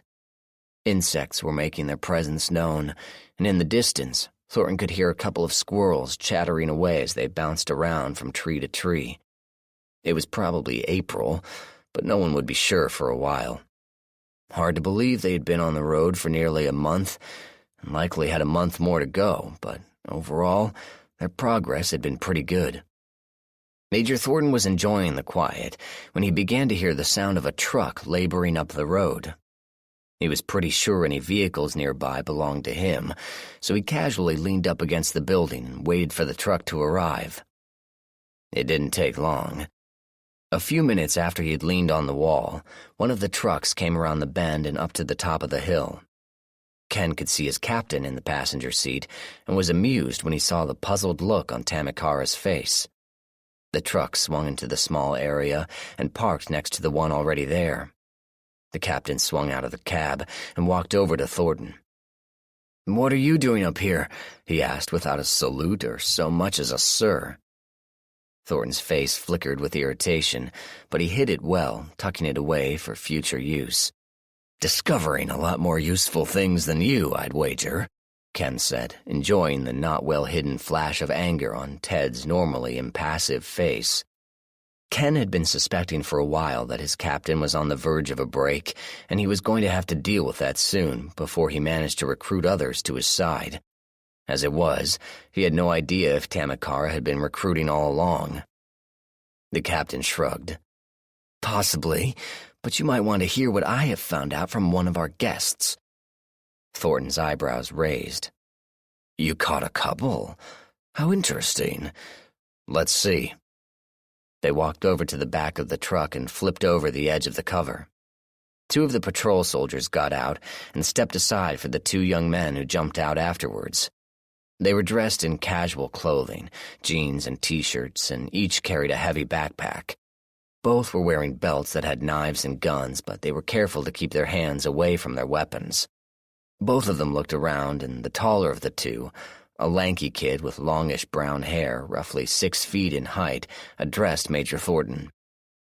"I take it you're in charge," he said. Ken took a moment to answer. The kid looked capable, and he held himself in a way that indicated possible flight if the opportunity presented itself. Thornton stepped closer, looking down at the kid, who returned his look without fear. "You will be fun to break," Ken thought to himself. He looked over at the other kid, who seemed to be of a similar age, although not as sure of himself.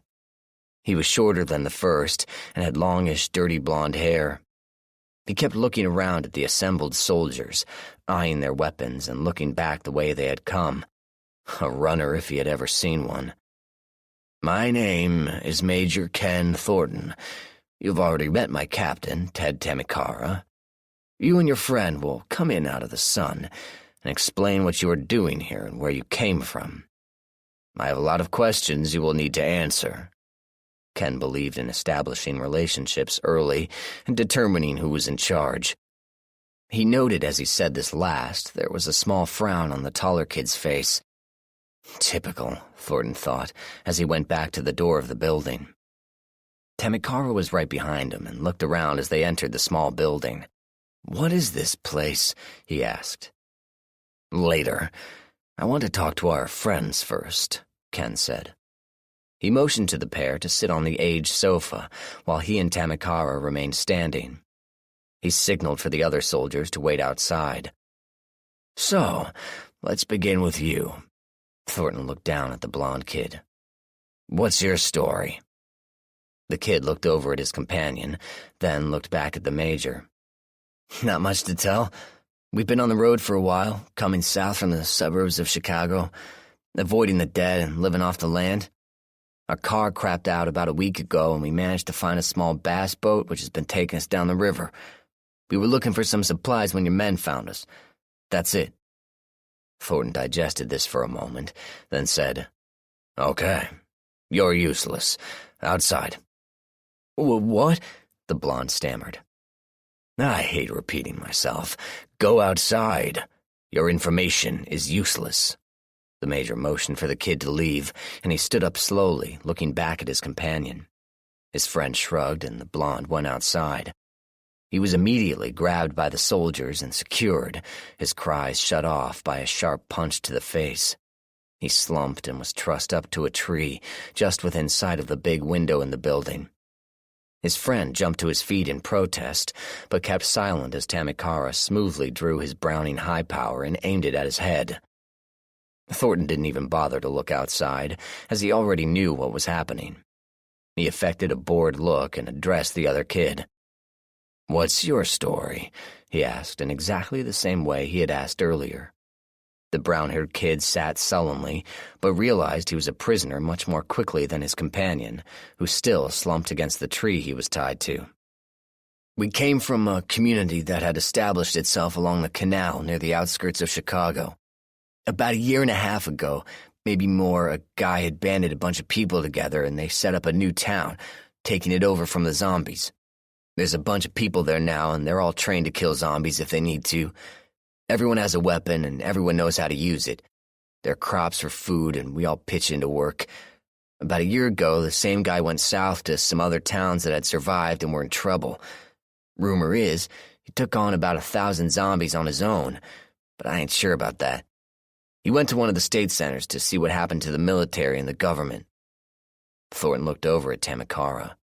"Sounds like a real badass," he chuckled. The kid spoke up. "You have no idea. He could easily take anyone you have to offer, and the crew he runs with are first-rate killers." Ken's pride took a hit. "I imagine I could deal with him if I had to." "Pray you never have to. He and his crew ran through my gang like we weren't even there. If it wasn't for the fact he was in a hurry, he probably would have killed us all." "Why was he in a hurry? What is his name?" Tamakara asked, intrigued by this mystery man. The kid looked them both in the eyes. "His name is John Talon, and he was in a rush to stop you." "What are you talking about?" growled Thornton. "John knows what you're trying to do. One of your prisoners escaped last winter and made it to where John has his home. He talked to John, and John went and talked to the community he set up, and they decided he and his crew should try and stop you." The kid was talking freely now, seeing his friend still slumped over at the tree.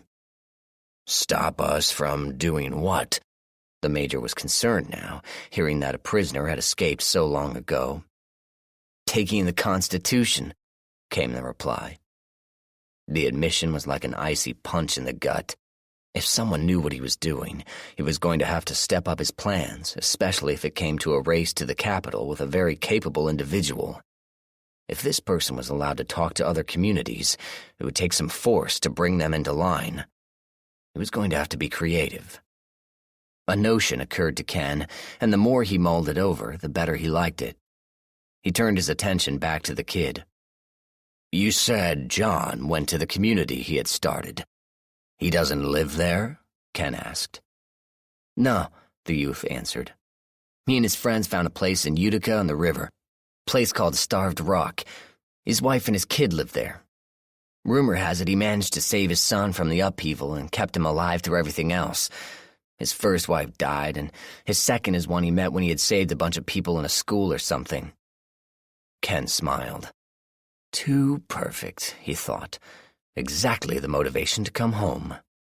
He looked over at Tamakara and smiled. Better and better. 2 problems solved. Ted looked curious, but kept his attention on the kid. He wasn't sure what was going on in Ken's mind, but he was sure he was not going to like it. "How did you get here? Your car stopped working, I believe your friend said." The kid's eyes flickered to his still unconscious friend tied to the tree. "We hit the river and managed to find a boat. We were working our way downriver and had just loaded up on fuel and supplies when we ran into you." "Lucky me," said Thornton, meaning every word. "By the way, we never got your name." Dan Winters." "Well, Dan, you've been much more helpful than your friend, although I am curious as to why you seem to be choosing to sell out your so-called savior and friend," the major said. "He's not my friend, but I respect what he's been able to do. Fact is, we were going to try and head back to see if we could rejoin the community," Dan said, starting to regret what he had spilled so far. "Well, we'll see about that. You have given me a lot of useful information, especially on how to deal with your benefactor, and I am grateful to hear of where he lives and all, but I do have a concern over your loyalties. I will need to talk to my—" "Hey!" Thornton yelled as the coffee table suddenly flew up into his and Ted's faces. Winters wasted no time. When he realized he had spoken too much to avoid the same fate as his friend, he came to the conclusion he had just condemned John and his family to these renegades. When the major's attention was low, he had flipped the table up and bolted out the door, slipping around the corner and running flat out for the woods. The soldiers holding his friend had no time to react as he ran past and dove into the trees. Thornton and Tamikara ran from the building and quickly looked around. Ted spoke first to the soldiers. "Find him! Eliminate him! Go!" he shouted. The men ran off, leaving the two who were guarding the prisoner. Thornton addressed them. "Take him down to the river and up the road until you spot a zombie. Cut his tendons and leave him to get eaten.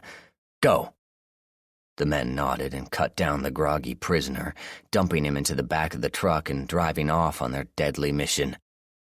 Tamikara and Thornton listened to the sounds of pursuit as they watched the truck pull away. The major spoke first. "We need to talk about how this harms us. Let's get back to the lodge," he said.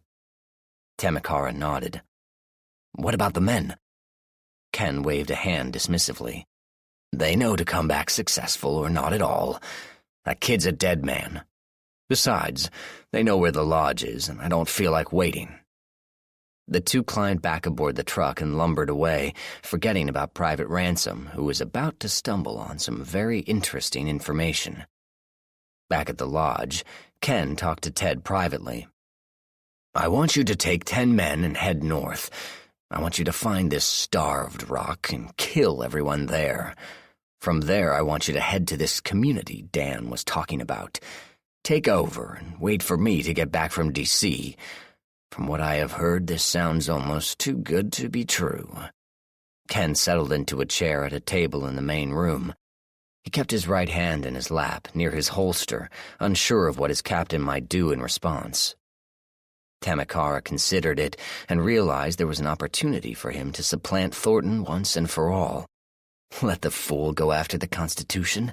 If he gets it, he can be shot as soon as he shows his big head in Illinois. Ted smiled. "Of course. Not a problem.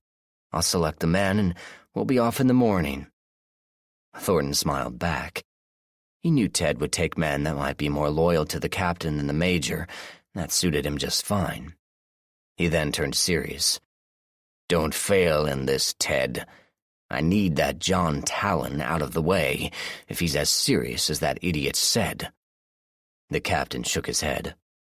"How hard could it be?" he asked. 17. Dan Winters ran. He had to get to his boat and make a run for it, at least across the river. He couldn't go south now because they would be waiting for him on the river. But his conscience was starting to get real itchy, and he began to feel like he needed to go north. Right now, he just wanted to get away. "There he is! Get him!" Shots whipped past his head as he crashed down the long slope towards the water. The men above him were clearly unused to a hard chase, and Dan was able to keep ahead of them. He had kept his weapon, but he knew if he stopped and fought, he would be outflanked and killed in a short amount of time. The greatest danger would be the precious few seconds he was going to need to get the boat untied and started, but if he could gain a few seconds, he might be able to make it. As he reached the bottom of the slope, pretty much on his ass, Dan stretched his long legs and ran like he had never run before. While taking shelter behind a tree, he looked for his pursuers and saw them just halfway down the slope, dim shapes through the leaves. Praying for luck, he took out his handgun and fired as best as he could with shaking hands. 4 shots, and then he was running again, not even looking to see if he had hit anything. The men on the hill shouted and ducked for cover, giving Dan a few seconds to get away. But when more shots weren't forthcoming, the soldiers continued pursuit. Winters ran for the water's edge, and then ran upriver to where his boat was moored. He slashed the rope with his knife, then threw the boat into the water, launching himself into the back end. Muttering a quick prayer, he yanked on the cord and the engine came to life, then died. Cursing, Dan primed the motor, prayed again, then tried again. The motor coughed again, and then died. Dan primed it again, all the while realizing he was drifting closer to his pursuers. Yanking the cord again, Dan ducked down as a bullet careened off his gunwale and ricocheted into the sky. The engine coughed, sputtered, wheezed, then roared to life, surging forward and nearly tipping Dan Winters overboard. He corrected himself and sent the boat running upriver as bullets whipped past and churned the water around him. He fired his own weapon over his shoulder at the assembled men on the shore, causing them once again to duck. Just as he was about to round a bend to relative safety, Dan pitched forward as a sledgehammer slammed into his back. He managed to keep a hand on the tiller and steered himself away from the fight. Back on the shore, the men saw Winters fall and figured him for dead. They reloaded their spent magazines and started the long walk down the river back to the lodge, congratulating themselves on a job well done. Dan knew he was in a bad way, but he couldn't go for help. He shoved a towel onto his injured back and strapped his backpack on as tight as he could, trying to stop the bleeding. The bullet hadn't gone completely through, but was lodged in his back near his shoulder. His right arm was nearly useless, but he had to keep going. He had to get to Starved Rock and warn the families there they were in danger because of his stupidity. After he and his friends had quit the community, they had found nothing but hardship. They had lost one of their number in a bad town crawling with little fast zombies that had chased them to the river. They had managed to escape, but just when things seemed to go well, they turned bad again. After a month of living hand to mouth, Dan had regretted acting like such a fool. He and his companion were just about to turn north anyway and ask forgiveness when they had been caught. Now, Dan's big mouth may have condemned several people to die, but it wasn't going to happen if he could help it. Winters traveled until nightfall, then beached himself on a small island. It was safer than trying to find a place on shore. He settled into a feverish sleep, sweating and fidgeting. In the morning, Dan woke up to find the sun full on his face. He had slept longer than he wanted to, and his shoulder was stiff as a board. It was a struggle to get up and even harder to start the motor, but he managed to do it, crying out in pain as he fell back when the motor kicked to life. His shoulder was a mess of dried blood and the towel was stuck to his back, but the bleeding had stopped. Dan gritted his teeth and continued north. A week later, a man tending to cattle held on an island in the middle of a river discovered a small boat grounded on the south side. He surely hadn't seen it before, but approached it cautiously since there appeared to be a bloody hand hanging over the side. Looking in, he saw a man, barely old enough to shave, slumped in the bottom of the boat, hardly breathing. Carefully lifting him, the man brought the injured kid over to his boat and took him swiftly across the river to the landing on the other side. Taking out his radio, he called ahead and received a reply telling him to hold tight and wait.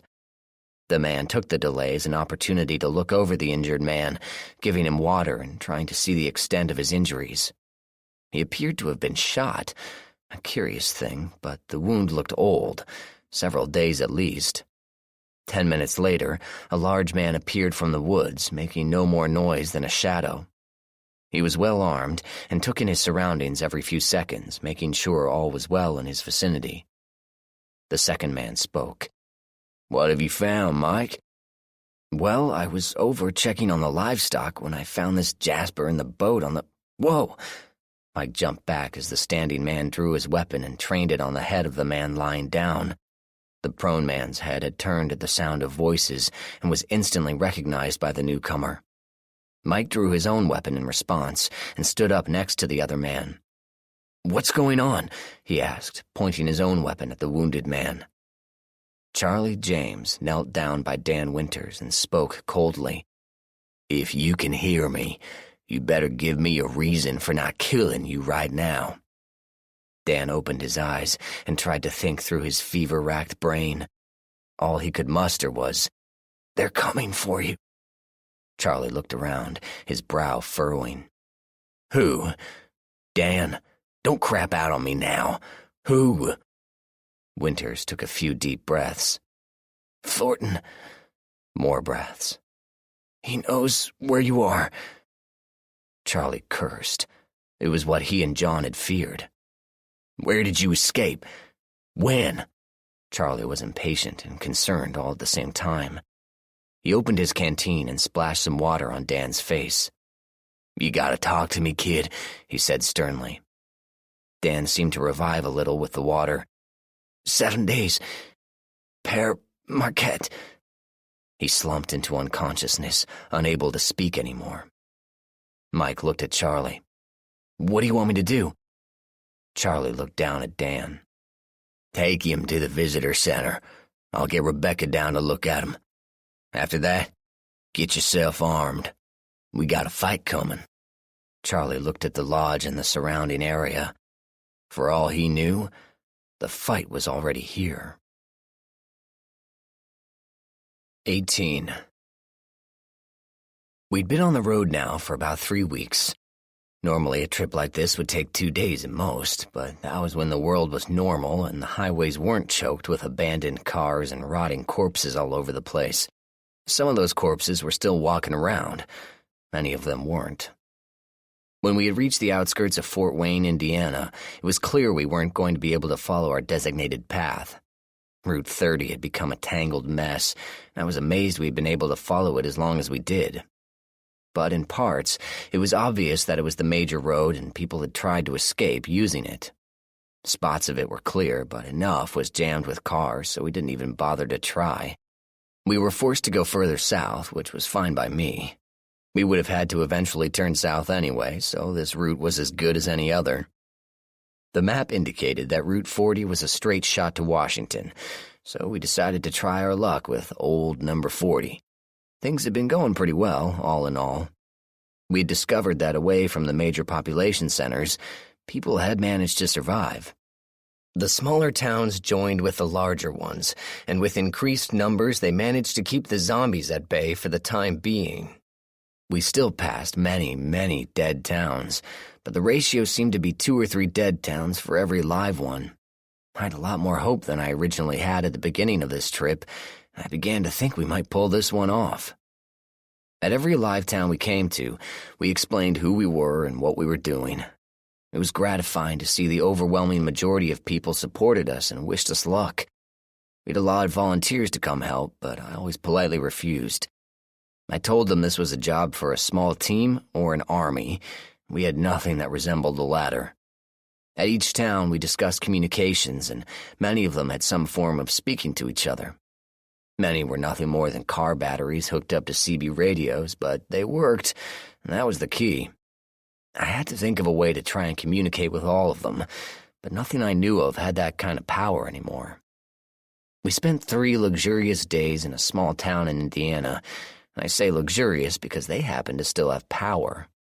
The electrical plant was nuclear, and since they managed to figure out how to keep the thing running and closed all non-essential lines, my crew and I actually managed to take a hot shower for the first time in forever. Tommy said he was grateful for the water as well.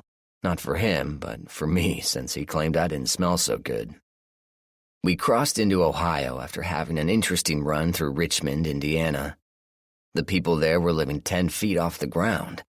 Every man, woman, and child had up and moved literally 10 feet in the air. They had suspended bridges between buildings, created walkways that allowed them to move freely about the town, all without touching the ground. Baskets of earth had been hauled up to the tops of flat-roofed buildings, and they planted their food up in the air as well. All this was well and good, but there was a snag that we could see from our perch on a distant hill. The ground was crawling with zombies. All kinds, large and small, milling about, groaning at whoever happened to be seen at that particular moment. The noise was impressive, but even more so was the fact that the people didn't seem to notice the grim sea beneath them. They had adapted their world and were content with the living arrangements. We just went our way. It was none of our business, and the odds were long against us. Besides, if we did somehow manage to get rid of the Z's, they'd probably be mad at us for making them waste all that effort. People were weird.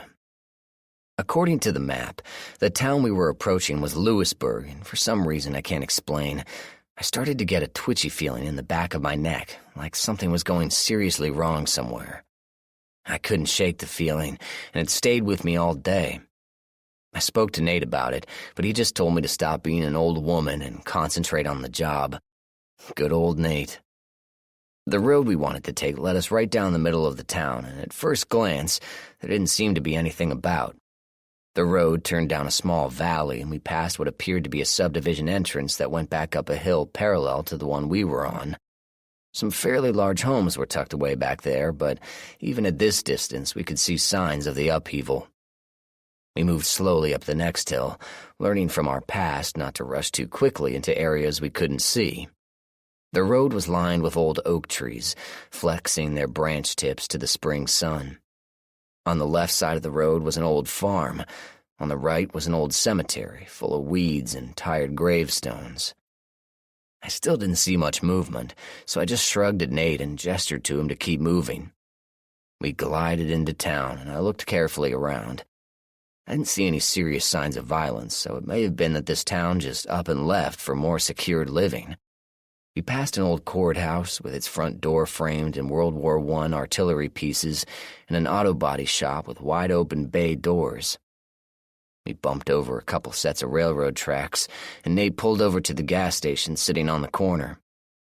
"We're not empty, but a couple of our gas cans are, so I'm going to see what I can come up with," he explained, easing the big rig under the station's awning. "Sounds good. I'm going to have a look around, see if I can't come up with any supplies," I said, moving to the gear locker. Tommy and Duncan came up from the back. "What's up?" Duncan asked, looking out the window at the quiet town. "Nate's going to see about some gas for the rig, and I'm going to see about some possible supplies. Want to come along?" I asked, shrugging into my backpack. My cig was always on me, as was my knife. I picked up my AR and pickaxe. "Sure," Tommy said. "I could stand to stretch my legs." He grabbed his gear, and Duncan did the same. We each snared an empty duffel bag to put supplies in, and with a quick look out the window, stepped out of the RV. We quickly fanned out into a triangular pattern, moving eastward on a crossroad that ran parallel to the railroad tracks. There were a number of businesses along that front I wanted to take a quick look into, especially the pharmacy midway through the block, since medicines were in constant short supply. We moved past a small ticket station next to the tracks, and I looked around to see if there was any more evidence the town had been hit by the virus.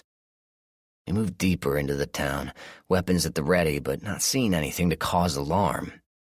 I guess that was why I was nervous. I didn't see anything wrong, yet the whole setup felt wrong for some reason. I had the distinct feeling I was being watched, but I couldn't be sure. If it was the undead, they would have attacked the moment they had the chance. If it was a hostile local, they had plenty of opportunity to plant a bullet between my eyes. That thought didn't make me feel any better, but the fact that nothing had happened yet was probably the thing that was bothering me the most. I broke the silence to the other two. "You guys got a feeling about this place?" We moved further up the street towards the businesses. I could see a subdivision in the distance, rows upon rows of cookie-cutter homes. The entrance was across the tracks again, about a quarter-mile up the road. "You mean like something is seriously wrong here, and we're just too stupid to figure out what it is?" Duncan asked. "Or the proverbial shoe is about to drop, and we're right underneath it," Tommy added. "That would be the feeling, yes," I said, grinning to myself. I looked around as the wind picked up, rustling through the budding trees. Bits of debris flitted here and there, and something hit my foot. I looked down and saw the small white towel had snagged itself on my boot. I kicked it off, and it fluttered in the wind, just like a little white flag. Little white flag. I turned to say something, and my mouth dropped. Between us and the RV were probably 50 ghouls, shuffling steadily at us in the increasing winds. The RV itself was surrounded. I had a fleeting hope that Nate had made it safely inside. If he had, he could stay there until the supplies ran out, since they had no way of getting in. If not, rest in peace, old friend. From the subdivision to the east, zombies were coming out from between every house. Down the street, dozens of zombies were moving out from alleyways. All of them were focused on one thing, and one thing only. Us for lunch. "Holy," Duncan started. "Shit," Tommy finished. "We need cover," I said, looking quickly around. I thought briefly about getting on top of the little train station, but the main body of advancing Z's had already reached it. I looked at the row of houses across the tracks, but zombies were over there as well. Where the hell did these guys come from? It reminded me of something, but I didn't have time to think about it. "This way," I said, bolting for the pharmacy. It was the nearest building and would at the very least afford some cover and reduce being attacked from all sides. Tommy and Duncan didn't hesitate. They were right on my heels. That was one thing living on the frontier taught you. If a trusted member told you to do something, you did it immediately. Your survival depended on it. As we ran, I heard the horn of the RV, and stealing a glance to the pack of undead, I could see several unmoving zombies stretched out near the RV. Nate was probably okay, safely ensconced in the RV. Hopefully he would be able to pull our butts out of the fire one more time. I was glad to see he wasn't dead. Right now, though, I had to save my ass and those of my friends. We sprinted to the store and dove through the door. I moved ahead into the darker back area, checking for threats while Duncan and Tommy threw shelves and counters and everything not nailed down in front of the door to block the way. I made it all the way to the pharmacy counter when the first zombie hit me. I was coming around the condom display and angling back by the stockroom when a dark shape reared up out of the vitamins and took a swing at me.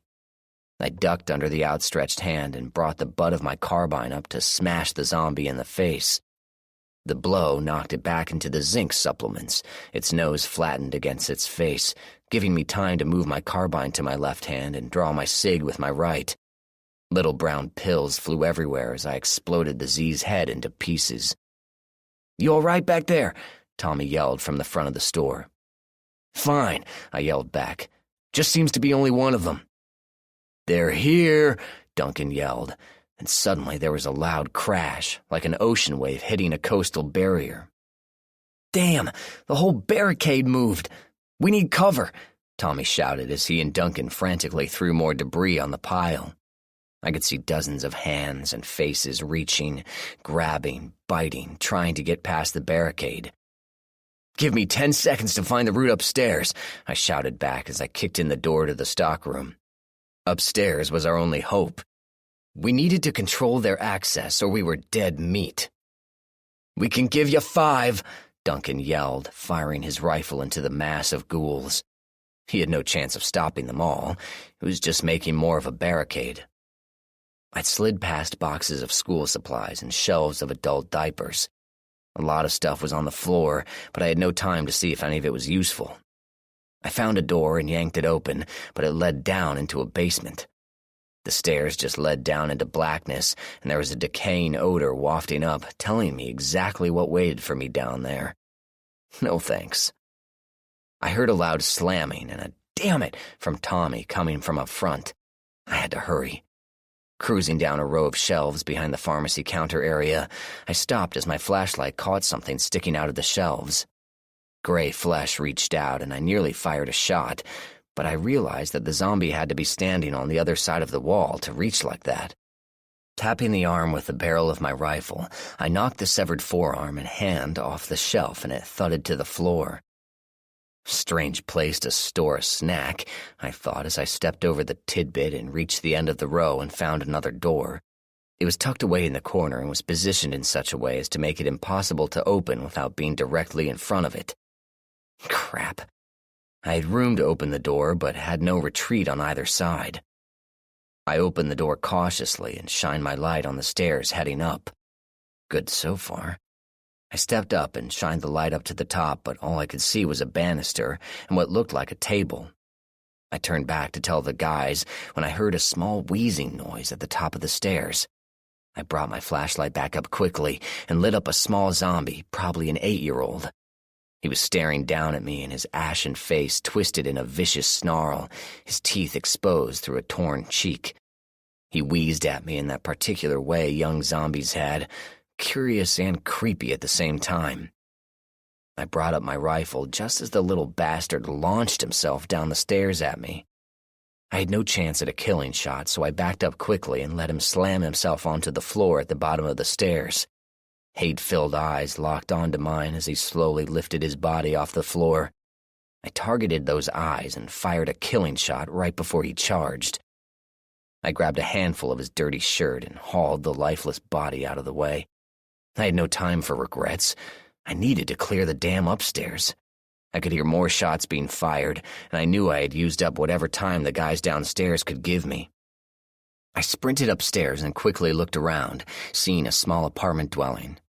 The kitchen was a mess, and there was dried blood here and there, indicating more zombies. Lucky me. I cleared the kitchen and small living room, then worked my way down the hall. 2 small bedrooms were clear, but the door at the end of the hall was closed. I moved quietly to it and tapped softly on the door. When I listened at the door, I heard nothing, so I was about to open it when the door shook hard, rattling in its frame. Something on the other side was pounding up a storm, and by the way the door was shaking, it was big. I watched for a second, seeing if the door would hold, and when I was sure it would, I went back to the stairs to get my friends. I was on the ground floor and halfway through the row of shelves when Duncan and Tommy came barreling around the corner. "Go! Go! They're right behind us!" Tommy shouted, waving his hand at me to turn around. I didn't need to be told twice. I spun around, and we ran up the stairs and back into the apartment. I let Duncan clear the landing, then I threw the table and chairs down the stairs to stall the horde, which was just reaching the door at the bottom of the stairs. Tommy ran down the hallway, and Duncan and I were right behind him. He moved into the room on the left, and we followed, slamming the door closed and looking for something to brace against it. A quick look around revealed this room was not going to be a safe haven. It was a boy's room, probably belonged to the little Z I just wasted. There was a plastic race car bed, a little pressboard desk and dresser, a plywood toy chest, and a fishbowl that had some brackish water but no fish. Absolutely nothing that would hold back the advancing hordes. As we caught our breath, we could hear crashing sounds as the zombies fought their way past the table and chairs. In hindsight, I probably should have tossed down the fridge as well. "Find an exit," I told Tommy, realizing for the first time this room had no windows. "Bust up that desk," I told Duncan. "We need splinters, anything with an edge." Duncan pulled his close-quarters weapon, a modified warhammer, and set to work with gusto. I went to the door and listened, hoping against hope that the zombies might lose us and leave, or at least leave few enough behind to be dealt with easily. I could hear shuffling in the hallway, and the attention was focused on the twit banging away on the end of the hall. I then heard something that chilled me cold. A small scraping sound, then a click. I realized instantly what had happened. The damn zombie had turned the doorknob and opened the door. I relayed the information to the other two, and they just looked at me for a long moment. This changed a lot, and I hoped like hell it was an isolated incident, otherwise it meant a whole new dimension to zombie fighting. If they could turn a doorknob, they could problem solve, which meant one very frightening thing. They were starting to learn. "God help us," I whispered. "No shit," Duncan replied as he brought me some splintered desk legs. We stuck the pointed ends into the space between the door and the door jamb, putting 4 of them to good use. The hinge side we left alone because it wouldn't have helped. I looked over at Tommy, who was busily ripping a wall apart. He cursed as he struck brick, then cast his eyes on the floor. He looked at me, and I shook my head. "We're right over the store area, which would drop us right into the middle of it," I said, pushing hard on a makeshift wedge. "Damn it." Tommy looked around, got his bearings, then stood on the small chair to punch a hole in the ceiling. "If it's bricked up here, I have no plan." "You'll be fine," I said. "Just find us room to get through. A vent, crawl space, attic, whatever." "Yeah, I just hate getting drywall in my eyes." "Poor baby," I retorted. "Listen, you two," Duncan started, but his eyes drifted to the door and his voice died away. I looked down and saw what he did. The doorknob was starting to turn. Slowly, but it was turning. I grabbed the knob to stop it, and the door shook as the dead on the other side groaned loudly and threw themselves against it. The wedges held, but Duncan had to pound them in with the warhammer because they had been loosened. Tommy tore at the ceiling with both hands as the pounding increased. I leaned against the door to hold back the horde and felt the staccato drumbeat as a dozen dead hands flailed in the opening. Duncan waited with his hammer to pound back any pegs that worked loose. Suddenly, the door heaved inward and all of the pegs clattered to the floor. I pushed as hard as I could against the door, avoiding the hands and arms that struggled to get around and grab hold of anything they could reach. "Shit!" I yelled. "Tommy, we need an exit, now!" "Just a minute," Tommy sing-songed back. "Haven't got a minute," I shouted, heaving against the door. Duncan was pushing hard as well. "Your dilemma is important to us. Please hold, and our next available representative will be with you shortly. The one good thing that came out of the upheaval, and you ruin it." At least the end of civilization had taken telemarketers with it. I heard crashing sounds behind me as a zombie pushed its nasty head into the opening and tried to squeeze into the room.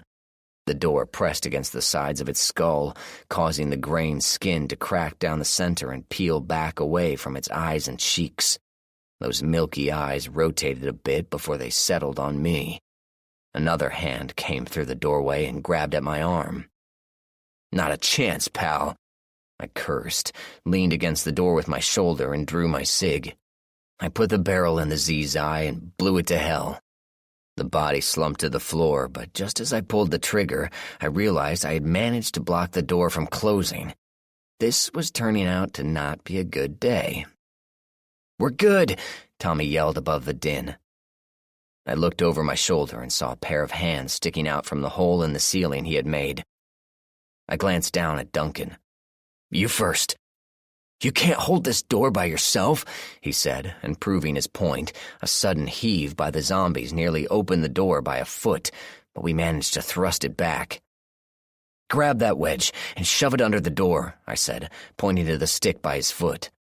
Duncan complied and saw what I wanted him to do. He grabbed the other three and pounded them under the door as well. It wasn't much, but it would have to buy us a few precious seconds. "Come on!" shouted Tommy from above, the hands shaking furiously. "Go!" I said to Duncan. Duncan impressed the hell out of me by stepping away from the door, bringing up his rifle and firing 5 times through the opening. Thumps against the door proved his accuracy. "Thank me later," he said as he stood on the small chair, grasping Tommy's hands. In an instant, he was up through the opening. Then 2 more hands appeared. I let go of the door just as the zombies fell against it again, cracking it open and surging into the room, falling down over their dead companions. I leaped for the hands, knowing if I missed, I was dead. Thankfully, strong hands grasped me, and I was pulled up through the ceiling with both men lifting me, zombie hands literally sliding off my boots as I passed from their clutches. I stepped down onto support beams, realizing that this was an unfinished part of the attic and we could still fall through the ceiling if we weren't careful. I looked over at the 2 men. "Thanks," I said. "Anytime," Tommy said. "But we aren't safe yet." "Right. Let's look around and see if we can't find a way out of here." I moved carefully into the attic, stepping around a brick chimney and heading over to what looked like a window. Below us, the dead groaned at the hole that ate their dinner, unable to comprehend what had happened. They could likely still smell us and hear us, but they had no way to pursue. Thank God. The window was nailed shut and painted black, but a tap with my knife handle cracked it quickly enough, and I looked out the hole at the side of the building next to this one. I peered down, seeing there was no way we were going to make it down 3 floors without injury, so jumping was out. The building next to us was 4 stories, so we couldn't escape that way either. The cracked window let in a decent amount of light, enough to see the other window on the far side of the attic. Tommy worked his way over there and popped a hole in the glass of that window. Looking around, he smiled back at us. "Good news," he said. "What's that?" I replied. "Got a fire escape here." "Any bad news?" Tommy looked out again. "Quite a few Z's out there, but they look to be moving towards the other side of the building." "All right. Well, let's hope they stay true to form for a bit and don't look up. Let's get the glass out as quietly as possible, then we'll make our way up to the roof. These buildings are close together, so we should be able to make it back near the RV, or someplace where Nate can get us," I said, pulling out my pickaxe to pry out the glass in the window. "Think Nate's okay?" Duncan asked, wincing as a piece of glass cracked under my work. "He'd better be," I said, trying to mask my concern for my friend. We worked quickly, making an opening big enough to escape, and in short order, we were on the roof. I jogged over to the front and looked down. Holy mother of God. There had to be 200 zombies down there trying to get into the front of the pharmacy. We had to move fast, because if one of them happened to see us, we were in a serious race. From the distance to the next building, it was clear we had to go away from our objective. The building next door was too tall to try and get onto the roof, and the building after that was a 2-story, so it was useless to try and gain any ground that way. The building on the other side was the same level, so it was a quick jog and a jump to get to the next building. The one after that was a full floor lower and further away to boot. But desperation leads to determination, and I jumped first after throwing my backpack and pickaxe over ahead of me. I aimed for a roof access to break the fall, missed completely, and wound up rolling ass over tea kettle across the roof. I stood up to see Duncan and Tommy laughing at me. Then I got to laugh as the two of them did the same thing. We had one more building to go, and fortunately it was the same height. Unfortunately, it was also about 12 feet between the buildings. Gritting my teeth, I took a long running start and sailed over the opening, skidding to a stop about halfway across the roof. Tommy went next, and I stood near the edge to grab him if he went short. He didn't, and we both waited for Duncan to screw up the courage to move. It took a while, but he finally did it, pumping his arms like a piston and breathing like a steam engine. He launched himself like he was flying and did a graceless belly flop onto the gravel roof of the building. Tommy and I covered our mouths, convulsing with silent laughter at the sight, made worse by the dire consequences of getting caught. Kind of like getting the giggles at a funeral.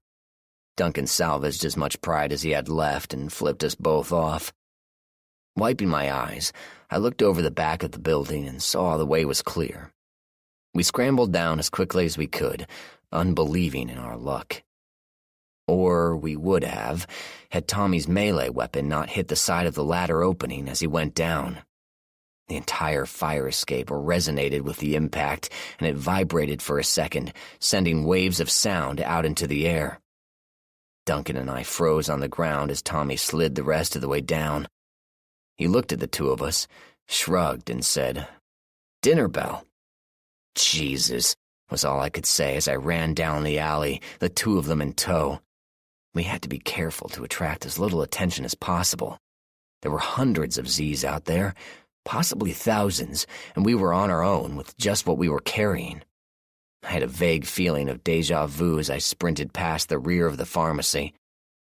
At the end of the buildings, I looked carefully out and around, hoping to see no one, and that was exactly what I didn't see. Dozens of zombies were on the move, and they were coming out from all over, galvanized by their brethren to hunt food they thought was nearby. I looked over at the gas station, and I was both relieved and furious at the same time, if such a thing was possible.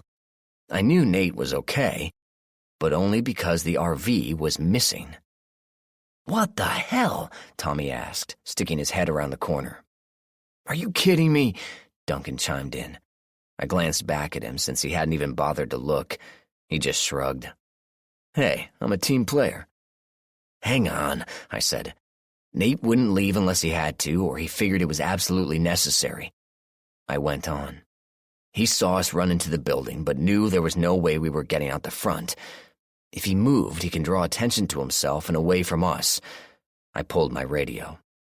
"And we get hold of him thusly. Nate, you alive? Over?"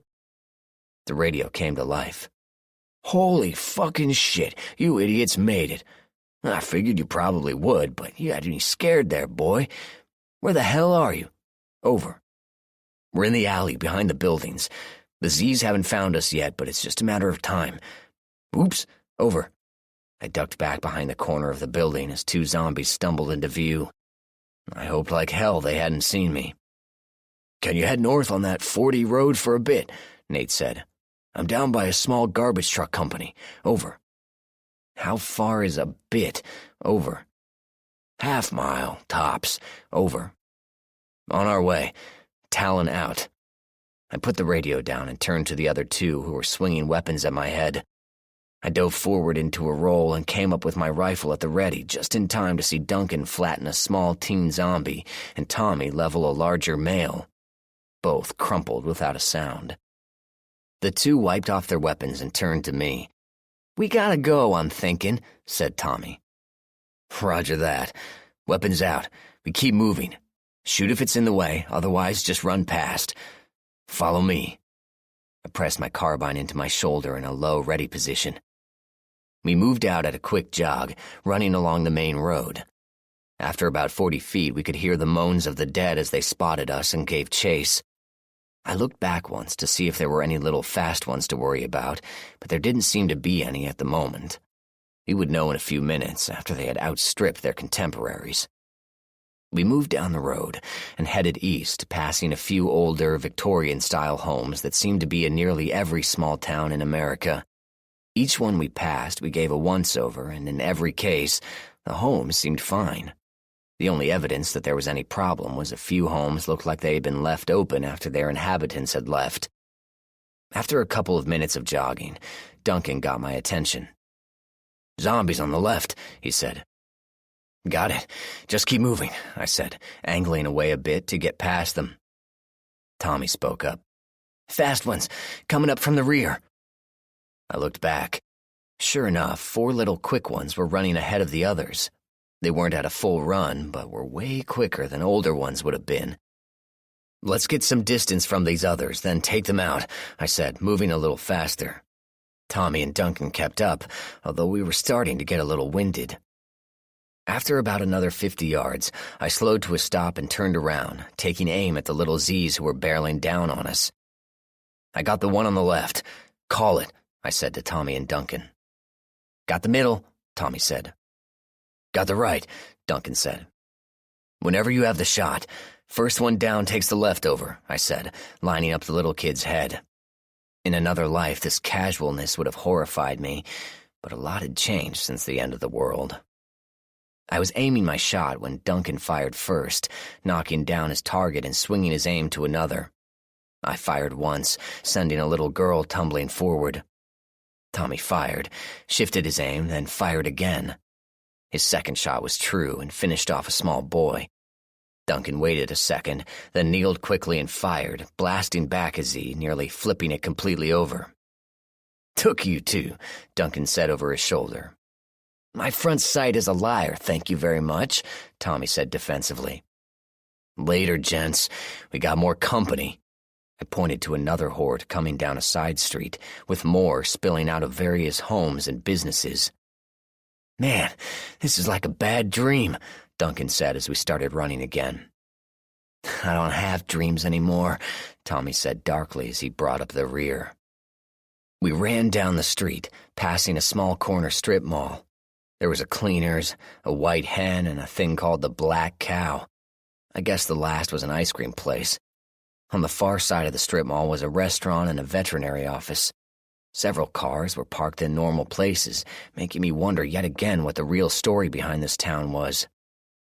I looked up the road and finally saw the RV.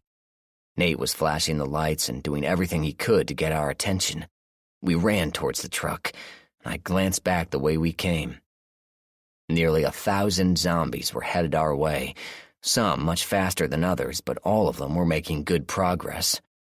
I'd need a wall, 20 men with 200 rounds of ammo each and a whole boatload of luck before I would even attempt to try to take this town back. That or a deep freeze and sledgehammer.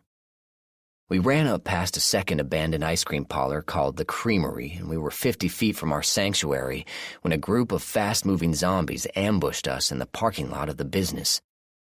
There wasn't time to fire a weapon. They were on us that fast. There were 5 of them, and had any of us fired, we might have hit each other. It was pure hand-to-hand. I punched one of them to the ground, holding it down with a foot on its neck while I elbowed another in the head, spinning it away from me. A third got hold of my vest and lunged in for a bite at my stomach, thwarted only by the AR magazines in my front pockets. I tangled my hand in its greasy hair and viciously wrenched its head around, snapping its neck. The second one was on its feet and after me again, coming in low and fast. I stepped off the one on the ground and drew my blade, a simple buck Nighthawk Tanto. I liked this blade because it could punch through sheet metal and skulls with equal enthusiasm. As the zombie neared, I pivoted away from the snapping teeth and plunged the knife hilt deep into the back of its neck. The powerful blade sheared through its spinal cord and paralyzed it instantly. I turned my attention to the one on the ground who had crawled up and was rearing its head back for a bite on Duncan's calf, Duncan being occupied with a squirmy Z who refused to hold still and die. "No!" I yelled, reaching down and grabbing the zombie's ankle and hauling it away from Duncan. The ghoul twisted around and blackened teeth streaked at me like a striking rattler. I swung my blade up hard and slammed it under the chin of the zombie, burying it in the brain pan of the monster. The zombie looked surprised for an instant, then slumped dead. I pulled out my blade and quickly searched for new threats, not seeing any, but watching Duncan and Tommy finish off their enemies. I quickly wiped my blade off and picked up the rifle I had dropped in the fight. "Thanks, man. I owe you one," Duncan said, cleaning off his knife. "No score, brother. You know that," I said, clapping him on the shoulder. Tommy spoke up. "More coming." He pointed down the street. "We gotta get out of here." His sleeve was torn, but I didn't see any bites. "You're right. Let's get the hell out of this town," I said, running over to the RV. We would clean up later. Right now, we needed to get away to relative safety. We jumped inside and stowed our gear, stripping away any clothing that might have zombie virus on it. Tommy took off his shirt, and I was relieved to see he didn't have any bites. Duncan had a welt on his leg, but that was the worst of it. I was very careful removing my vest since the little Z had gotten its mouth on it. Nate moved the RV out of the town, heading out again on Route 40. I slumped in the passenger seat and looked over at him. "Well, that was a bust. Did you manage to get any gas?" I asked, hoping for some good news. Nate grimaced. "No, and they jumped me so fast I left an empty can behind, so we're gonna need another one from somewhere." I sighed. I guess this confirmed my suspicion about the place, but something was nagging the back of my mind and wouldn't let go. I mulled it over for a bit, and when the answer hit me, it was like a ton of bricks. I called Duncan and Tommy up to the front. They had changed clothing and were in regular duds. "What's up?" Tommy asked, dropping into a kitchen seat. Duncan plopped down beside him. I looked at both of them. "Remember when we were walking, we had a bad feeling about the place?" "Yeah, what about it?" Duncan asked. "What was your feeling on the situation?" Duncan looked up. "Let's see. We were moving through what looked like an abandoned town, but when we got away from our safety, suddenly there were Z's everywhere." "Right," I said. "What did you think right when we saw all the zombies?" I knew what I thought, but I wanted to see if they shared my sentiments. Tommy spoke up. "I remember thinking we had just walked into a trap." His face suddenly fell. "Oh, man," he said. Duncan looked stricken as well. "If they laid a trap, then here's a whole new ball game." I nodded. "It goes in line with the doorknobs," I said.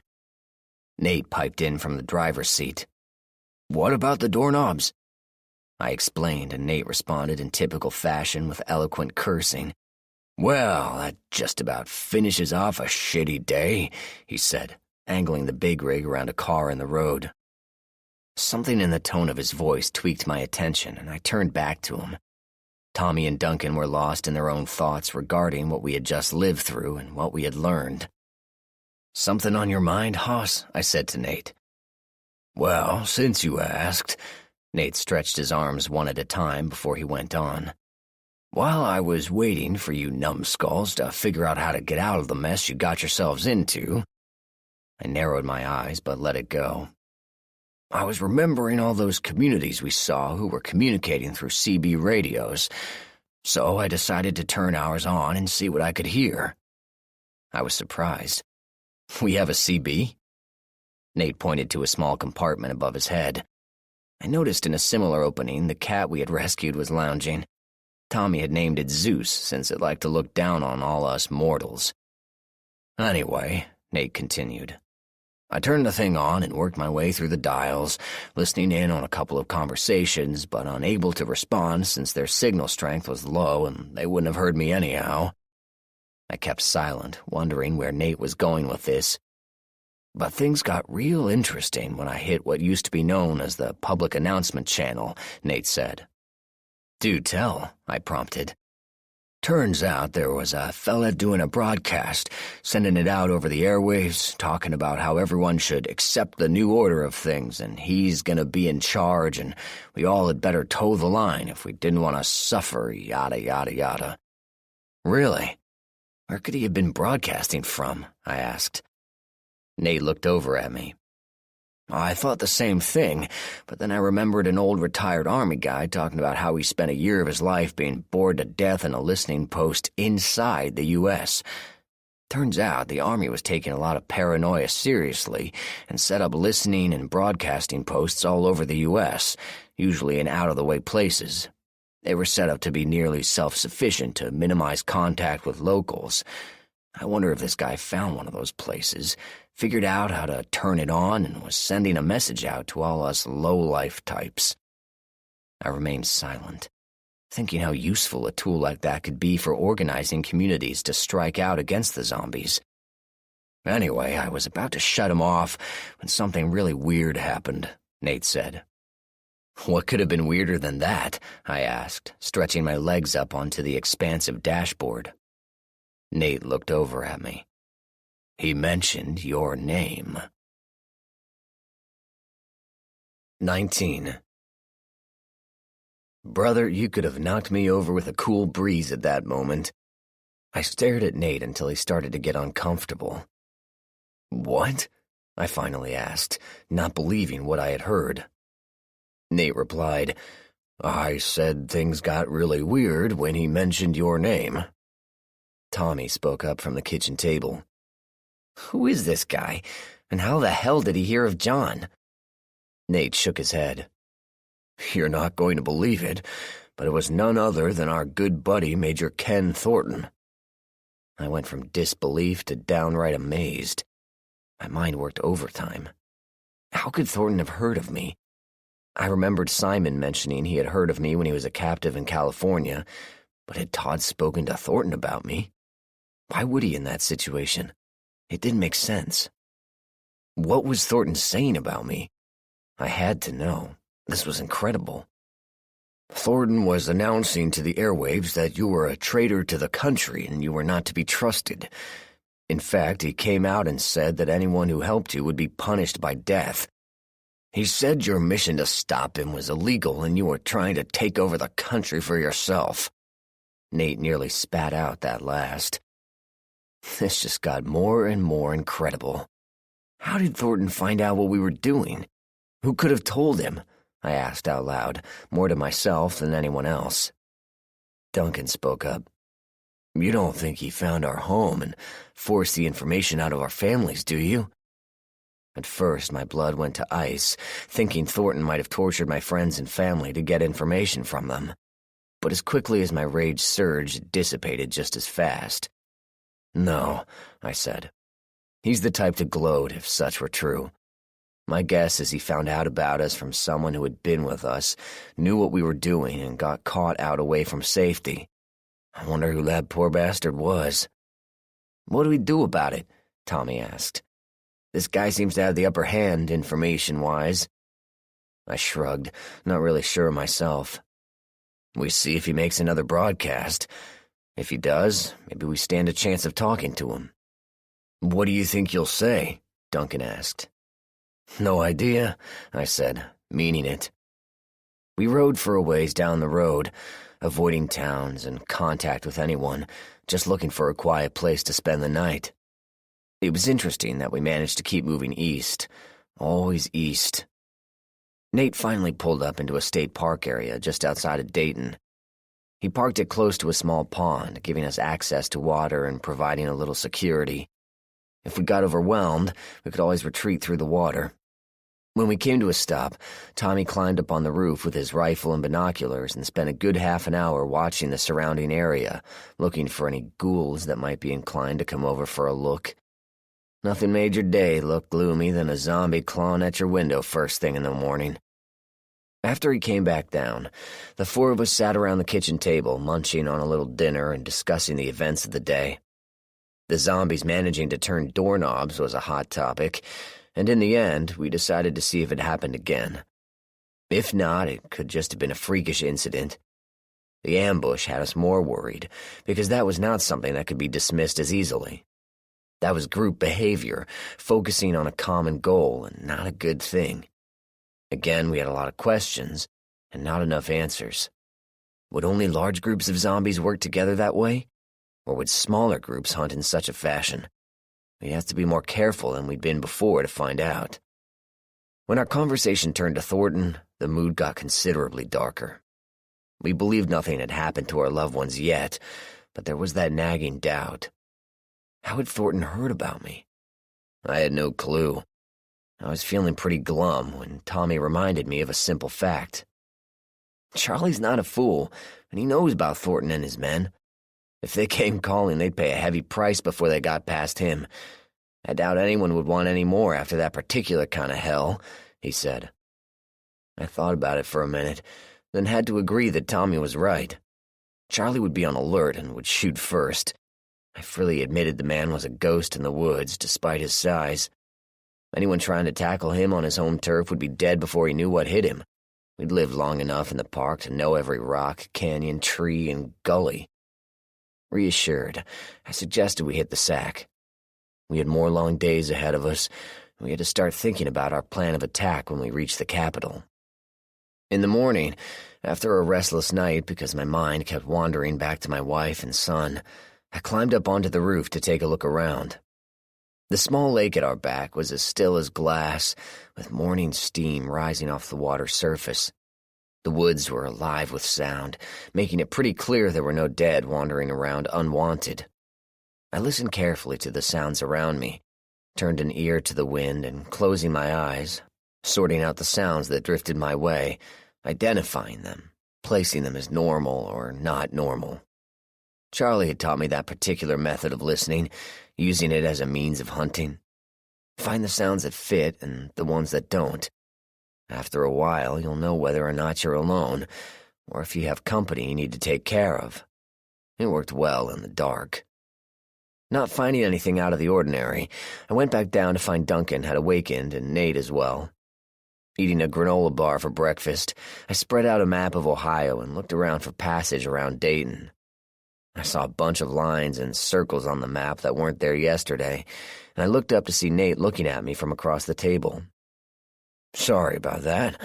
I had a notion last night and spent some time sorting it out," he said. "What kind of notion?" I asked, looking at a heavily circled area outside the town of Fayetteville. "Thornton's broadcast had to have come from somewhere nearby. Those government stations were set up all over with overlapping ranges so nothing could get by on any frequency. But listening is different from broadcasting, and if the government wanted to keep these things quiet, they had two options. Hide them far away from prying eyes, or hide them in plain sight. In this area, they had to be away from sight. Given the range of most radios and equipment I'm familiar with, I'd say Thornton has to be somewhere within 100 miles of us, give or take 20. "Before you get any notions," Nate cautioned. "Thornton has you outmanned and outgunned. Chasing him down will get you killed." I shook my head. Nate knew me pretty well. "Why did you circle Fayetteville?" I wanted to know. "Best guess as to where he might be. I imagine he found one of these stations and was able to determine where others might be located. He's probably jumping from one to the next, sending out his message, impacting as many people as he can," Nate said. I thought about that one. We had to find a way to shut him up before he managed to demoralize half the country. "You don't think there might be a way to link those stations? Be able to send out a broadcast over a wider area?" I asked, thinking about a general message. Nate pondered that for a bit. "Might be possible if you had someone at each station, but we don't have enough men for that. Not sure about the power of those stations either. I'd know more if we were able to take a look into one." "Fair enough," I said, looking down at the map. "We need to think about a route around this town. It's too big for a run-through." "No problem. Have fun with that. I want to stretch my legs a bit and look around." Nate pulled on his gear and stepped outside. Tommy watched him go, then took out his rifle and climbed onto the roof. I'll bet Tommy didn't even think about what he was doing. We were so used to backing each other up, it was second nature. Duncan strolled out of the back, yawning and stretching his arms. He popped his neck, then dropped down to do about 40 push-ups. His morning routine was pretty close to mine, although I tried to do pull-ups on the roof access ladder for a variety. Duncan thumped me on the back as he passed by, settling into the driver's seat and staring idly out the front window. I buried myself in the maps, pausing every now and then to think about Jake and Sarah and wondering if I was doing the right thing. My reflections were interrupted by a strange voice coming from the front. It wasn't Duncan, so I looked up.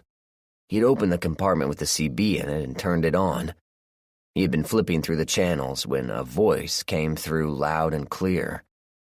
"Good morning, Americans. At least what's left of you.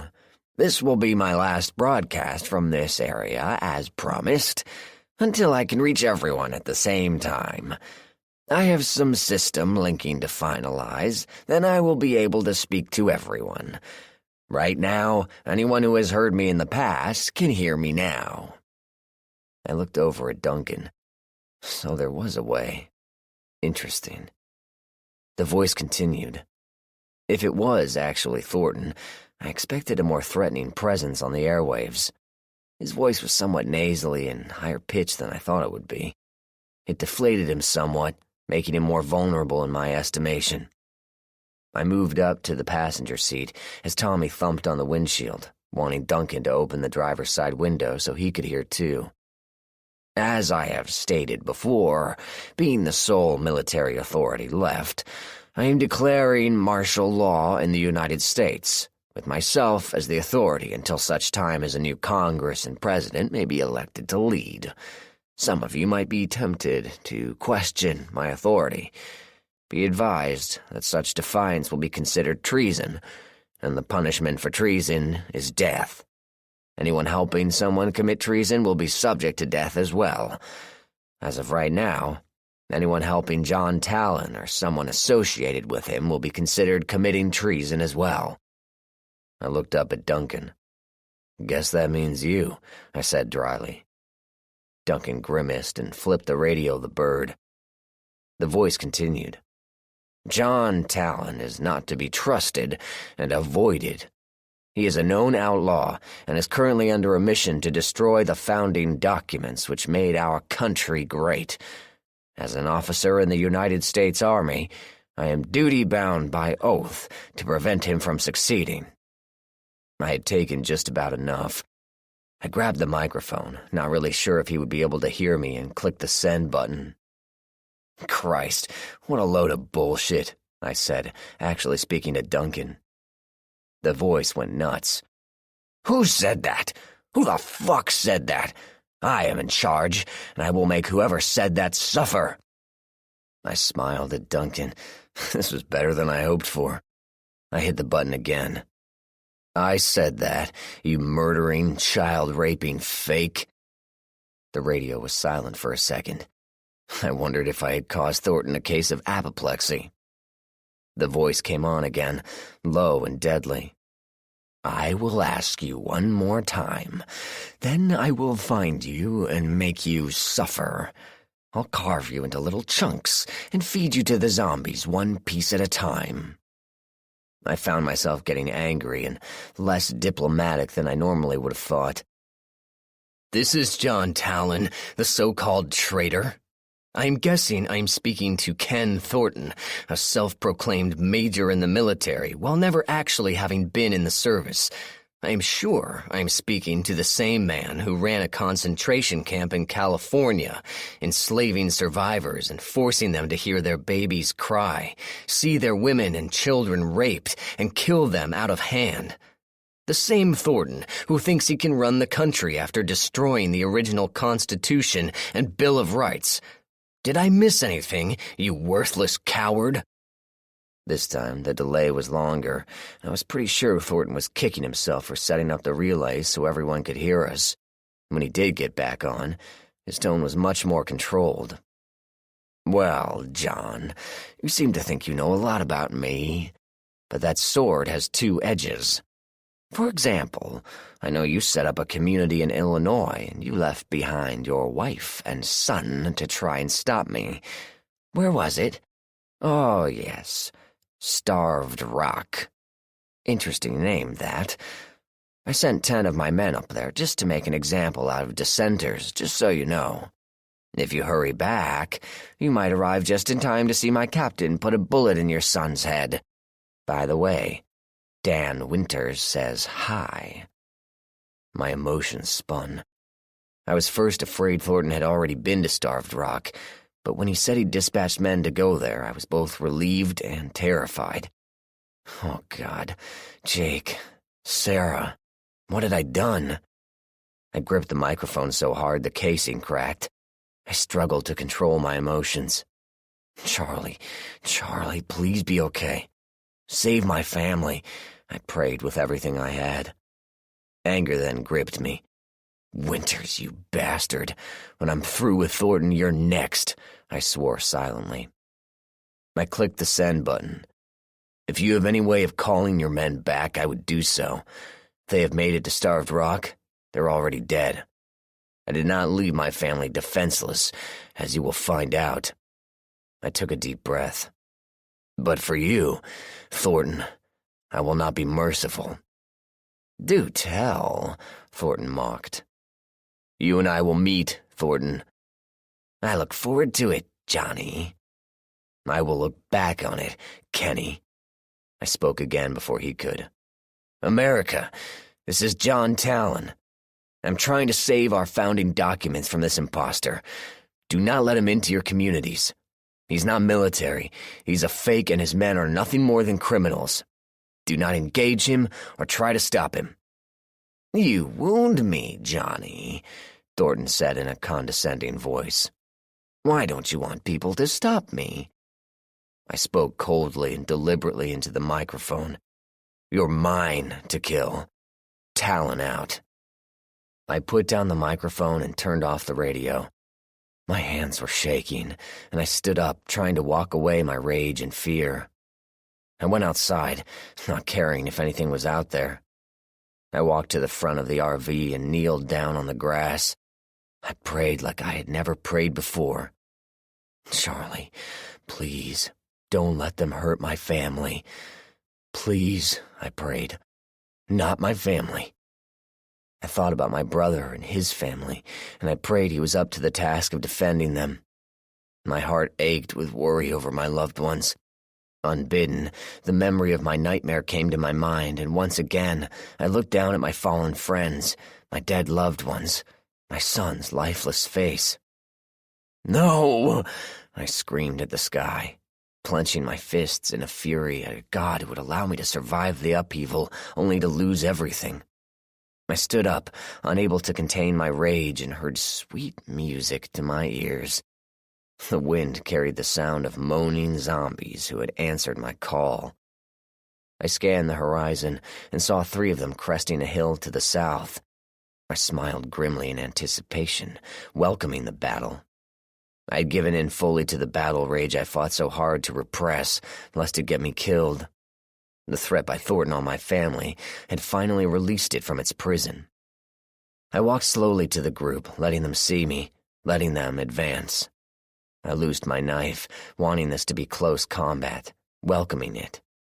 The rational part of my mind was screaming at me to pull my sig, shoot and run, but I ignored it. The zombies moaned fiercely. I snarled in reply. The killer had awakened and wanted to smash and destroy. I ran to the closest zombie, a severely decaying specimen, and jumped in the air, bringing my fist back and punching as hard as I could as I came down. The Z flipped over, and I landed in a crouched position as the next one, an older woman with flesh hanging off her arms, reached a slow, skeletal hand at me. I laughed and swept the arm away, swinging my leg out and catching it behind the knees, dropping it to the ground. The third was quicker, a younger guy with no scalp, but not quick enough by half. I reached through its grasping hands and grabbed it by the throat, sinking my fingers into its decaying flesh. I ignored the hands that grabbed at me as I turned it around and sank my other fingers into its eye sockets, spurting fluid out as the eyeballs popped. I reared my head back and roared as I brought my hands together, snapping its neck like a dry tree branch. I threw the motionless zombie onto the ground as the other two regained their feet. I didn't wait for them both to attack. I kicked the nearest one in the knee, cracking the bone backwards and sending it tumbling down.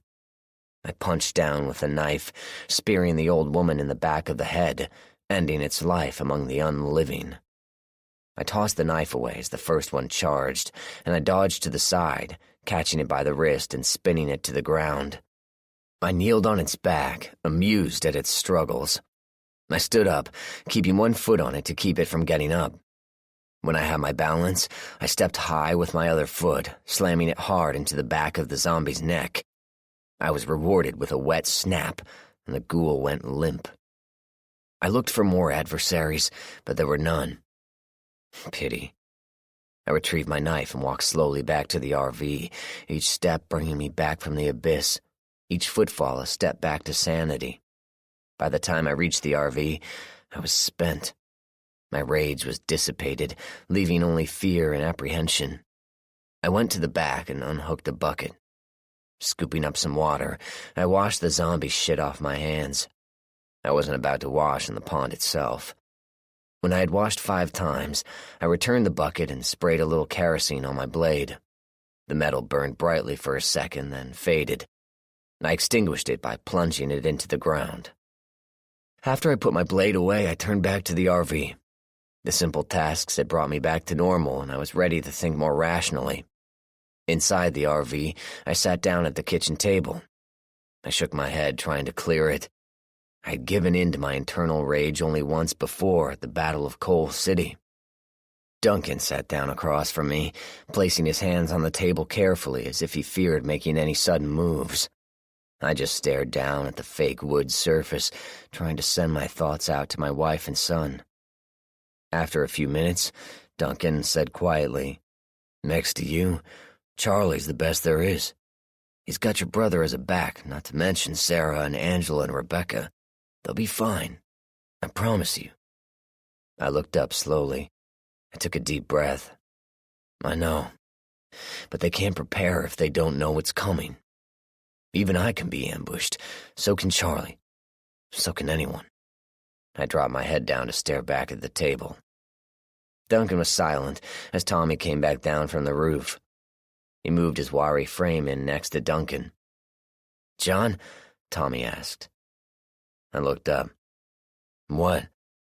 "If you want to head back, I'm with you. This whole mission can go scratch if it means we lose our loved ones," he said. I thought about that. Losing our loved ones. Losing everything we held dear.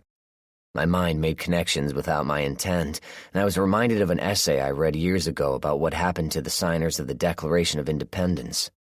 Various accounts abound, but the gist was they knew what they were getting into, and they knew what the penalty might be for failure. They put their lives and the lives of their loved ones at risk because they believed in a cause greater than themselves. I thought about what we were doing. Was this a cause greater than ourselves? Was this the only chance our country would have? On the outside, I had to think yes. We had to use the founding documents to forge a new future from the ashes of the upheaval. We had to say once and for all we would fight. We had to have something to fight for, and those documents would cement our belief that we were a country worth saving. I must have looked calmer, because Tommy looked at me quizzically. "What?" he asked. "We'll go on. We'll have to have faith that Charlie will be vigilant and be able to take care of things back home," I said. "Are you sure?" Duncan asked. I nodded. "If something happens, then we have a new mission." Tommy and Duncan nodded. They knew exactly what I was talking about. If Thornton succeeded in hurting our loved ones, there would be nowhere on Earth he could run to. Our little powwow was interrupted by Nate slamming open the RV door. "Talon, get your dumb ass out here, right now!" Confused, I got up and went over to the door, stepping outside and away from the RV. Nate was standing about 15 feet away, taking off his weapons and gear. When he finished, he turned back to me and crossed his massive arms, glowering at me the whole time. "Before you try to deny anything, shithead, I will tell you that I saw you take down those 3 zombies on the hill," he started. I began to speak, but he interrupted. "Shut up. I ain't done here. This is a lecture, not a fucking debate. When the hell did you get so damn stupid? You had firepower, but you still took on 3 zombies in close quarters." Nate's voice rose. "What the fuck were you thinking? Are you trying to die? You got people counting on you here and people counting on you at home. You ain't no good, dead, you hear me?" My eyes narrowed. I walked up to Nate until I was staring him in the face. "You're out of line. You went out zombie hunting when Thornton came back on the radio. He and I spoke." Nate's face softened somewhat. "About what?" My tone hardened as I punctuated the words. "He and I spoke about how he knew about me and where my family lived. He and I spoke about how he sent 10 men up there to deal with my family. He and I spoke about how I might get back in time to see his captain kill my son." I stepped even closer and dropped my voice. "So you might see where I would need to release a little anger, Nate looked down, and I decided to step back. As I was turning away, he fired another shot. "It doesn't change the fact that what you did was stupid. You can make a mistake, too, and get yourself killed. Then where would Jake be?" Nate asked. I spun on my heel, my anger building again at the mention of my son. I trust Charlie to do the right thing, just like he trusts me to do the right thing. Could I have used a little better judgment? Maybe. But if I hadn't released that way, somebody really would have gotten killed. I don't need a lecture on tactics. Not anymore." Nate looked hurt and then angry. "You think you're the best one out there, then?" I stepped close again, keeping my voice low. "You're one of my best friends, Nate, and I consider you a brother. I trust you with my life. I've trusted you with my son's life in the past. But if you're going where I think you're going, stop it now." Nate stared hard at me. "Why?" I was brutally honest. "You're not good enough. You used to be, but not anymore." I could see the flash of pain cross Nate's eyes before it was replaced with anger, and worse, pride. "Think it's time we found out just who was best," Nate snarled, uncrossing his arms and flexing his big hands, stepping away to give himself some room. Duncan and Tommy started from the RV, but I waved them off. I circled with Nate, keeping an eye on his feet and hands. I tried to talk him out of it. "Doesn't have to be this way, Nate. We start fighting each other, Thornton wins." Nate spat on the ground between us. "This ain't got nothing to do with Thornton. It's about respect." I considered that, then abruptly pulled my cig, firing a round in between Nate's feet. He jumped back and put a hand on his gun, but I stopped him. Don't make me kill you, Nate." I pointed the gun at his head. It hurt like hell to have to pull a gun on one of my closest friends, but I needed to shock him back to reality. "We can't fight, Nate. You're still very good, and one of us would get killed. How would either of us go on after that? I couldn't face your wife and tell her I had killed you in a stupid fight any more than you could face mine. I'm better than you because I always went out to face the zombies. I went to Coal City. I went to State Center Bravo. I brought those women back from the slavers in the dead of night. I've led the assaults to clear the land of zombies so families could live in safety. I've spent the last 2 years fighting nearly every day. I don't fear the zombies anymore, Nate. They're just a part of the landscape I have to deal with." I holstered my gun. "But what I did was easy. You stayed behind and dealt with all the bullshit that rebuilding a community takes. You kept the people going, kept them fed, kept them trained so they could live. Your job was harder, and I know I couldn't have done it. But we can't fight, Nate. We need each other to make this work. I clear the way, and you bring the community in to retake what was lost. Without you, I'm just killing zombies for the hell of it." Nate's eyes lost all their anger. He looked down and back up at me. "Don't know what came over me. Guess I just worry about you sometimes." That was as close to an apology as I was going to get. I offered one of my own. "We're all stressed. Let's save it for Thornton." I walked over to Nate and offered my hand. He looked at it for a second, then shook it. I drew him in for a quick hug. "Like a brother," was all I said. Nate nodded. "Same here, man." We let go and walked back to the RV. As we were climbing aboard, Duncan whispered to me, "Would you have shot him?" I looked over at Nate, who was chatting with Tommy up in the front of the RV. Yes. Nothing more needed to be said. I knew deep down, fundamentally, my friendship with Nate just changed. 20. Thornton chuckled as he put away the microphone, but that was purely for the men who were in the room with him. Inwardly, he was seething. The broadcast had not gone as intended, and John Talon had quickly usurped his plan. Major Thornton was hoping to continue his broadcasts, now that his men had figured out how to interconnect the radio stations and broadcast all at once. But most of his plans just got thrown in the crapper because of that miserable son of a bitch. How dare Talon call him out? Thornton had never been threatened in his life, and the thought of someone not being afraid of him was a new one. "When I catch you, you'll suffer.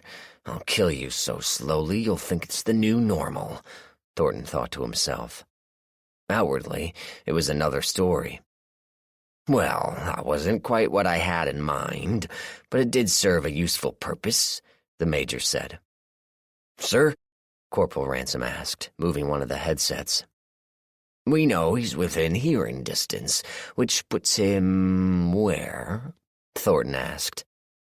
The other soldier quickly scanned a map, did some mental calculations, then drew a circle on the map. "Rough guess would be within this circle about 50 miles, the soldier named Golat said. Thornton scanned the map. "Best guess as to location?" he asked Ransom. Ransom looked at the map, checked a larger map on the wall, then took the pencil and circled the top quadrant of the circle. "Up here, given where he came from. Makes no sense to be any further south, but I'm guessing." Thornton nodded. "I had the same notion. All right, we're going to be pulling out of here soon. Set up the relays like the others, then we're moving on." Ken walked over to the stairwell, which led down to the ground floor. 2 hours, he said with finality. Thornton climbed down the stairs and walked across the small living space, his face momentarily clouding with rage.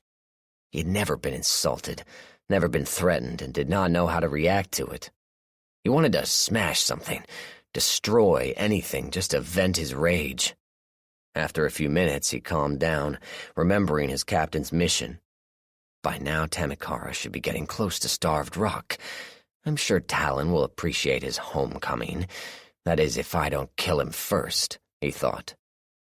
As he started to feel better, he went outside and looked around.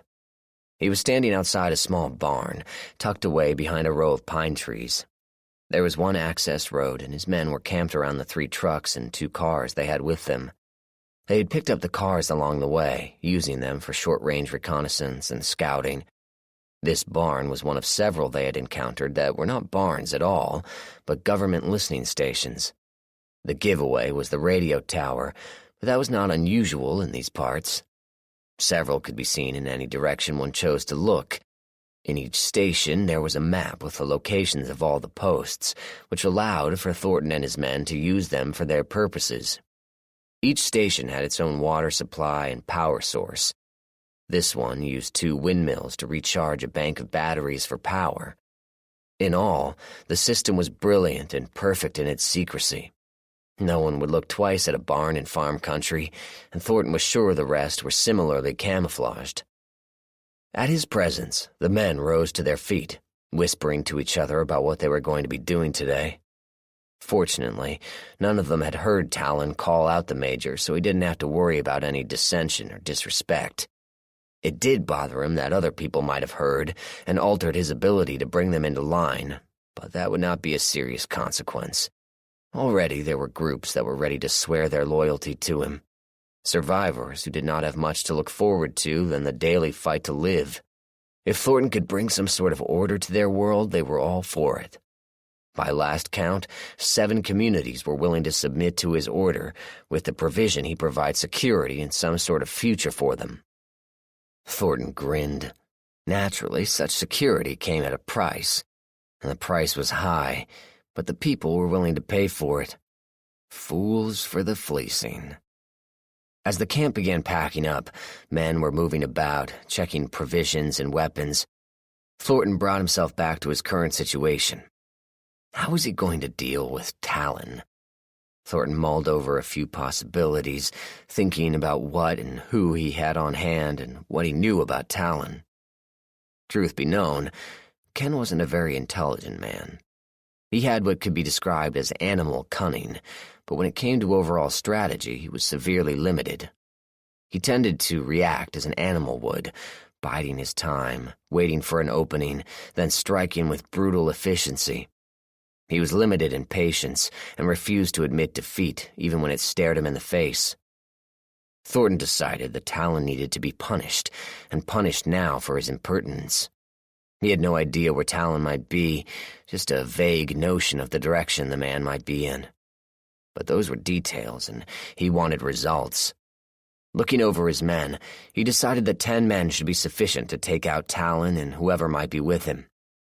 He walked over to a parked truck and hopped up onto the lowered gate. His massive size seemed even more impressive, and men slowly began to realize their leader had something to say. They quickly dropped what they were packing up and gathered around the truck. Major Thornton addressed the men. "I'll get to the point. You've heard me talk about John Talon." There were many nods and some frowns. "Turns out he might be close enough to where we might get a shot at him." The frowns turned to grins. "I need 10 men to head north and teach this fucker a lesson as to who's in charge. Who wants the job?" Thornton was gratified that all men present raised their hands. They were a motley bunch of criminals and losers, but they never hesitated to fight, especially when they thought the odds were on their side. The major looked over at one of his sergeants. "You're in command of this mission. Pick 9 men and see me in 10 minutes. Thornton jumped down from the truck bed. "Finish off this Talon, and I'll make you a lieutenant," he said to the sergeant, who grinned evilly at the spoils to be his. Thornton went back into the little barn to retrieve one of the many maps stored there. As he entered the building, he literally ran into Corporal Ransom, who bounced off the larger man and fell backwards over a chair. Thornton's flash of anger changed to amusement as he watched the soldier flip over the recliner and crash down on the other side. Ken placed his hands on his hips and waited for the soldier to scramble upright. "Got a hot date with a zombie?" he asked sarcastically. "Sir, sorry, sir. Needed to tell you something right away, sir. Hoped to talk to you before you spoke to the men, sir," Ransom said quickly, brushing dust off his uniform. "What is it, Corporal?" "Sir, overheard a conversation between a couple of roamers, sir." Roamers was the soldiers' term for people who just wandered about, surviving by living off the leftovers of the upheaval. "They reported a recreational vehicle outside of Lafayette, heading east." Thornton was skeptical. "What makes you think they saw Talon? Even in a world where the dead walked, this seemed way too coincidental." "Sir, they talked about passing a group of heavily armed men. People said they looked like they could handle themselves or anyone who got in the way. Said the leader looked like a cold-eyed killer. No question about it. Got to be Talon, sir." Thornton was a bit tweaked that people might think Talon was tough, maybe tougher than him, and he let his irritability show. "We'll see how tough he is. You have a map with his location on it?" "Right here, sir." Corporal Ransom handed over a small map of Ohio which had their location marked and a small town outside of Columbus circled. Thornton took the map, glanced at it, then chuckled as he went back outside. "Excellent," he said to himself. Over his shoulder, he barked, "Set up for linking. We're out in 2 hours." Corporal Ransom saluted Thornton's back and headed back to the radio unit to link with the rest of the system. Outside, Sergeant Rod Milovich had assembled a crew to carry out the Major's orders. There were 9 men of various backgrounds, but all looked capable. They were lounging around the truck bed when Ken strode up to them. He signaled to Sergeant Milovich, who waved over his second, Corporal Tim Kaczynski. Kaczynski was only 6 inches above 5 feet in height, but was nearly that wide in the shoulders. He suffered from a massive case of short man syndrome and made sure he compensated for his stature by being stronger than everyone else and more brutal to anyone who crossed him. In fact, he was only a little less sadistic than Thornton himself. Ken spread out the little map and the 3 men leaned over it. Ransom says he figures Talon to be here, based on some chatter he overheard on the radio. It makes sense to me, but I also figure our boy will not want to try and cross a major population center, so I figure him to head south. The roads lead to here. Thornton pointed to a little town called Harrisburg. If you take Route 3 and haul ass, you should get there in time to set up a nice little ambush. Sergeant Milovich and Corporal Kaczynski smiled and straightened up. This was the sort of thing they enjoyed, inflicting damage without risk to themselves. Thornton stopped them before they went back to gather their men. Don't take risks. This one is a survivor, and if you don't get him right away, he'll take damage. This was as close as Thornton was going to get to admitting Talon might be a bigger threat than he previously thought. Thornton looked over the men as they tossed their gear into the truck and clambered after it, finding comfortable seats to check their weapons and prepare themselves. He nodded as they saluted him and watched as his sergeant and corporal climbed into the cab of the truck and started away. Nothing will be stopping me now, he thought as the truck moved out. Turning back to the rest of the men, he shouted out his orders. Pack it up. We're moving out. I want to be gone in 2 hours. Thornton walked back to his own vehicle and checked his personal supplies. Need to hit a supply station soon, he thought, looking over his meager hoard. We'll see what the next stop on the map is. 21. An hour and a half later, Thornton and his men were moving out along Route 50 again, passing several miles of unused and run-down farmland. Nature was taking back much of the land, and Thornton could see a lot of growth of new trees and grass. Off in the distance, he saw a few tilled fields, indicative of someone making a go of it alone, but he wasn't interested in loners like that. They were all over, and the fact they were alone and still alive made them very suspicious and very capable of defending themselves. 2 of Thornton's men discovered that fact in Kansas, and they nearly died as a result. The first town they came to on the road was Allensburg, and the initial impression Thornton got was pretty dismal. There were several homes along the main road, but if they had been abandoned during the upheaval or years before, it was hard to tell. Some homes were boarded up, some were broken into, some were intact. There were several buildings and businesses, but the central industry seemed to be alcohol consumption, based on the number of bars the single main street boasted. As the 2 trucks rumbled into the town, Thornton signaled a halt. There was a hardware store off to the left, a small gas station down to the right, and a little way down the street was a grocery store. It was the only building with a paved parking lot, Thornton noted. He climbed out of the truck and looked around.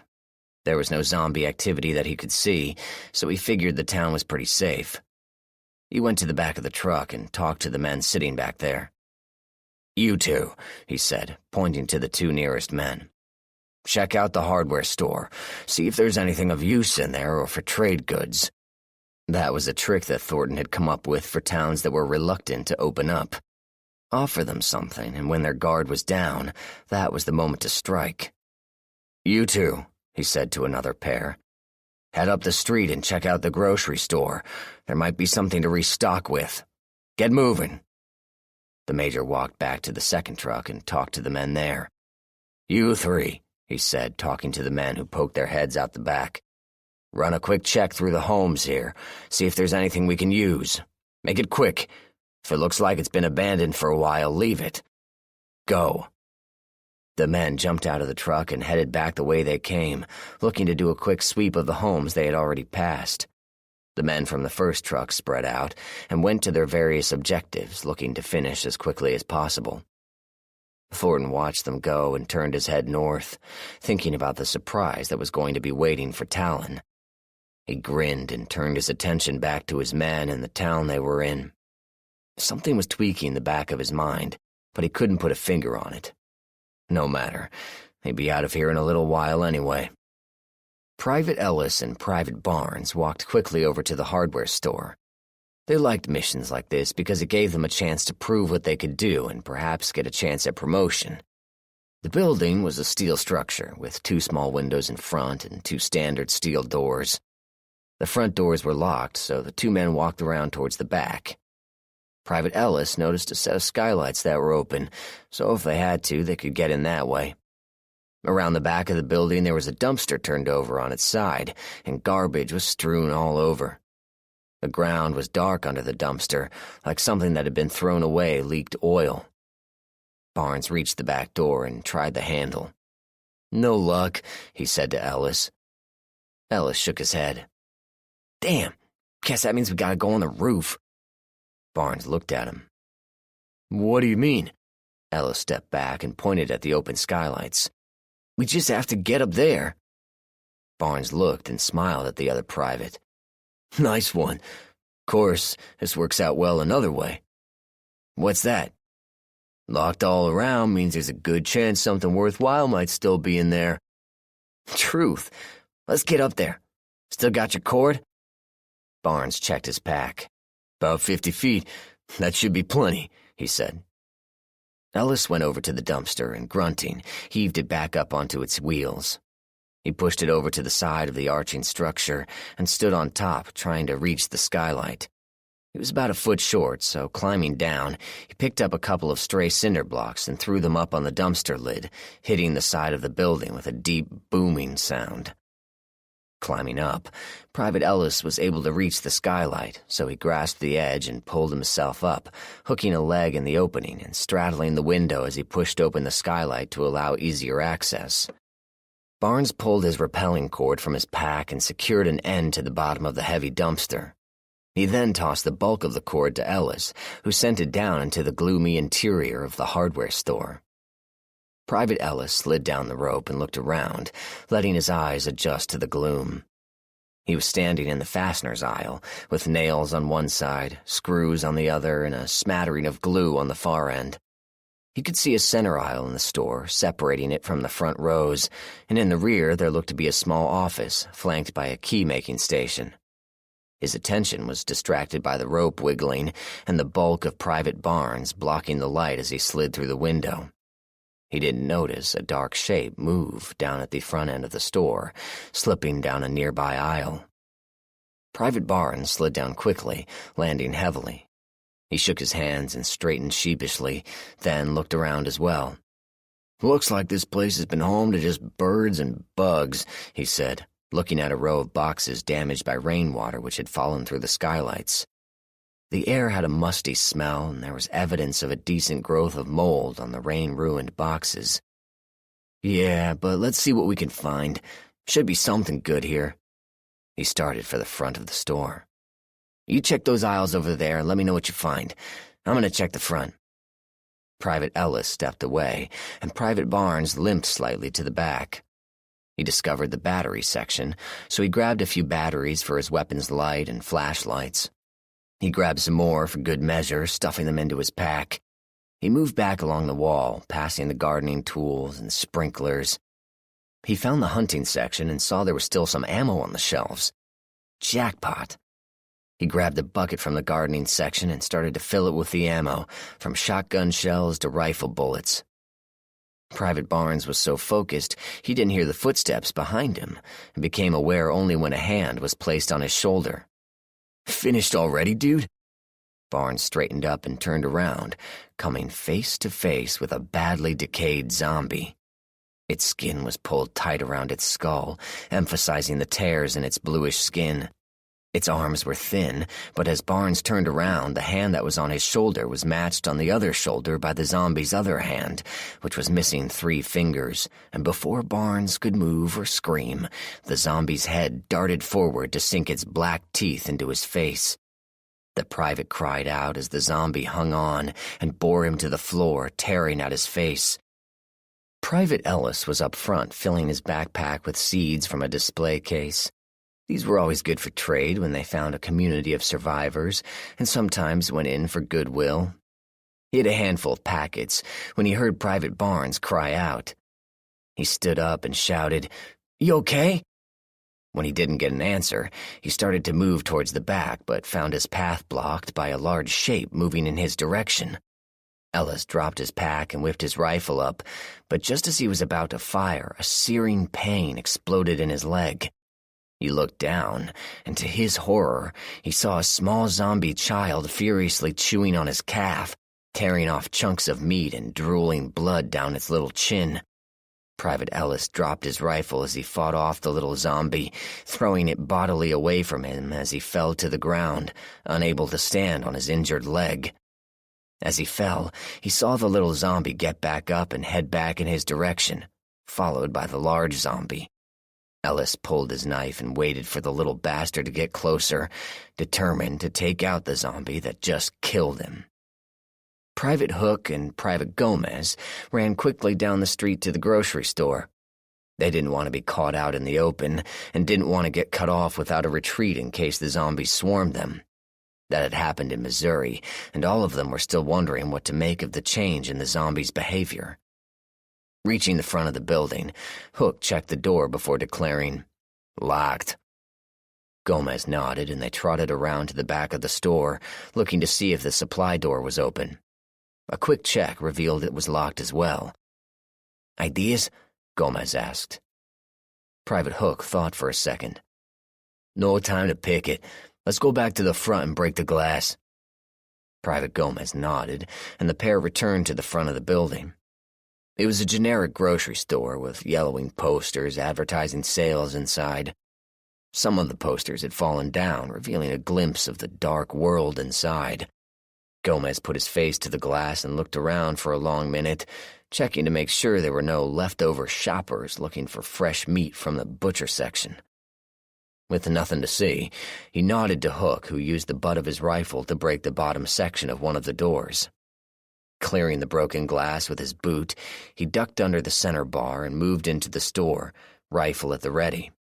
A small in-store bank was in front of him with a small teller counter and smaller office. Behind the bank was a long hallway leading to the checkout registers.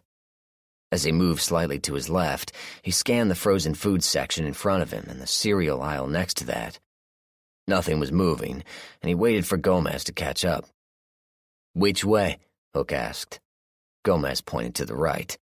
"Looks like there might be some canned goods that way. Let's check." The floor was littered with discarded goods, scattered hopes of survival. A corpse was lying in the corner, a blood streak on the wall, and a skeletal hand gripping a can of beans explained what this person died for. The 2 men walked carefully past the packaged meat section, avoiding the dark and rotting packages still hanging on the brackets. The rice pudding had turned gray, much to Hook's disappointment, since it used to be his favorite. Gomez wiped his face as he moved to the next aisle. He hated these kinds of missions, where he never knew what was coming next. The next aisle could be full of zombies just waiting to pounce. Give him a stand-up fight with plenty of ammo any day.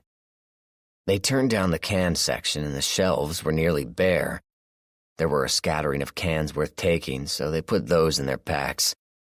As they worked, Gomez stopped suddenly. "You hear something?" he asked. Hook immediately put down his pack and cans and picked up his rifle. "No? What did you hear?" he asked nervously. Gomez shook his head. "I thought I heard a wheezing sound, like a dog or something." Private Hook relaxed a bit. "Could be. Might be one that got in here and is sleeping.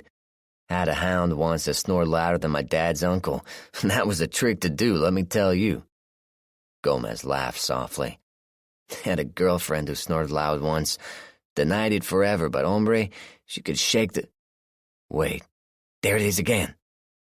Hook and Gomez listened, and sure enough they could hear a high-pitched sound, like a low-pressure steam valve. It seemed to be coming from a nearby aisle, but in the building it was hard to tell for sure.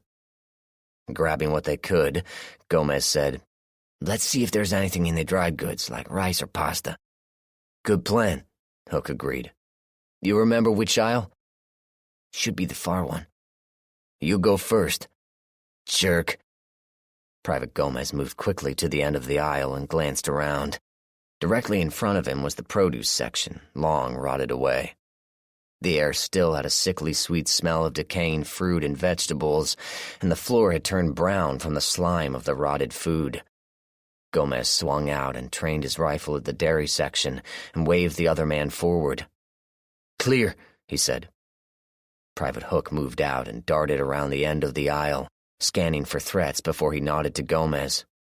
"Clear." Private Gomez turned around and moved to the next aisle. As he glanced at Hook, he saw the other soldier's eyes get wide. Spinning around, he raised his rifle just as Hook shouted, "Behind you!" The cry echoed in Gomez's ears as he flicked on his weapon light to engage the threat. A fast-moving zombie, probably no more than 7 years old, was literally hurtling down the back of the grocery store, his teeth bared as his breath wheezed out of his mouth. His little bare feet pattered on the tile floor as he rushed to his prey. Gomez waited until he had a definite shot, then fired just as the zombie boy leaped into the air, the bullet passing harmlessly next to him. The zombie was 4 feet from landing on Gomez, who raised his rifle to defend himself. At the last second, Private Hook fired, hitting the zombie in the head and spraying zombie brains all over Private Gomez. Gomez wiped his face as best he could, hesitating a second to give the dead zombie a kick. "Stupid shit," he growled. Dude," Private Hook said. "What?" "Get your gun up. We got company." Private Gomez looked and saw a sizable number of zombies moving in their direction from the seasonal section. Their glowing eyes and pitiful moans made him sweat all that much more. "Oh, Jesus." "Come on." Private Hook grabbed his partner and bolted up the aisle, trying to head for the door. The pair skidded to a stop at the end of the aisle, nearly running into a second group of zombies that had come to the store to shop and never left. "Shit, we're cut off," Hook yelled, firing into the face of a nearby ghoul. "Get back!" He fired again, completely missing the horde and putting a hole in a bottle of soda. Orange mist sprayed over the zombies, and some looked up as a citrus-smelling rain poured on them. "This way!" Private Gomez sped back to the deli, darting around the case. He let Hook clear the opening before he and the other private started shoving a heavy stainless steel-covered table over to the opening. Just before they got it there, they tipped it over, barricading themselves from the approaching undead. Private Hook raised his rifle and took careful aim, killing the nearest zombie. Another took its place, and as he looked, he could see many more coming from the far side of the store, their glowing eyes swaying slightly in the gloom. He turned back to Gomez. "We got trouble, bro. There's a whole lot more of them than there are of us. I think we need to—" "Hey, you okay?" Hook asked as he brought his flashlight up. Gomez was sitting on another table, holding his head with one hand while he tried to turn off his weapon light with the other. Gomez looked up. "I feel weird, man. My head's spinning and my gut feels wrong," he said weakly. Private Hook shined his light on Gomez's face. He could see dark streaks on Gomez's forehead, mingling with the sweat that was there, trickling down into Gomez's eyes. Private Hook knew immediately what had happened. When the little zombie died, the brains got showered over Gomez. When the private sweated, he got the virus into his eyes, giving it access to his bloodstream. Gomez was infected. Private Hook cursed. This was not turning out the way he had hoped. He fired at the horde again, killing a zombie who slid down the display case, leaving behind a dark stain on the grimy glass. The rest of the zombies pressed forward, reaching out, trying to grab at the two men. A short zombie was flattened against the glass, its facial features spreading out against the thick panes. "Come on, let's see if we can get out of here." Private Hook grabbed Gomez by the arm, ignoring his cry of pain. Hypersensitivity to touch was a late-stage symptom of the aneovirus, but if Gomez was complaining now, then the virus had indeed evolved and was faster than ever. The two men stumbled through a back door, finding themselves in the meat-cutting room. Hook left Gomez in a chair as a loud crashing came from outside. Looking out the window, Private Hook could see the zombies had forced the barricade and were spilling into the deli area, looking for thin-sliced humans. Think, he muttered to himself, pacing back and forth. He searched around the room, but the quick glance he gave it didn't show him anything.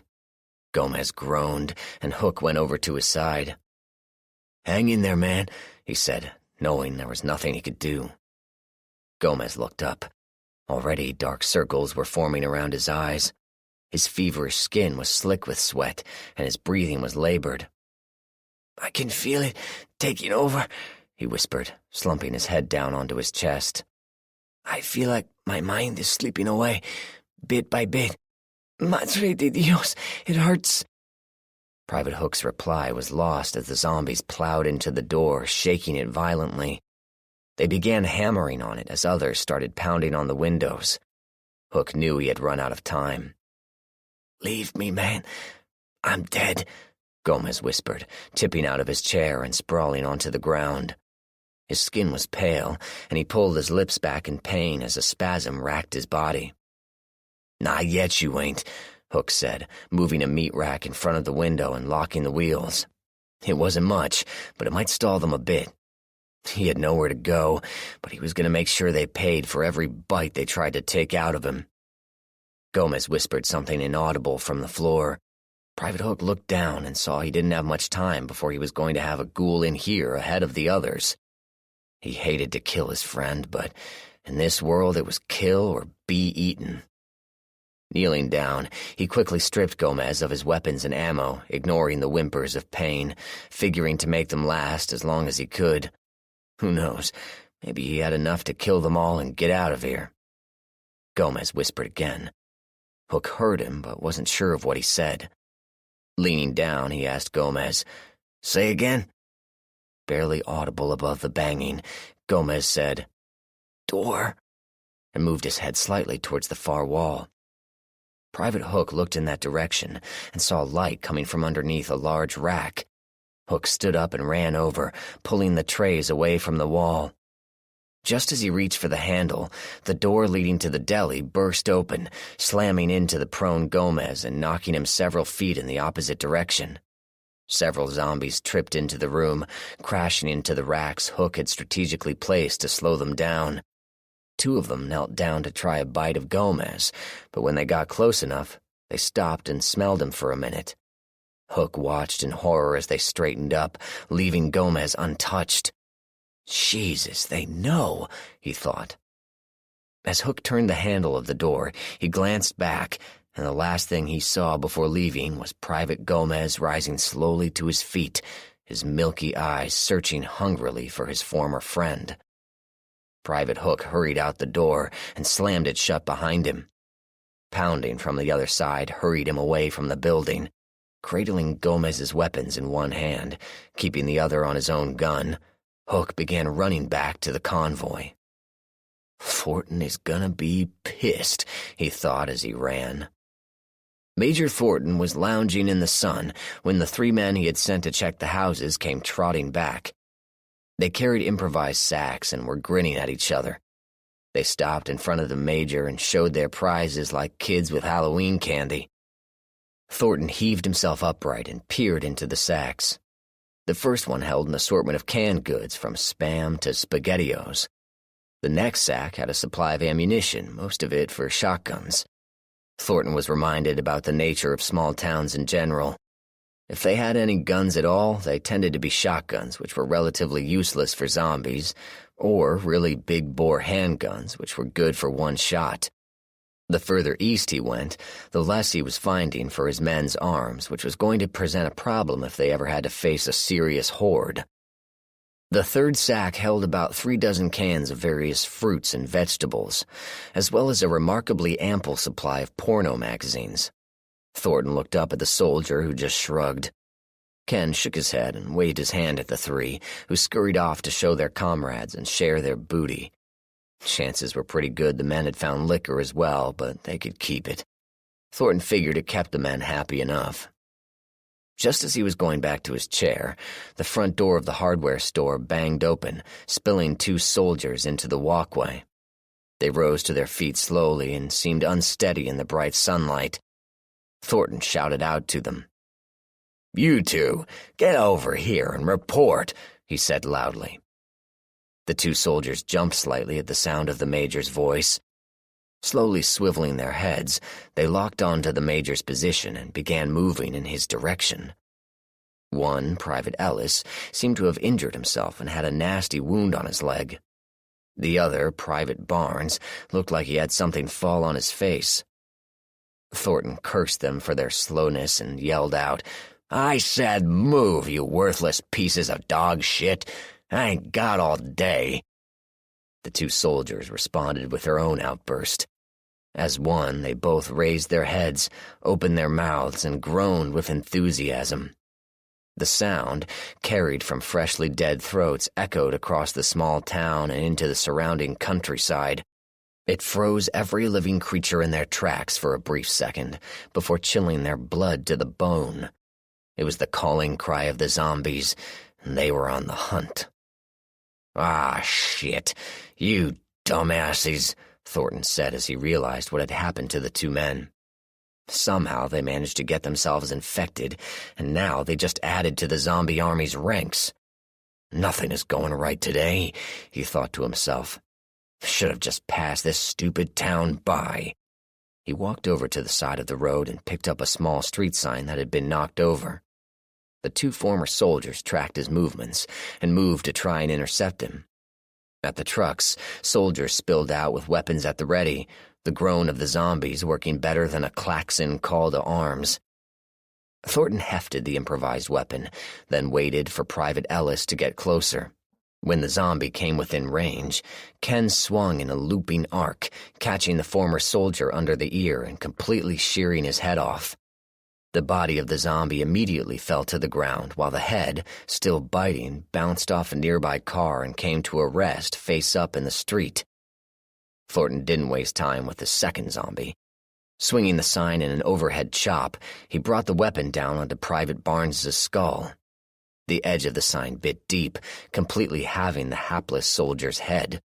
Thornton let the sign go, and both it and the now completely dead zombie tumbled to the ground. The major didn't have time to reflect.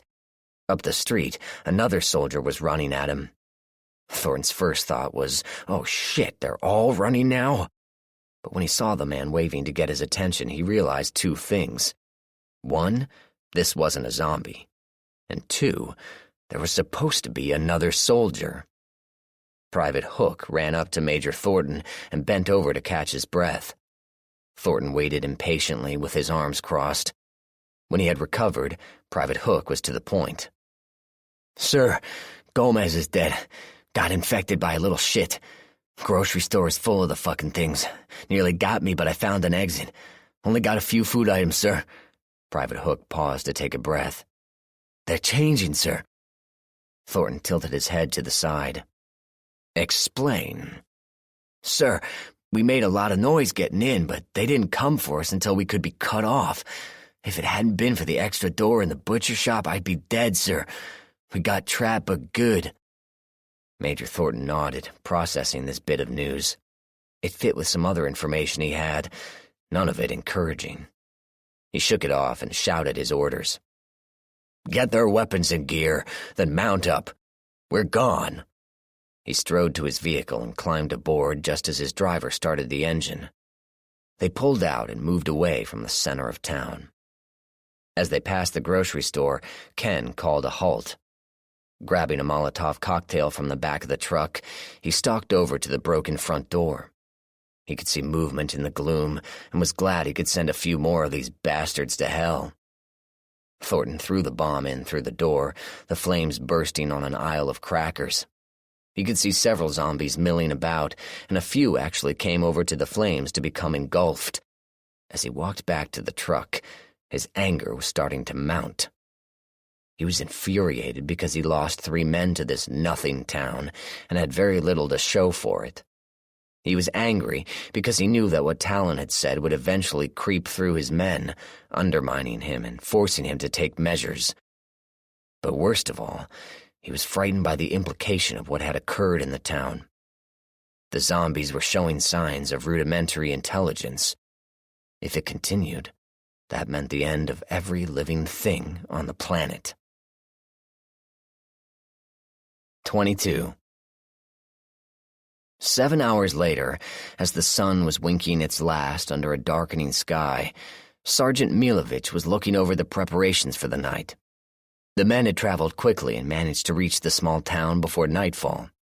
The town had been abandoned long ago, and anything useful had since been rendered stolen or useless. The town actually sat in a small depression in the land surrounded by trees. Off in the distance, Milovich could see the arching concrete arteries which once fed the nation, now just graveyards of cars and people. He had stationed men up near the ridgeline to keep a watch for Talon. The ambush was going to be simple. As soon as the enemy reached the center of the town, they were going to cut him in half. This was going to be easy work. Milovich was setting up his quarters in an abandoned house for the duration when Corporal Kaczynski came bursting through the door. "Sarge! Sarge!" he called. "Right here, Corporal. What is it?" Milovich's exhaustion was evident in his voice. "Found a couple of survivors, sir. Thought you might want to see 'em," Kaczynski announced. He pushed forward a man of about medium height and build, with a long ponytail hanging down his back. His hands were secured behind his back, and his eyes darted over Milovich's uniform and weapons before settling on the floor. Milovich dismissed him as irrelevant and turned his attention on the other prisoners. They were 2 women, one blonde and the other brunette. The blonde was an attractive, buxom young woman of about 30, and the brunette was a leaner specimen with a hard look about her. Both were bound as well, which seemed to be a good thing since both were literally festooned with edged weapons. The blonde had a number of what appeared to be scissors attached to a wide belt which wrapped around her waist. Milovich nodded approval and was about to order the 2 to be given to the men when an idea formed in his head. He let it marinate a while, then smiled at the blonde, who looked back in such defiance that the sergeant nearly put a hand on his gun. Milovich nodded to his corporal. "Good work," he said to Kaczynski. "Take the man out to the edge of the town and get rid of him." The man's eyes turned wide, and he opened his mouth to protest, but Kaczynski's fist slammed into his head first, stunning him and bringing him to his knees. 2 other soldiers grabbed him by the arms and dragged him away. Milovich noted that neither of the 2 women even flinched at the violence. Excellent.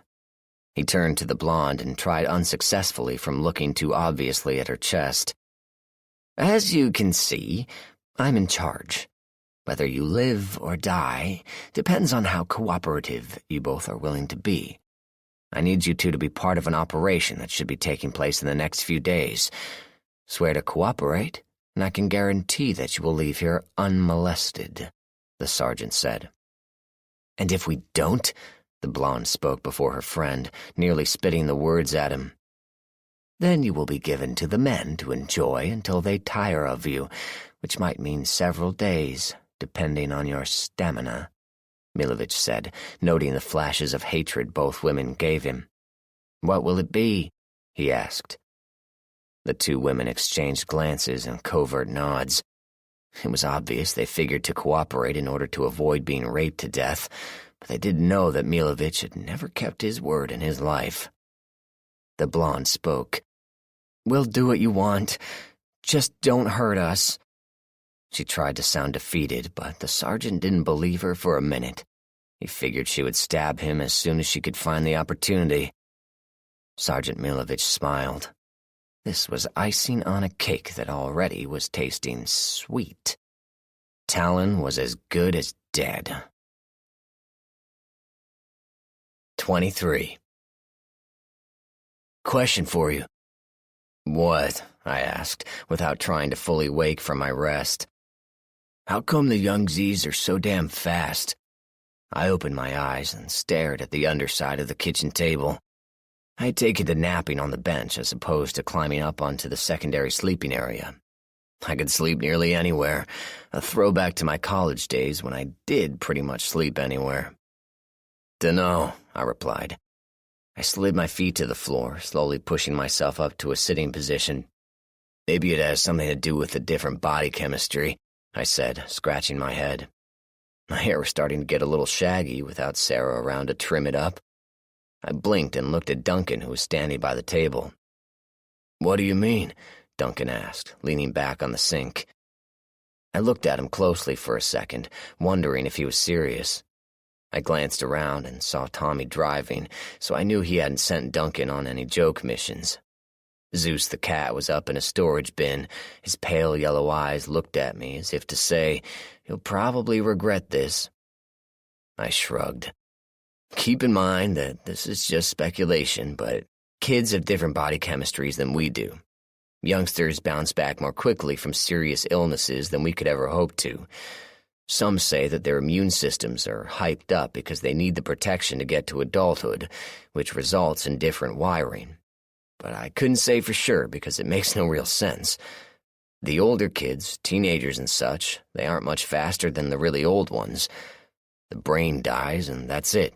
That's what the virus has to work with, just rudimentary responses to stimuli." Duncan looked down. "What about what we saw at that apartment? The doorknob turning?" "Yeah, that." I leaned back. "Been giving that some thought. If the zombies are actually starting to learn, then we've got to jumpstart our timetable and get moving to the final phase." "That bad?" Duncan looked somewhat concerned. "If the Z's are able to problem solve, then all our defenses won't matter for crap, because the Z's have nothing but time on their side. There is one thing I haven't seen yet, but I get the feeling it's just a matter of time." I took a swig from my water bottle. "What's that?" "Zombies taking shelter during the winter, or finding hidey holes to wait out the cold." Duncan, a veteran of nearly every zombie fight I could think of, actually shuddered. "Good God," he said as the implications hit him. "We'd have to hunt them out of every sewer, attic, basement, and drainage area, and when we found them, they'd still be active." I shook my head. Nothing about this whole mess makes me believe in a benevolent God anymore. Want to hear the worst of it? Not really. When was the last time you saw a lone zombie? Duncan thought a minute. It's been a while, but the last one was in the parking lot back home, the one you killed. Why? They're learning on more ways than one. They're laying ambushes, like we saw recently, and they're attacking in groups. They seem to have learned the strength of numbers and how vulnerable they are attacking one-on-one. Duncan's eyes got wide, and I just nodded. We need new tactics, he said. I smiled and eased my way up to the front of the vehicle. Tommy was driving, and he looked up as I sat down next to him. What's the plan, boss? He said soberly. I figured he had heard the conversation between Duncan and myself. We need to stop a bit. I want to go and stretch my legs, I said, picking up a map. The road we were on was empty, and there were large swaths of land on either side. Here and there were farms and barns, but I didn't feel the need to stop and see if anyone was alive. Eventually we would have to, but not on this trip. Where are we? I asked. I knew we were swinging south to avoid Columbus, but as to our current location, I had not a clue. Tommy pointed to a sign as we lumbered past. Township Highway 160, whatever the hell that means. Since a minute ago it was Carson Road, and 10 minutes earlier it was Township Highway 160. As we discovered, it was a running joke to try and figure out who named the stupid roads in Ohio. Currently, if the road was running east-west, it was named one thing. If running either northwest-southeast or northeast-southwest, then it was named something else. The general consensus was to just keep moving east. We wanted to eventually hit Route 50, since that would take us to the heart of D.C. Right. Looking at the map, I indicated a stopping point. When we get to the interstate, let's stop for a bit and have a look around." "You got it." Tommy was another old campaigner and would be able to get us out of any trouble we happened to come across. "Hey, John." "Yeah?" I leaned back in the chair and closed my eyes. "What if the zombies aren't really dead?" Tommy asked seriously. "Explain." I hadn't traveled this course of thought before. "What if they caught the virus and instead of truly dying went into a deep coma where the virus took over the brain functions? Technically, they become brain damage due to lack of oxygen to the brain, but they're still alive, with the body responding to the virus's impulses to survive," Tommy said. I considered it. "Not sure about that. All early reports said this virus killed people. What about the people we've seen who have been ripped in half and still coming at us? What about those with the awful wounds that don't bleed or those with missing organs?" I didn't want to play the devil's advocate, but what Tommy was suggesting was creepy. "Suppose the virus shuts down non-essential systems and slows down the heart rate to a beat or two a minute. There wouldn't be much blood flow, and the virus could thicken the blood to prevent loss. That would explain how arms and legs could keep moving. The nervous system is shut down, save for movement impulses, making the victims immune to pain, and they're decaying because the skin is not being maintained as a vital system. The bone weakness we've seen is the virus not paying attention to supporting systems, just looking out for number one. Basically, the virus makes the victim resemble a truly dead, back-from-the-grave zombie, but is actually living, just not with what we consider life," Tommy concluded. "So, what you're saying is these things, which we've always believed to be dead, are actually still alive on a subnormal level?" I asked, mulling over the theory. In a way, it made sense and actually restored my faith a bit. Seeing these creatures as victims of a plague as opposed to something hell spat forth was oddly reassuring. But one part didn't make sense. "What about the still-living zombie heads? Remember the fight at McCard's? Those kids had a pit full of severed zombie heads which they used to kill Kevin Pierce." Tommy thought about that one. "Not sure. But maybe the virus goes on overload for survival when the host is truly dead, animating the leftovers for as long as possible in the hope that another victim might be infected. For all we know, a severed zombie head will live for a while, then be truly dead." I had to admit it was possible and made a certain amount of sense as far as reasoning goes. But for the time being, I was going to kill any zombie I came across, actually dead or not.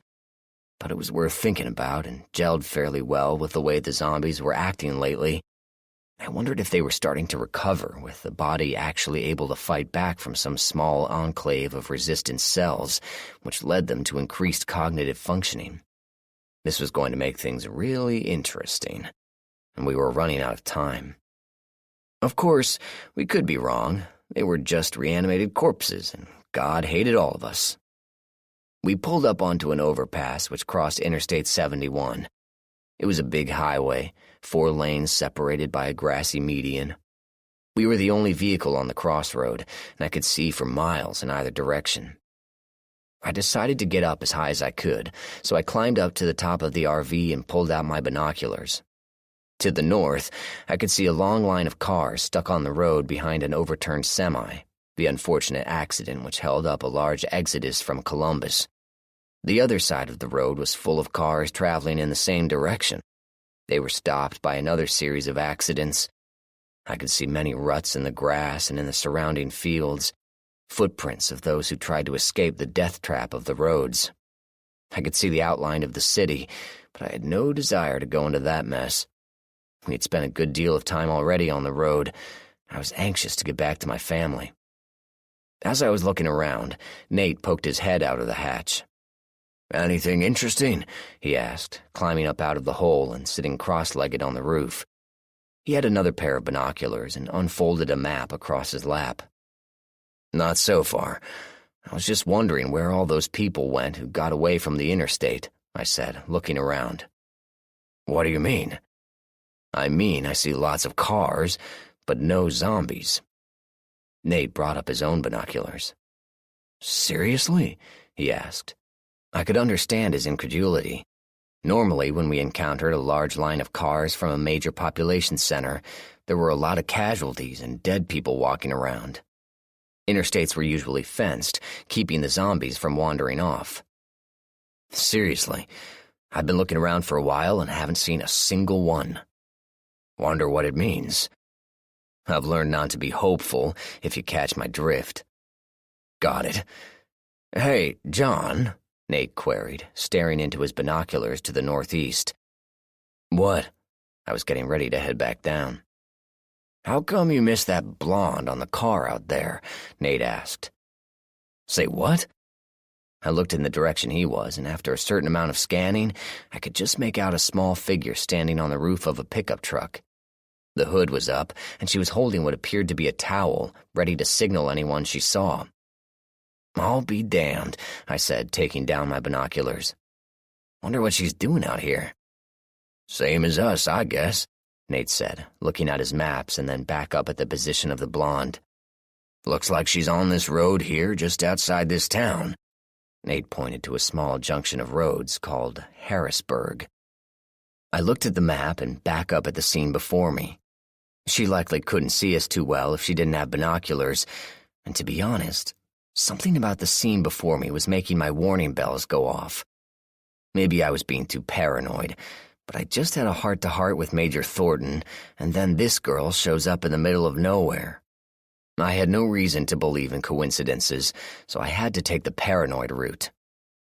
Something's wrong, Nate. Look closely.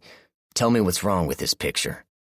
I was not sure what was bothering me, but if I could get another's eyes to think for me, that worked. What could be wrong? Nate chided. You've been on the frontier too long. You're starting to see things that aren't really there. His voice trailed away as he studied the scene very carefully. I could tell something was bothering him as well, but he couldn't put his finger on it either.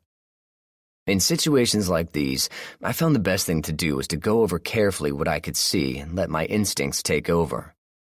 From where I was, I could see a blonde woman and a pickup truck. The truck's hood was up and the bed was empty. The glass wasn't broken and the headlights seemed okay.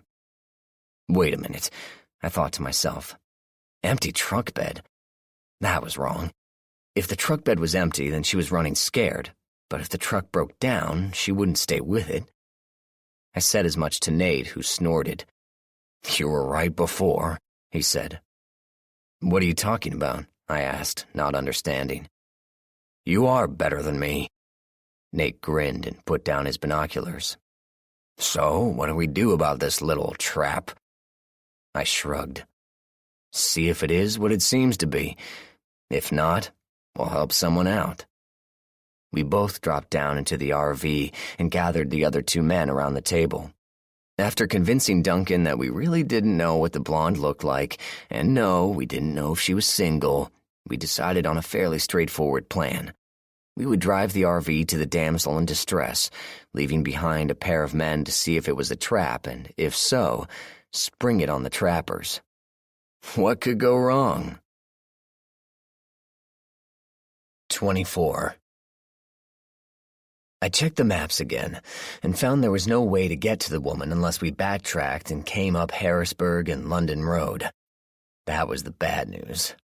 The good news was that the overland route was just about a mile, so in the time it took for the RV to circle back and hit the road the supposed ambush was on, we would be able to scout the area and see if anyone was waiting for us. I volunteered myself to run the mile, and Duncan decided Tommy needed to go with me. I laughed at Duncan's transparent attempt to have as few rivals as possible, should the hapless damsel be grateful for a rescue. I took out my pack and checked the supplies, making sure I had water and food. I switched out my AR mags for M1A mags, since I was bringing the heavier weapon. I preferred the 308 when dealing with possible living adversaries, as it had a much more authoritative punch. Plus, out here in farmland, I could seriously reach out and ruin someone's day, much more so than I could with the AR. Tommy got his gear together, and we set out from the RV, running down the road a ways before we set out across the fields. The land was overgrown enough that we had to duck around some fairly large feral trees and scrub bushes. We came up to a forest and nearly had to find a way around when Tommy pointed to the east. I slapped him on the back, and we ran over to the large aluminum power line tree sticking up over the forest. Working our way beneath it, we found a clear path underneath the dormant power lines. Crews used to make sure the land underneath was well maintained, and in the 2 years since the upheaval, the grass and weeds had grown, but they were just knee-high this late spring. We moved quickly and quietly through the brush, ever on the lookout for any Z's that might be lying in wait. Thanks to our recent encounters, we were also checking our back trail, making sure nothing was following us into the high timber. After about a quarter mile in the woods, I could see the interstate about 100 yards ahead of us. I motioned Tommy into the woods, and we walked as smoothly as we could through the heavy brush. More than once I had to check my compass to make sure we were headed in the right direction. 150 yards into the woods led us to the backyard of a largish house. It was a simple structure, 2 stories with a detached garage and gravel driveway. I gave it a quick glance, and Tommy just shrugged his shoulders. Maybe we could investigate further when the RV showed up, but right now, it wasn't my main concern.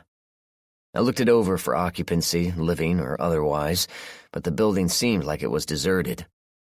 There was another house about 500 feet away, and it was in the direction we wanted to go, so Tommy and I ran over and hunkered down behind the above-ground pool in the backyard. Peeking over the brackish green water of the pool, I looked over the small house, but couldn't see if it was occupied. Behind us was another large house, but again it wasn't a concern. Tommy pointed to the corner, and I covered him as he ran to the side of the house to get a look at the front. In less than a minute, he came back around and waved me forward. I moved up and happened to catch him wiping off his knife. At my curious glance, he pointed to the driveway where a large male zombie was lying face down with a stab wound in his neck. His body was no longer moving, but I could see his eyes darting around and his mouth opening and closing. The big sucker must have surprised Tommy, or Tommy surprised it. Either way, it was a good silent kill, and I nodded to Tommy in appreciation. "You're gonna think I'm crazy, but thanks to our conversation, I'm actually curious to see if the head eventually dies," I whispered. Tommy smiled. "I was thinking the same damn thing." He pointed to the second-floor window, where a female zombie was clawing at the window too weak to break it and make a lunge for us. "Leave it. Let's get to where we can see better," I said. We moved up to a small line of trees that blocked the view of the main road. Hunkering down, I pulled out my binoculars while Tommy brought up his rifle and scanned for threats. I could see the woman in her truck, and I had to say she had the necessary assets. Duncan was going to be pleased this wasn't a wasted effort. That is, if we didn't get killed for it. I pointed to the house that was about 200 yards ahead of us, then back to the tree line we were hiding behind. Tommy nodded and bolted for the edge of the trees, which took him behind the house and out of sight of the woman. If there were ambushers, they would be keeping an eye on their bait, not on the scenery. When Tommy reached the end of the trees, he ran directly for the house, keeping himself out of sight of the windows and doors. Once he was in place, I ran to the edge of the tree line and onto the driveway that went to the house way in the back. I moved as quickly as I could, coming to a stop in a small grove of trees. From where I was situated, I could see the front of the small house and the woman and truck on the road. I could also see the road as it crossed Interstate 71, and figured the RV was going to be along in just a few minutes. I waved to Tommy, who ducked back around the house. 2 minutes later, he came back around the house and moved swiftly to join me in the trees. I raised an eyebrow at him, and he shook his head, indicating the house was empty. I took out my binoculars and looked over the situation. If there were ambushers, they were extremely well hidden. I didn't see anything on the highway, nothing in the homes, nothing in the trees, nothing in the bushes on the other side of the road. If I had to guess, this was just a breakdown with someone who was too scared to move on. I turned my attention back to the woman and was able to see her in greater detail. She was probably in her 30s, with sharp blue eyes and attractive features. Her blonde hair was surprisingly well-maintained, but she seemed ill-dressed for survival. Her clothing was tight, showing off her ample chest and long legs. Her shoes were just hiking boots, and she seemed to have a belt that had a holder for what appeared to be a variety of scissors. What she planned to do with them against a zombie, I couldn't guess. Her face was lined with worry at this particular time. She kept looking back at the town as if she was hoping to see something. I wondered if she had fled something and was waiting to see if it pursued her. If so, why was she just standing there? Without an obvious ambusher, this whole setup didn't make sense. I didn't have time to contemplate it further, as I could hear the RV rumbling along. I could see the woman heard it too as she faced the sound and waited to see what it was. I noticed she hesitated before waving her flag, making sure she had an idea of what was coming.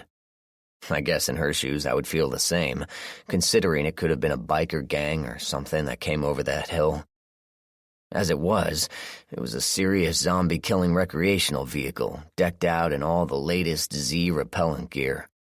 I had to admit, seeing it roll over the hill like that, it was impressive. But I had no more time to look on in wonderment and admiration, as we were here to do a job. I brought my rifle up and kept it trained on the far side of the road, while Tommy kept his gun on this side of the road. There was a house up the road to the east we hadn't checked out, but there was nothing to be done for it. The big rig slowed to a stop, and I could see Nate at the wheel. Even 50 yards away, I could see Duncan's stupid grin as he got close to his mystery woman and saw she was very pretty. Nate pulled the RV to a stop past the woman's truck and angled it so it blocked the road. Anyone on the far side would not be able to see what was going on, and any ambushers riding in from the east would be blocked as well. Pretty smart. Tommy and I waited until Nate got out of the RV, followed by a fairly jumpy Duncan. We started walking to the scene, keeping our weapons ready. I could hear Nate's voice and the woman's, but couldn't make out what they were saying until I got closer. "But my friend is back there, and she needs help." "Not my decision to make right now." "Oh, God, please. You look like you two could handle the zombies. Just pull that truck close to the building and let her jump down. Why won't you help?" The woman seemed nearly hysterical. Nate sounded compassionate but cynical, if that was even possible. "Like I said, it's not up to me." The woman turned to Duncan, who clearly enjoyed the attention. "Please," she said, placing a hand on his arm. "My friend needs help. I drove out here to see if there was anyone in these homes that could help, and the truck broke down. She's been with me since the beginning, and I can't just leave her." I couldn't see her face, but I was willing to bet she was nearly crying. I was almost convinced myself. Duncan nodded, and the woman seemed to brighten, but slumped her shoulders when he said, "We'd love to help, but it ain't up to us." The woman took a step back and cursed. "Well, damn it! Who the hell is in charge, and why aren't they out here?" I stopped walking and was positioned about 10 feet behind her. "Turn around," I said as the woman jumped slightly at the sound of my voice. She spun about and stared at me, not sure where the hell I could have sprung from. I could see her quick inventory of my weapons, followed by a quick personal inventory of my physical features. What she saw was probably not comforting. A 6'2", broad-shouldered man in his 30s, wearing a vest full of ammo, a belt with a pistol and knife on it, and holding a fully loaded battle rifle. A funny look flashed on her face, but it was gone before I could get a read on it. I introduced myself. "Name's John Talon. These renegades are my crew. You've met Nate, the big guy over there, and Duncan, the skinny fellow. Tommy Carter is the gent to the rear. Who might you be?" The blonde tossed her hair back with a shake of her head and said, "I'm Jana Thorne. Are you going to help my friend or not?" Her tone was belligerent, which could be excused as worry for her friend. "We'll see," I said, motioning for Nate and Tommy to go back into the RV. Duncan went back with obvious reluctance, and Nate had to pull him in just so he could shut the door. Tommy wandered over to the truck and was poking around in it. I faced Jana. "Tell me about your friend. Where is she? What's the best route to get to her? How'd you get away, etc. If I am to help, and I haven't said I would, I need as much information as possible." Jana's eyes lit up with hope at the possibility of helping her friend, a good sign that she was sincere. She spilled out her tale so quickly I was nearly lost 3 seconds after she started. In a nutshell, she was working as a hairdresser in a small town when the upheaval hit. She was able to fight her way to her parents' house only to find they had been infected. Her little brother was killed by zombies when she was trying to get him out to safety, and she spent the last couple of years on the move. She met her friend, Gina, out on the road, and the two stayed together for obvious survival reasons. They got surprised by a large group of zombies, and when she jumped from the roof to a dumpster, the dumpster tipped over, and before she could right it, the zombies chased her away from her friend. "What's with the scissors?" I asked, just out of curiosity. Janice smiled at me. "They work as weapons. I'm used to them, and they easily penetrate zombie skulls if you know what you're doing." I had to agree. One pair of the scissors seemed to have blades over 7 inches long, longer than my knife blade. "All right," I said. "Climb aboard. We'll see what we can do for your friend." I held out an arm at the RV, which Nate had started and was waiting for us. "Thank you," she said, clasping my hand with hers. "Don't thank me yet," I said, taking my hand back to open the door. "Your friend is still in danger." Jana stepped inside as Tommy came up to the door. "Truck really broken down?" I asked under my breath as he passed by. "Battery cable came off. Might be on purpose, might be on accident. Can't tell." "Keep your eyes open. I don't trust this at all." "Ditto." 25. We moved slowly into town as I told Nate to take it easy. I wanted to give the appearance of a group just looking to see if things were okay before they stopped. If we were being watched and the hair standing up on the back of my neck told me we were, then I wanted to present as much of a humble front as possible. It was one thing to try and trap someone. It was another when the person you trapped turned into a much bigger animal than you thought. I felt like we had a huge target on the side of the RV and were getting closer to the order to fire. Trouble was, I had no idea who might be waiting for us. I just had the feeling. In all honesty, if it was an ambush by zombies, I would probably feel better. Jana and Duncan sat at the kitchen table, and he tried to get more information from her. Zeus the cat came down from his perch to meet the new arrival, and he was currently lounging on the table in front of Jana. She idly stroked his back while telling her tale. She had been traveling with 2 friends, as it turned out, but the guy she was with had been killed. She didn't go into any more detail. I was standing by the side window, watching the town move past. We drove past several homes and turned onto High Street, which looked like it would take us through the center of town. We passed Harrisburg United Methodist Church, and it looked worse for wear. All of the homes looked like this town had had a rough go of it, since it was so close to the interstate and all the blocked cars. When people fled their cars, where did they go? Right to Harrisburg. Who followed them? You got it. As we passed Sycamore Street, I noticed a truck sitting in the middle of the street. It seemed wildly out of place. The truck was of a military style with a high cab and bias-ply tires. The back was canvas-covered, and it was just sitting there. It seemed to be a vehicle capable of hauling a lot of stuff over heavy terrain, so why anyone would leave it seemed odd to me. "Nate," I called up front. "Stop here. I want to take a look at something." "You got it." The RV slowed to a stop, and Tommy immediately went to the ladder to the roof. Duncan reluctantly broke away from Jana and picked up his rifle. Nate stayed at the wheel, ready to gun it and get us out of there if need be. I went over to the door and waited, and in a few seconds Tommy thumped the roof to let me know it was clear to go out. As I went, I heard Jana talking to Duncan. "You guys act like you've done this before." I didn't hear the rest as I was outside and moving around the front of the vehicle. The sun was brighter, and I was wishing I had brought my sunglasses with. I moved down the center of the road, careful to make as little noise as possible. From experience, I knew that zombies might be waiting in ambush, but they would have to cross some open ground to get to me. I knew my back was being watched by Tommy, and unless he was way off his game, the first shot I would hear would be his taking out a Z. I moved over to the truck and pulled myself up to the cab. I didn't see anyone in it, and a quick look through the canvas showed some supplies, but no clues as to why such a truck was here. Strange. I was about to jump down when a map caught my eye. It was tucked into the small storage area that ran the length of the dashboard. I took it out and opened it, figuring to see just another map of Ohio. What I didn't expect was to see 3 areas circled. One was Harrisburg, which made a certain amount of sense. The other was a small forest preserve southwest of here, and the last was a larger forest preserve called Stroud's Run State Park. There was a red question mark over the area we'd stayed the other night, and Route 50 was heavily penciled over. There were cross marks on several towns, and some were boxed in. It made no sense at all. I left the map and walked back to the RV, shaking my head at Tommy and Nate.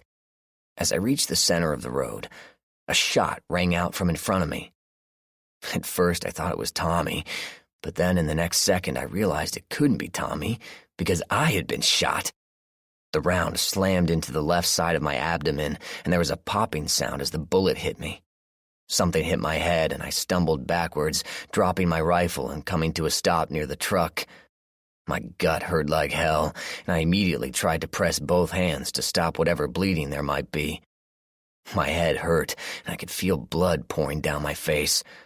I heard several more shots being fired, and the sound of the RV roaring to life. The last sound I heard was Tommy screaming my name as the RV pulled away. After that, I didn't hear anything. 26. I opened my eyes to what I thought was some time later and stared at the weird scene in front of me. There was a long metal bar right above my face and another at a cross-section. If this was the afterlife, it was already a disappointment. My head cleared a bit, and I began to realize what had happened. Somebody had shot me, and I was under the truck I had been investigating. I reached down to where my wound was and poked around a bit. My vest was frayed, and there was a lot of busted metal that pricked my probing fingers. My side hurt like hell, but it didn't feel as bad as I thought it would. I had heard that getting shot in the gut was as bad as it could be and doomed the recipient to an agonizing death. If this was agonizing pain, I was tougher than I thought I was. I explored my head wound and found a gash near my hairline. My face was crusted with drying blood, so I was sure I looked a fright. I could hear the sounds of gunfire, so I figured my friends were still in the fray, taking on whoever had shot me. I raised my hand and looked at my fingers, expecting to see them covered in blood. I was rather surprised they weren't. What the hell? I started to sit up, but my side hurt again, and I bumped my head on the axle of the truck. Falling back, I put my hand out and touched the stock of my M1A.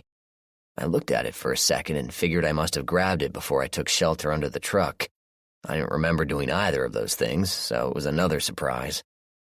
I rolled over, wincing as a fresh wave of pain hit my gut and crawled out on the opposite side of the truck. Whoever had shot me was pretty lousy at assassination, since I was a fairly lively corpse. But if they were still out there, I didn't want to offer them a chance to correct their mistake. I got to my knees and willed myself to look at the damage. I was expecting to see blood-soaked clothing and a very disturbing hole in my sacred person. What I was not expecting to see was a vest pocket blown away and a very badly damaged rifle magazine. Several rounds had exploded when they had been hit, rupturing the mag and blowing out the pocket. I thought I knew what had happened. The sniper had hastily taken his shot since I had gotten out before the planned ambush site, and the round had punched into one of the steel-sided magazines for my rifle. The steel had absorbed most of the energy of the round, but it had enough to penetrate 3 of my cartridges, causing them to fire and blow the mag apart at the front.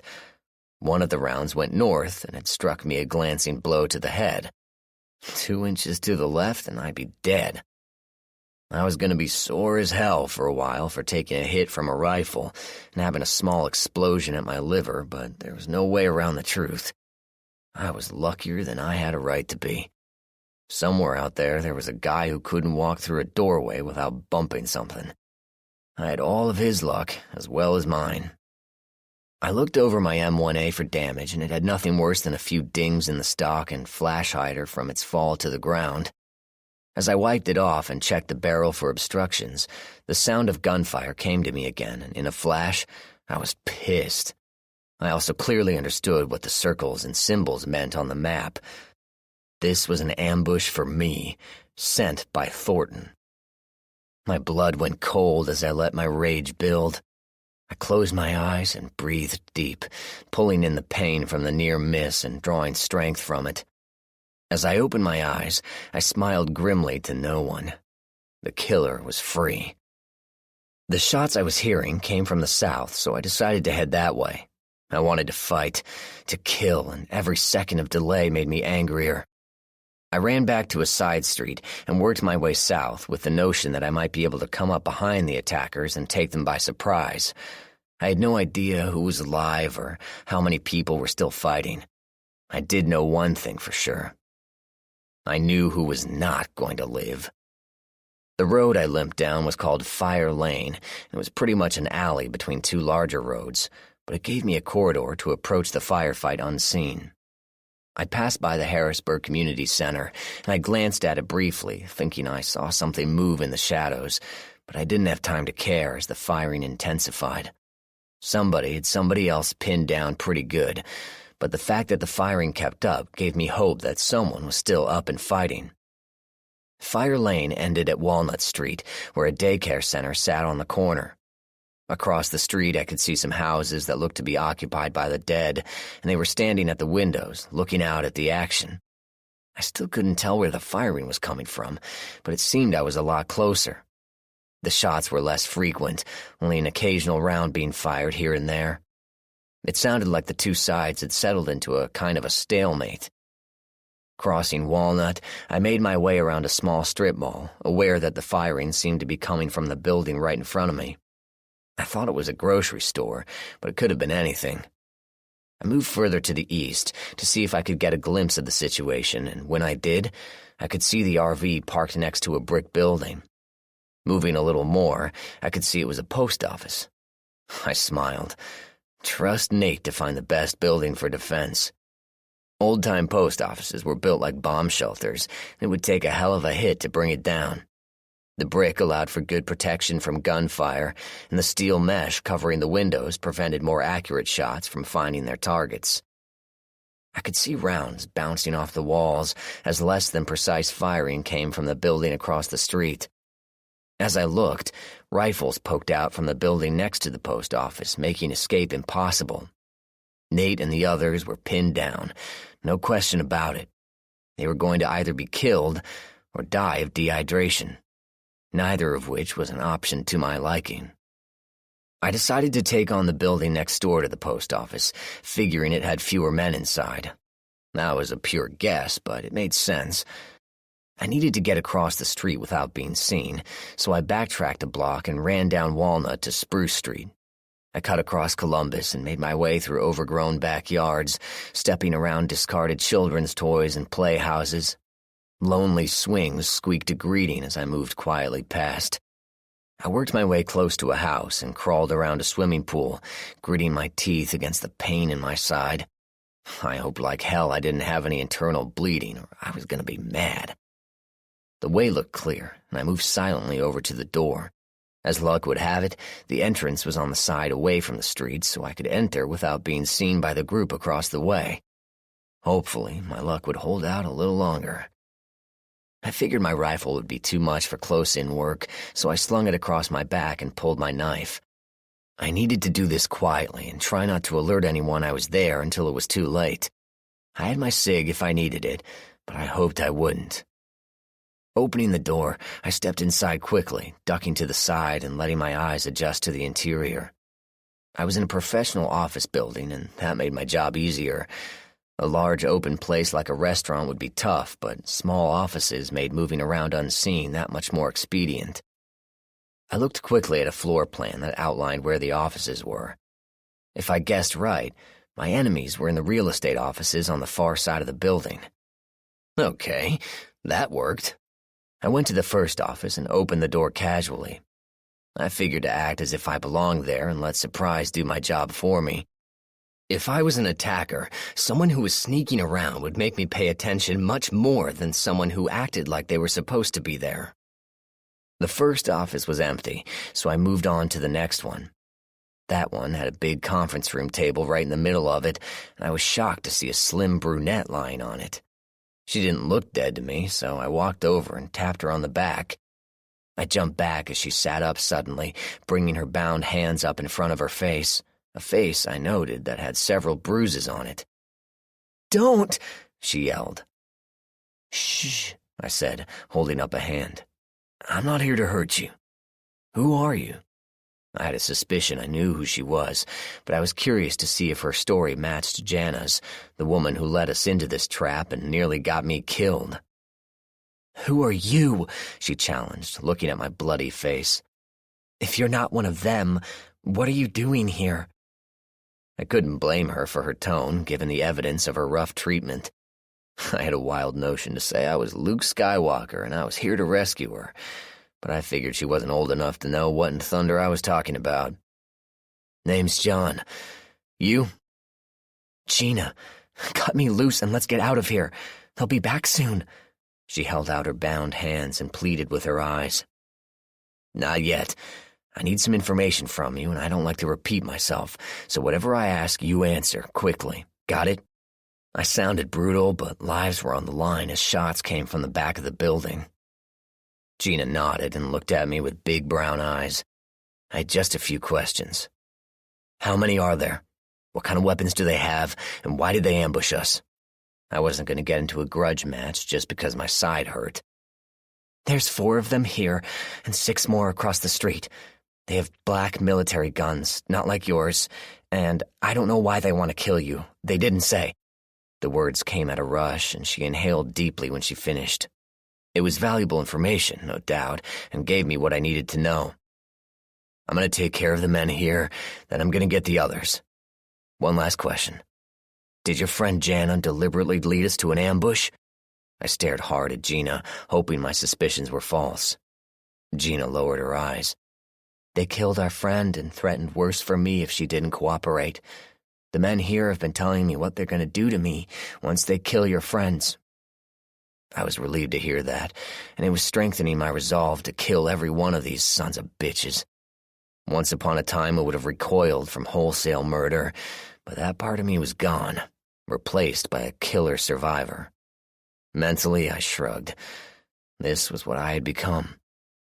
I cut Gina's bonds and led her out to the receptionist's desk. "Stay here until I get back. I'll let you know when it's safe." Gina nodded, and before I could stop her, leaned in quickly and kissed my cheek. "Thank you," she said, as she squatted down behind the desk. I nodded and readied myself for some serious exercise. Moving through the dark hallway, I worked my way to the back rooms where shots were still being fired. As I came near the corner, a shape came around and lunged at me. I stepped back and brought up my knife, swinging my arm to deflect the outstretched arms. The heavy blade sank deep into the neck of my enemy, cutting off his air supply and dropping him quickly and quietly. As I let him fall, I realized this was not a zombie, but one of the men attacking my friends. His feet drummed the floor weakly as he grabbed his ruined throat, suffocating on his own blood.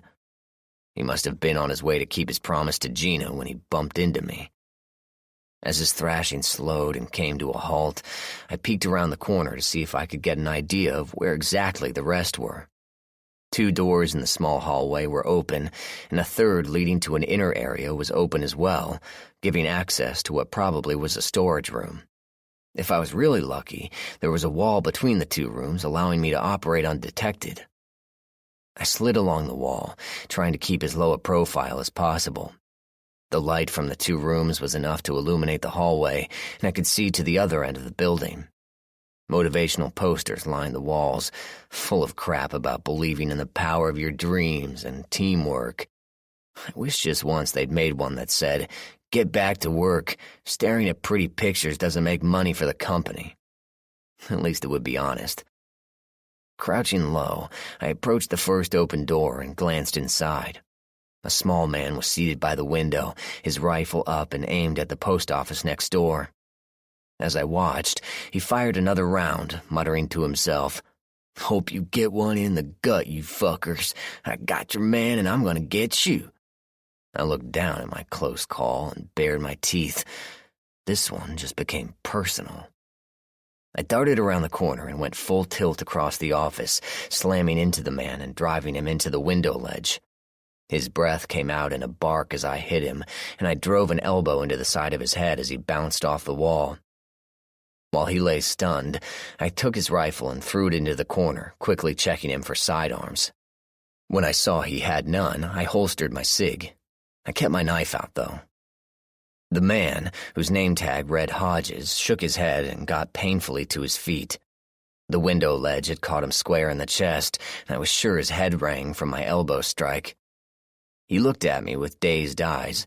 Then, as recognition hit him, he opened his mouth to yell. I shut him up with a sharp punch to the chin, snapping his head back and knocking him over his chair. I waited for him, and this time he got up slower than before. His eyes glowed with hate as he pulled his own knife and began waving it in front of himself. "So, you lived, huh? Well, I like this better. The Sarge said to wait, but you got out early.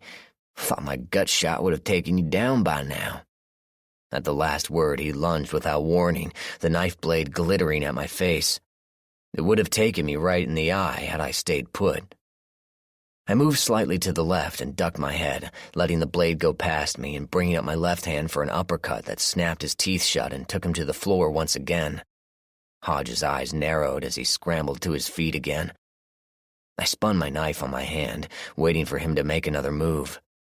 He looked at my blade and realized I was playing with him, that I could kill at my leisure.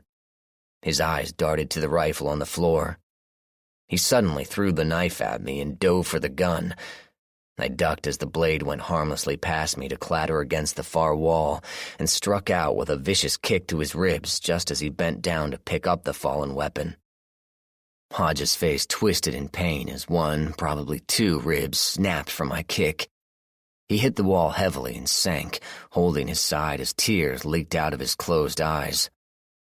"Just finish me, you shit. You'll never get us all. You and your friends are as good as dead." He was game to the end. I had to give him that.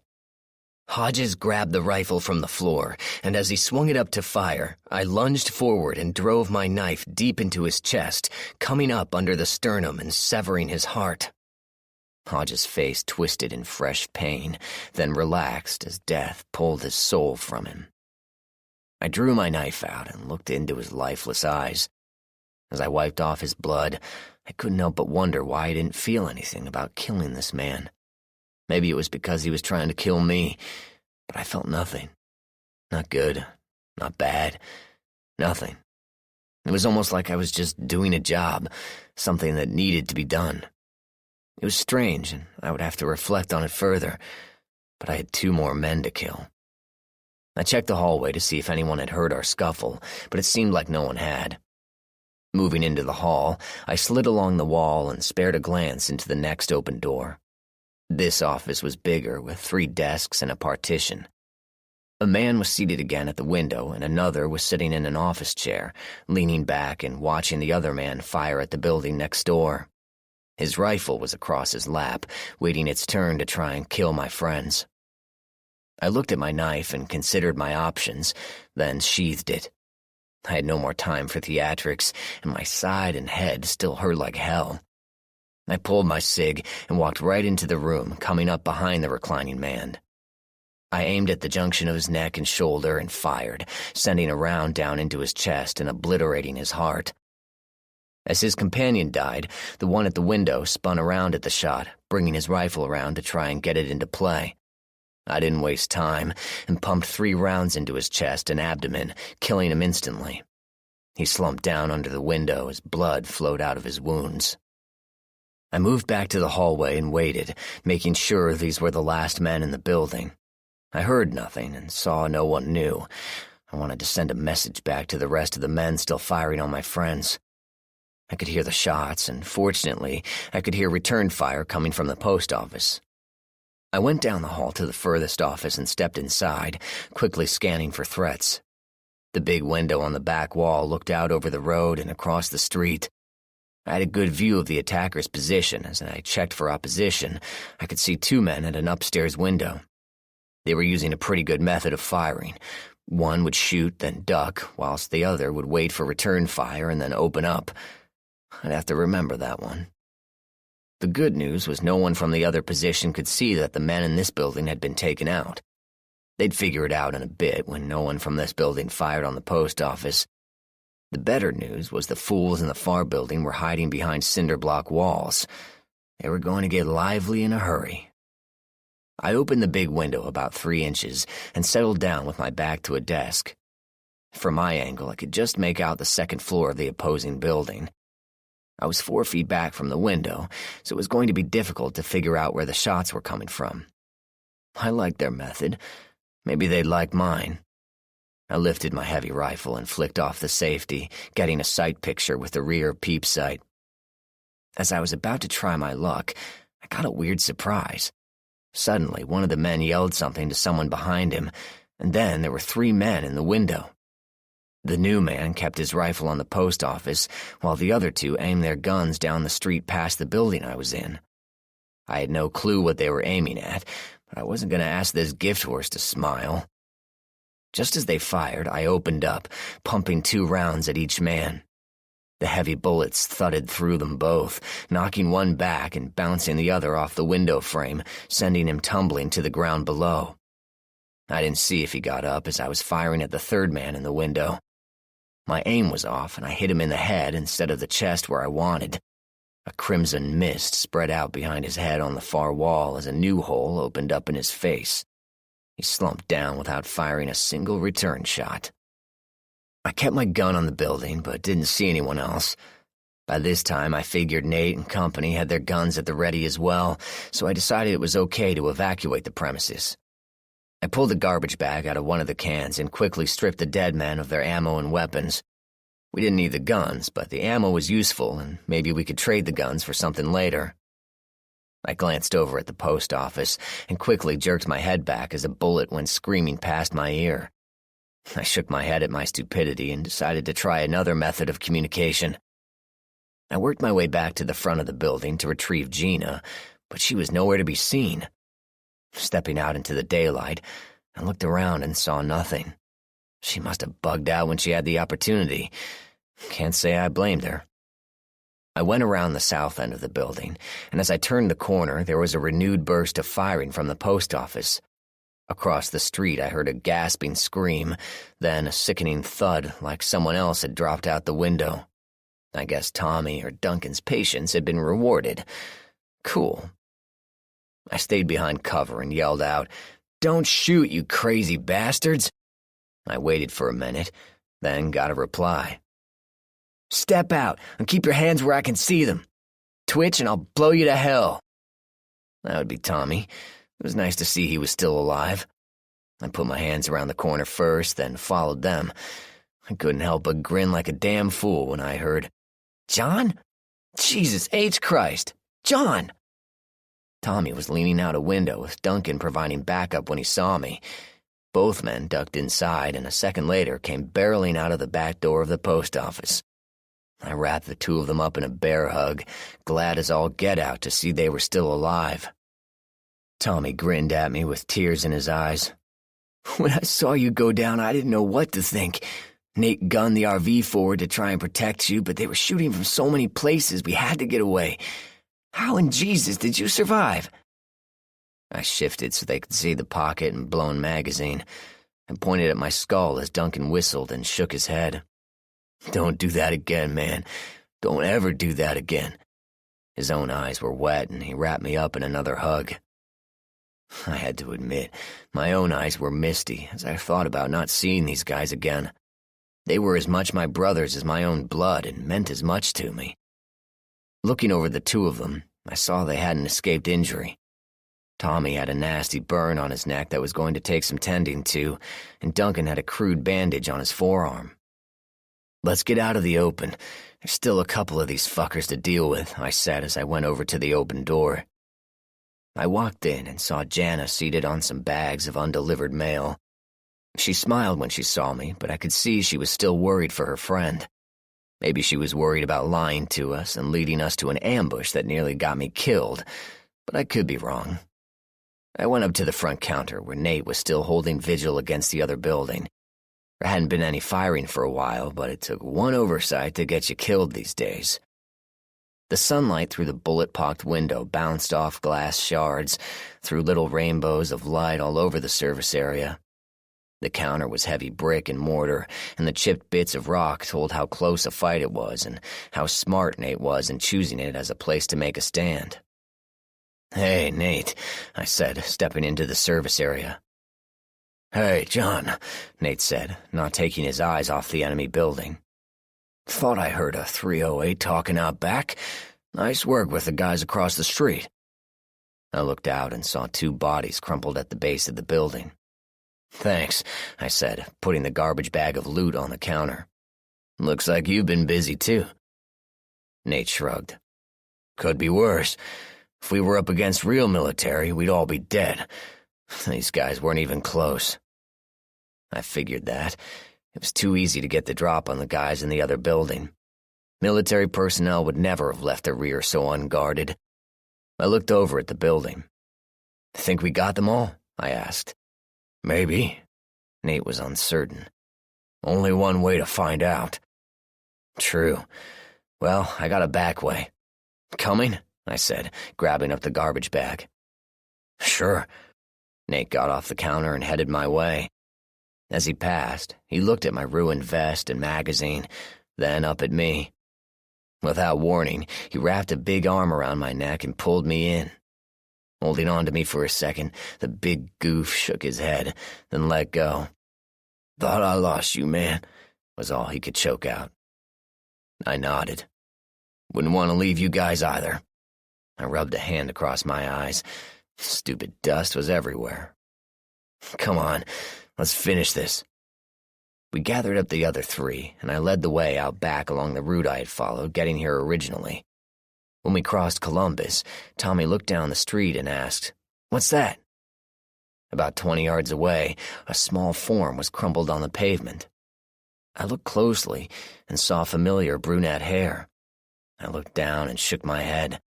That used to be a girl called Gina. It was obvious now what had happened. Gina had seized the opportunity to run and exposed herself too long to the gunfire of the men across the way. That was what they were aiming at when I fired back at them. Unknowingly, I had avenged her death almost instantly, but it was of little consolation now. Jana cried out and ran to the small form, dropping beside Gina's lifeless body and holding her to her chest. Duncan trotted alongside, keeping his rifle ready and looking extremely grim. I raised a hand and signaled to Duncan, and he nodded. We needed to be moving quickly. He and Jana were going to bring up the RV. As we crossed the street and worked our way back along the Spruce to Walnut, I gave Nate the intelligence I'd inadvertently gathered. There were 10 men in the attack. We had so far accounted for 8 of them. I had seen a map in the truck, and from a quick reflection, I had a very good idea where the men planned on rendezvousing with their commander. That gave us an edge, and me an idea, but we had to finish this first. Running down Walnut, we came back down Fire Lane and past the daycare center. I noticed the building we were looking for had an open door at the back, and quickly I realized we outnumbered the guys we were chasing. Nate and Tommy agreed to check out the building, while I hung back to see if I might get lucky. I walked to the edge of the parking lot and looked around.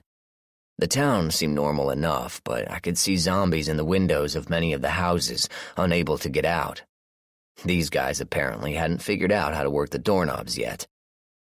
A sound behind me caused me to look and see both Nate and Tommy emerge from the building, each carrying 2 additional rifles and ammo. We were well set for any more encounters. A different sound reached my ears, and I turned the other way to see the truck, the source of a lot of my misery, pull out of the side street it was parked on and roar away to the north. I lifted my rifle, and though it was a long shot, I had to vent somehow. I fired 6 times and had the satisfaction of hearing the bullets hit the truck.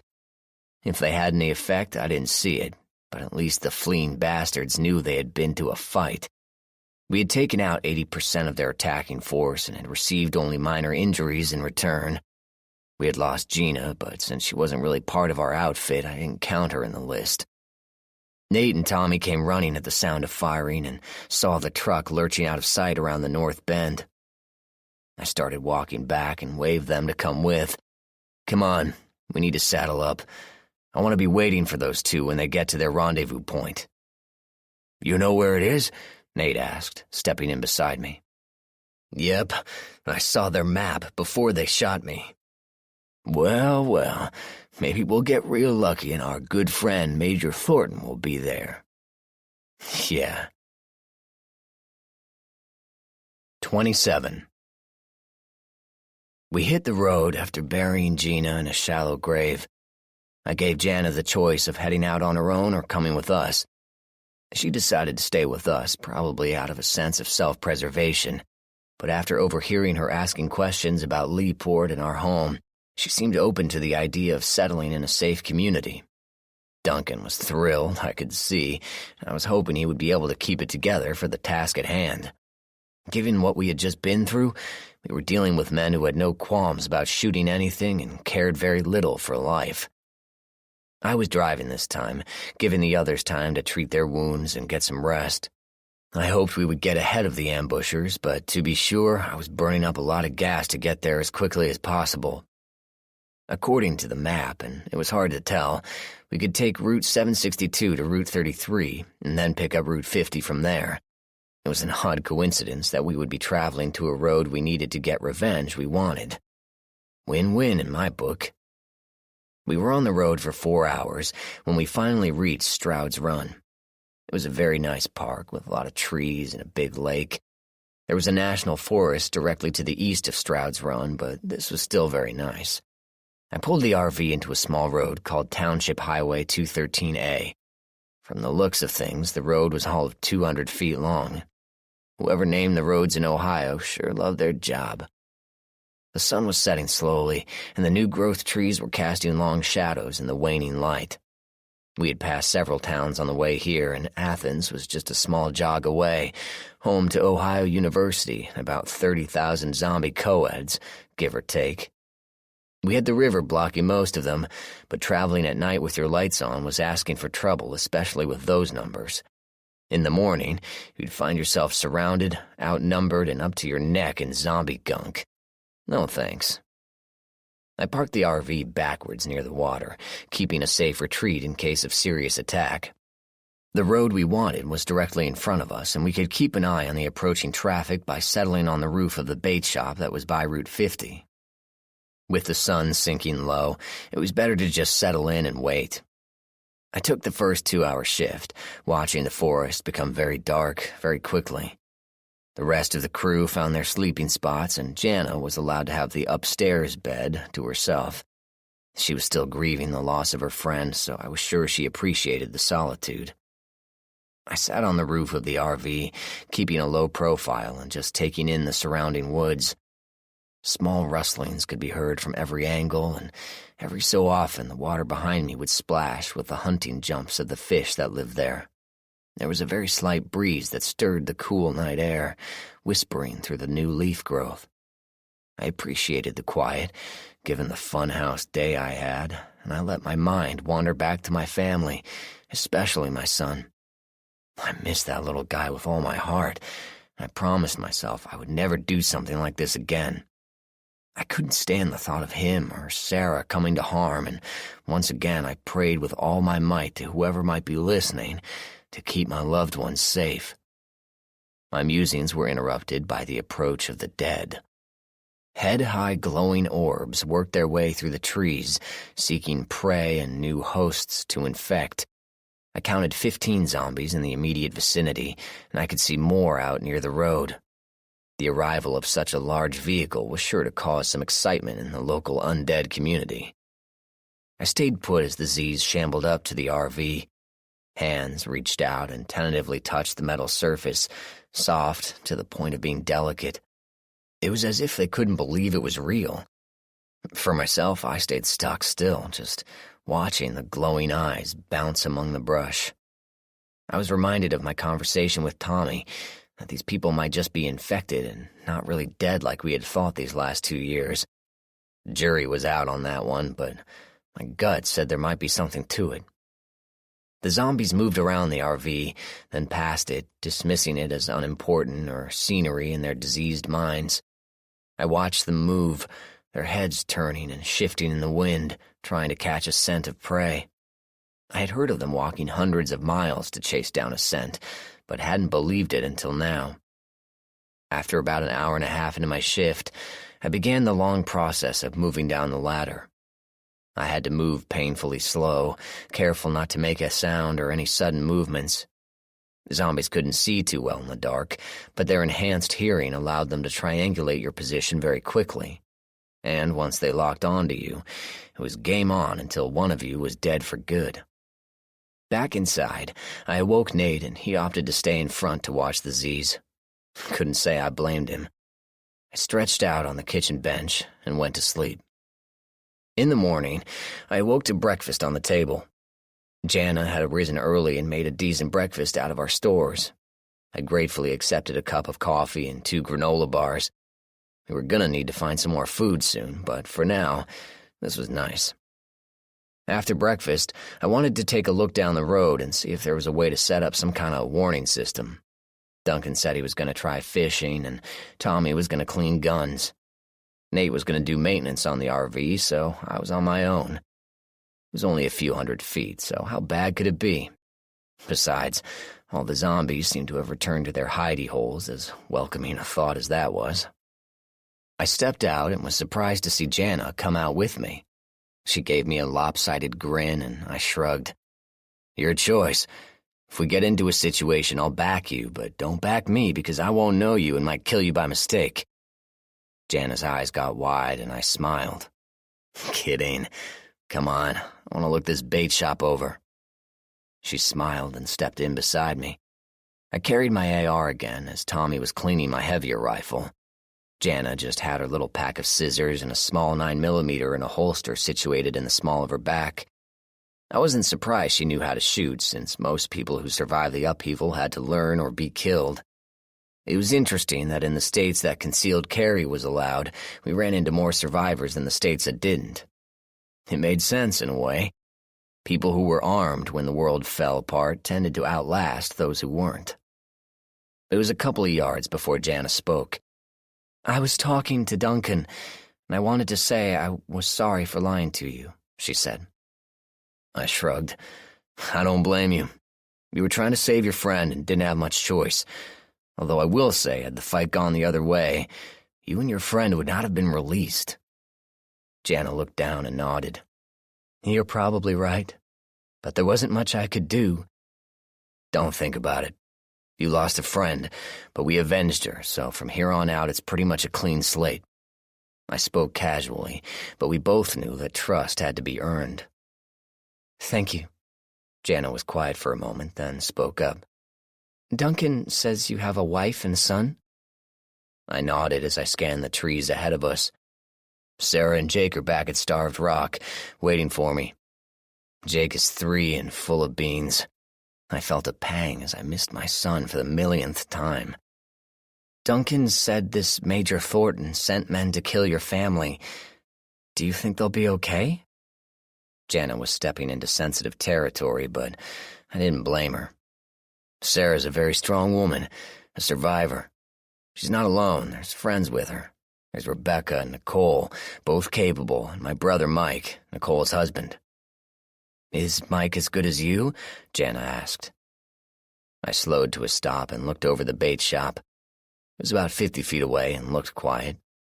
No, he's not, I said.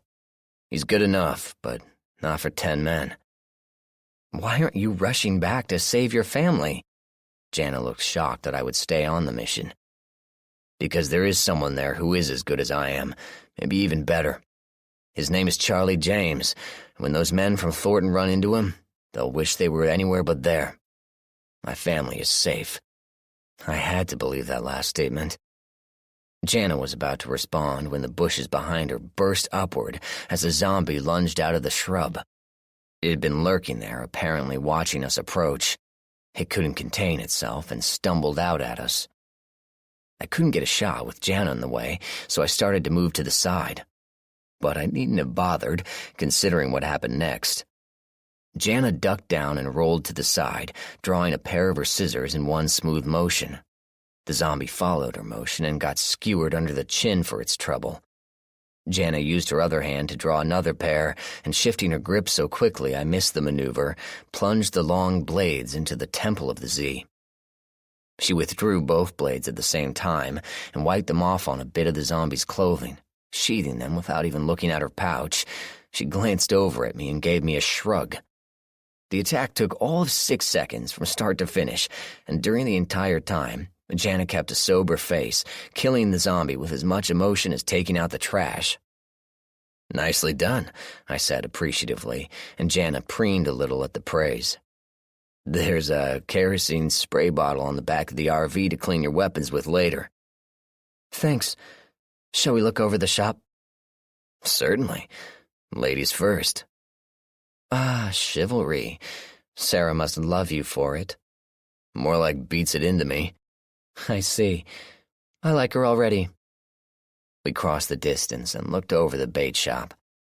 Things looked normal from the outside, so I carefully approached the front door. The building was built like an old southern sharecropper's house, with a sloping metal roof and wide porch. Big refrigerators occupied one half of the porch, advertising live bait in faded letters. I didn't feel the need to open any of them. I looked into the window of the shop, but didn't see anything moving around. Taking that as a good sign, I opened the screen door and pushed the heavier door open with the barrel of my rifle. As soon as the door opened, a small shape flew out of the store and barreled into me, knocking my rifle out of my hands and driving me backwards. I fell off the porch and twisted, shoving my attacker away from me, trying to give me some room. Jana screamed from the porch, but I didn't have time to worry about her as the thing that attacked me was getting up. I jumped to my feet and reached for my cig, only to find the holster empty. Cursing, I faced my enemy and got a shock when it spoke. "God works in mysterious ways. We missed you at Harrisburg, and we worried the whole way here how we was going to explain to Thornton how you got away. But here you is, all gift-wrapped and ready." The speaker was a short man, maybe 5'5" if he was lucky, but what he lacked in height he more than made up for in sheer muscle. The fabric of his uniform was stretched tight over large biceps, and his legs filled his fatigue pants. I really could have used my cig right now, since I figured this was probably going to hurt to do it the hard way. He grinned an evil little grin at me and readied himself for a charge. "I'm gonna kill you with my bare hands, and you know something? I'm gonna enjoy it." He looked over at Jana, who was being held hostage by another man who had her by the throat and was holding her gun to her head. I placed a hand on my knife, but a pistol shot sent a bullet near my ear as Jana screamed again. I felt my rage rising and thought, the hard way it is. You're gonna earn this. A glance down the road showed the truck we were seeking, and it wasn't hard to figure out they had arrived early this morning. It was just our bad luck that we came tumbling into their sleeping place. Kaczynski, as his name patch said, spread his arms wide in a rush to try and take me down. I knew I couldn't let him get hold of me, because that would have been the end. I had to keep him out of reach and wear him down while I figured out how to beat him. He barreled forward, and at the last second, I pivoted left and planted a fist on the back of his neck, sending him crashing to the ground. In the second before he got up, I spared a glance at Jana, who surprised the hell out of me by smiling slightly and giving me a wink. The other man, a sergeant, glowered at me, as he obviously was hoping his friend would be beating my brains in by now. The man jumped to his feet, surprisingly agile for his bulk, and came at me again. This time he lunged to the right, expecting me to pivot like I had done earlier. But now I went down to one knee on the opposite side and struck out with my left foot, connecting with Kaczynski's left knee and knocking him over again. I didn't wait for him to get up. I jumped over to where he was and slammed 2 punches into his kidneys.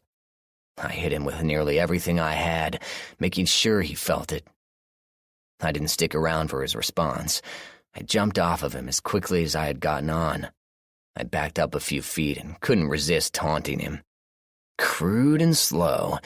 Your attack was no better than a clumsy zombie. Kaczynski snarled as he got to his feet, and a hand reached to his injured back. His little piggy eyes measured me, as my punches probably had a lot more power than he expected. Twice his rushes had failed, and I figured him to try something different. He moved in close, weaving from side to side and bringing his big hands up to try and grab. I waited for an opening and punched hard and fast through his hands, mashing his lip and popping his head back. If I'd expected that to take him down, I was seriously mistaken. He recovered and punched hard twice, the second blow getting past my arm and striking me in the head. He followed up with a hard left to the ribs and managed to back me up a few paces. I stepped back with him following, tough blows raining on my shoulders and arms. I was deflecting his worst efforts, keeping him from striking a serious punch, but I was getting annoyed with the way things were going. I let a jab slip past my head, and I struck from underneath, popping him hard on the chin. When his head came back, I slammed my fist forward, planting the edge of my hand right between his eyes. The punch knocked him far enough off balance that I struck out with my left hand into his solar plexus, toppling him over into the grass. The soldier clambered to his feet, shaking the fog out of his eyes and glaring bloody murder at me. Kaczynski, trying for a killing blow, pulled his right hand back for a roundhouse that would have leveled me if I had stood still for it. But I took the opening and jabbed him in the face, causing his nose to bleed profusely. I followed it with a second jab to his eye, cutting him and causing blood to flow into his vision. The pretend soldier stumbled back, trying to wipe the blood out of his eyes. I pressed my advantage, knowing I would not get another chance. I pounded his head and gut, punching with everything I had. The blows rocked him back and forth, with blood flying from his wounded face. Suddenly rushing like a wounded bear, the soldier spread his arms wide to wrap me up to take me down for the final time. I timed the punch that came from my knees, and you could hear the crack echo through the trees as my fist broke his jaw and flipped him onto his back. The battle lust was on me at that point, and I grabbed him by his greasy hair. Holding his head, I snapped short punches to his face, pulping his lips and swelling his eyes. When at last his big arm slumped down and my opponent was unconscious, I dropped his head on the ground like a busted pumpkin. My hands were swollen and bruised, and my head felt like a river with the rushing in my ears. My arms stung, and my wounded side was numb. But I stood over my defeated enemy, wanting him to get up, wishing he would so I could continue to smash and destroy. When he didn't, I whirled around to see what I could do about his buddy, although I fully expected to be shot for winning the fight. I was not prepared for what I saw on the porch. Sergeant Milovich was on his knees with his hands over his head. Jana was standing behind him with her gun to the back of his head. It looked like he was covered in blood, and when I looked closer, I saw the handles of a pair of Jana's scissors sticking out from his shoulder. Apparently, our little orphan was quite capable of taking care of herself. Jana grinned at me, and I tried to smile back, but it actually hurt to do so. I didn't want to know what my face was going to look like in the morning. Jana's face got serious quickly, and I heard the rushing of feet behind me. In a flash, I drew my knife and struck blindly behind me. Luck guided my blade as it pierced Kaczynski's left eye and buried itself to the hilt in his face. 4 inches of steel sheathed themselves in his brain and killed him instantly. His body crumpled to the grass, his face wearing a shocked expression into the afterlife. Jana's pistol barked once, and I turned to see the Sarge fall on his back, a smoking hole in his forehead. In his left hand, he held the scissors Jana had stabbed him with. I guess he had pulled them out and tried to gain the upper hand. 1 more point for her. As I dragged the bodies out of the way, Jana went into the bait shop. After a few minutes, she reemerged with a few bottles of water and soda, as well as some packaged crackers. The soda and crackers had expired, but recently, so I gratefully accepted them. Sitting on the porch, I gingerly explored my bruised hands, testing to see if any bones had been broken. That little shit could take a punch. "It's not as bad as you think," Jana offered, trying to be kind. Any fight I walk away from is a good one, I said. You do pretty well. That piece of shit is like a lot of guys I've known in my life. All muscle and no regard. Well, he's got one last job for us. Then he can rest in peace. What's that? Jana asked, curious. He and his friend are going to deliver a message to Thornton. Nice. I rummaged around the bait shop until I found what I was looking for. Fortunately, the shop had some marine supplies for boaters, and it wasn't long before I had a good length of nylon rope. As I was dragging the bodies to the main road, Jana was guarding the rear, having picked up my rifle. After the way she handled herself today, I had no trouble with her backing me up. She even found my SIG, which had landed only a few feet from my fight with Kaczynski. That would have helped. I dragged the bodies to the main road and, situating myself under a street lamp, tossed the rope over. Tying the bodies up was quick, and in short order I had them trussed and hanging like deer in the garage. Admiring my handiwork, I started walking back to the RV.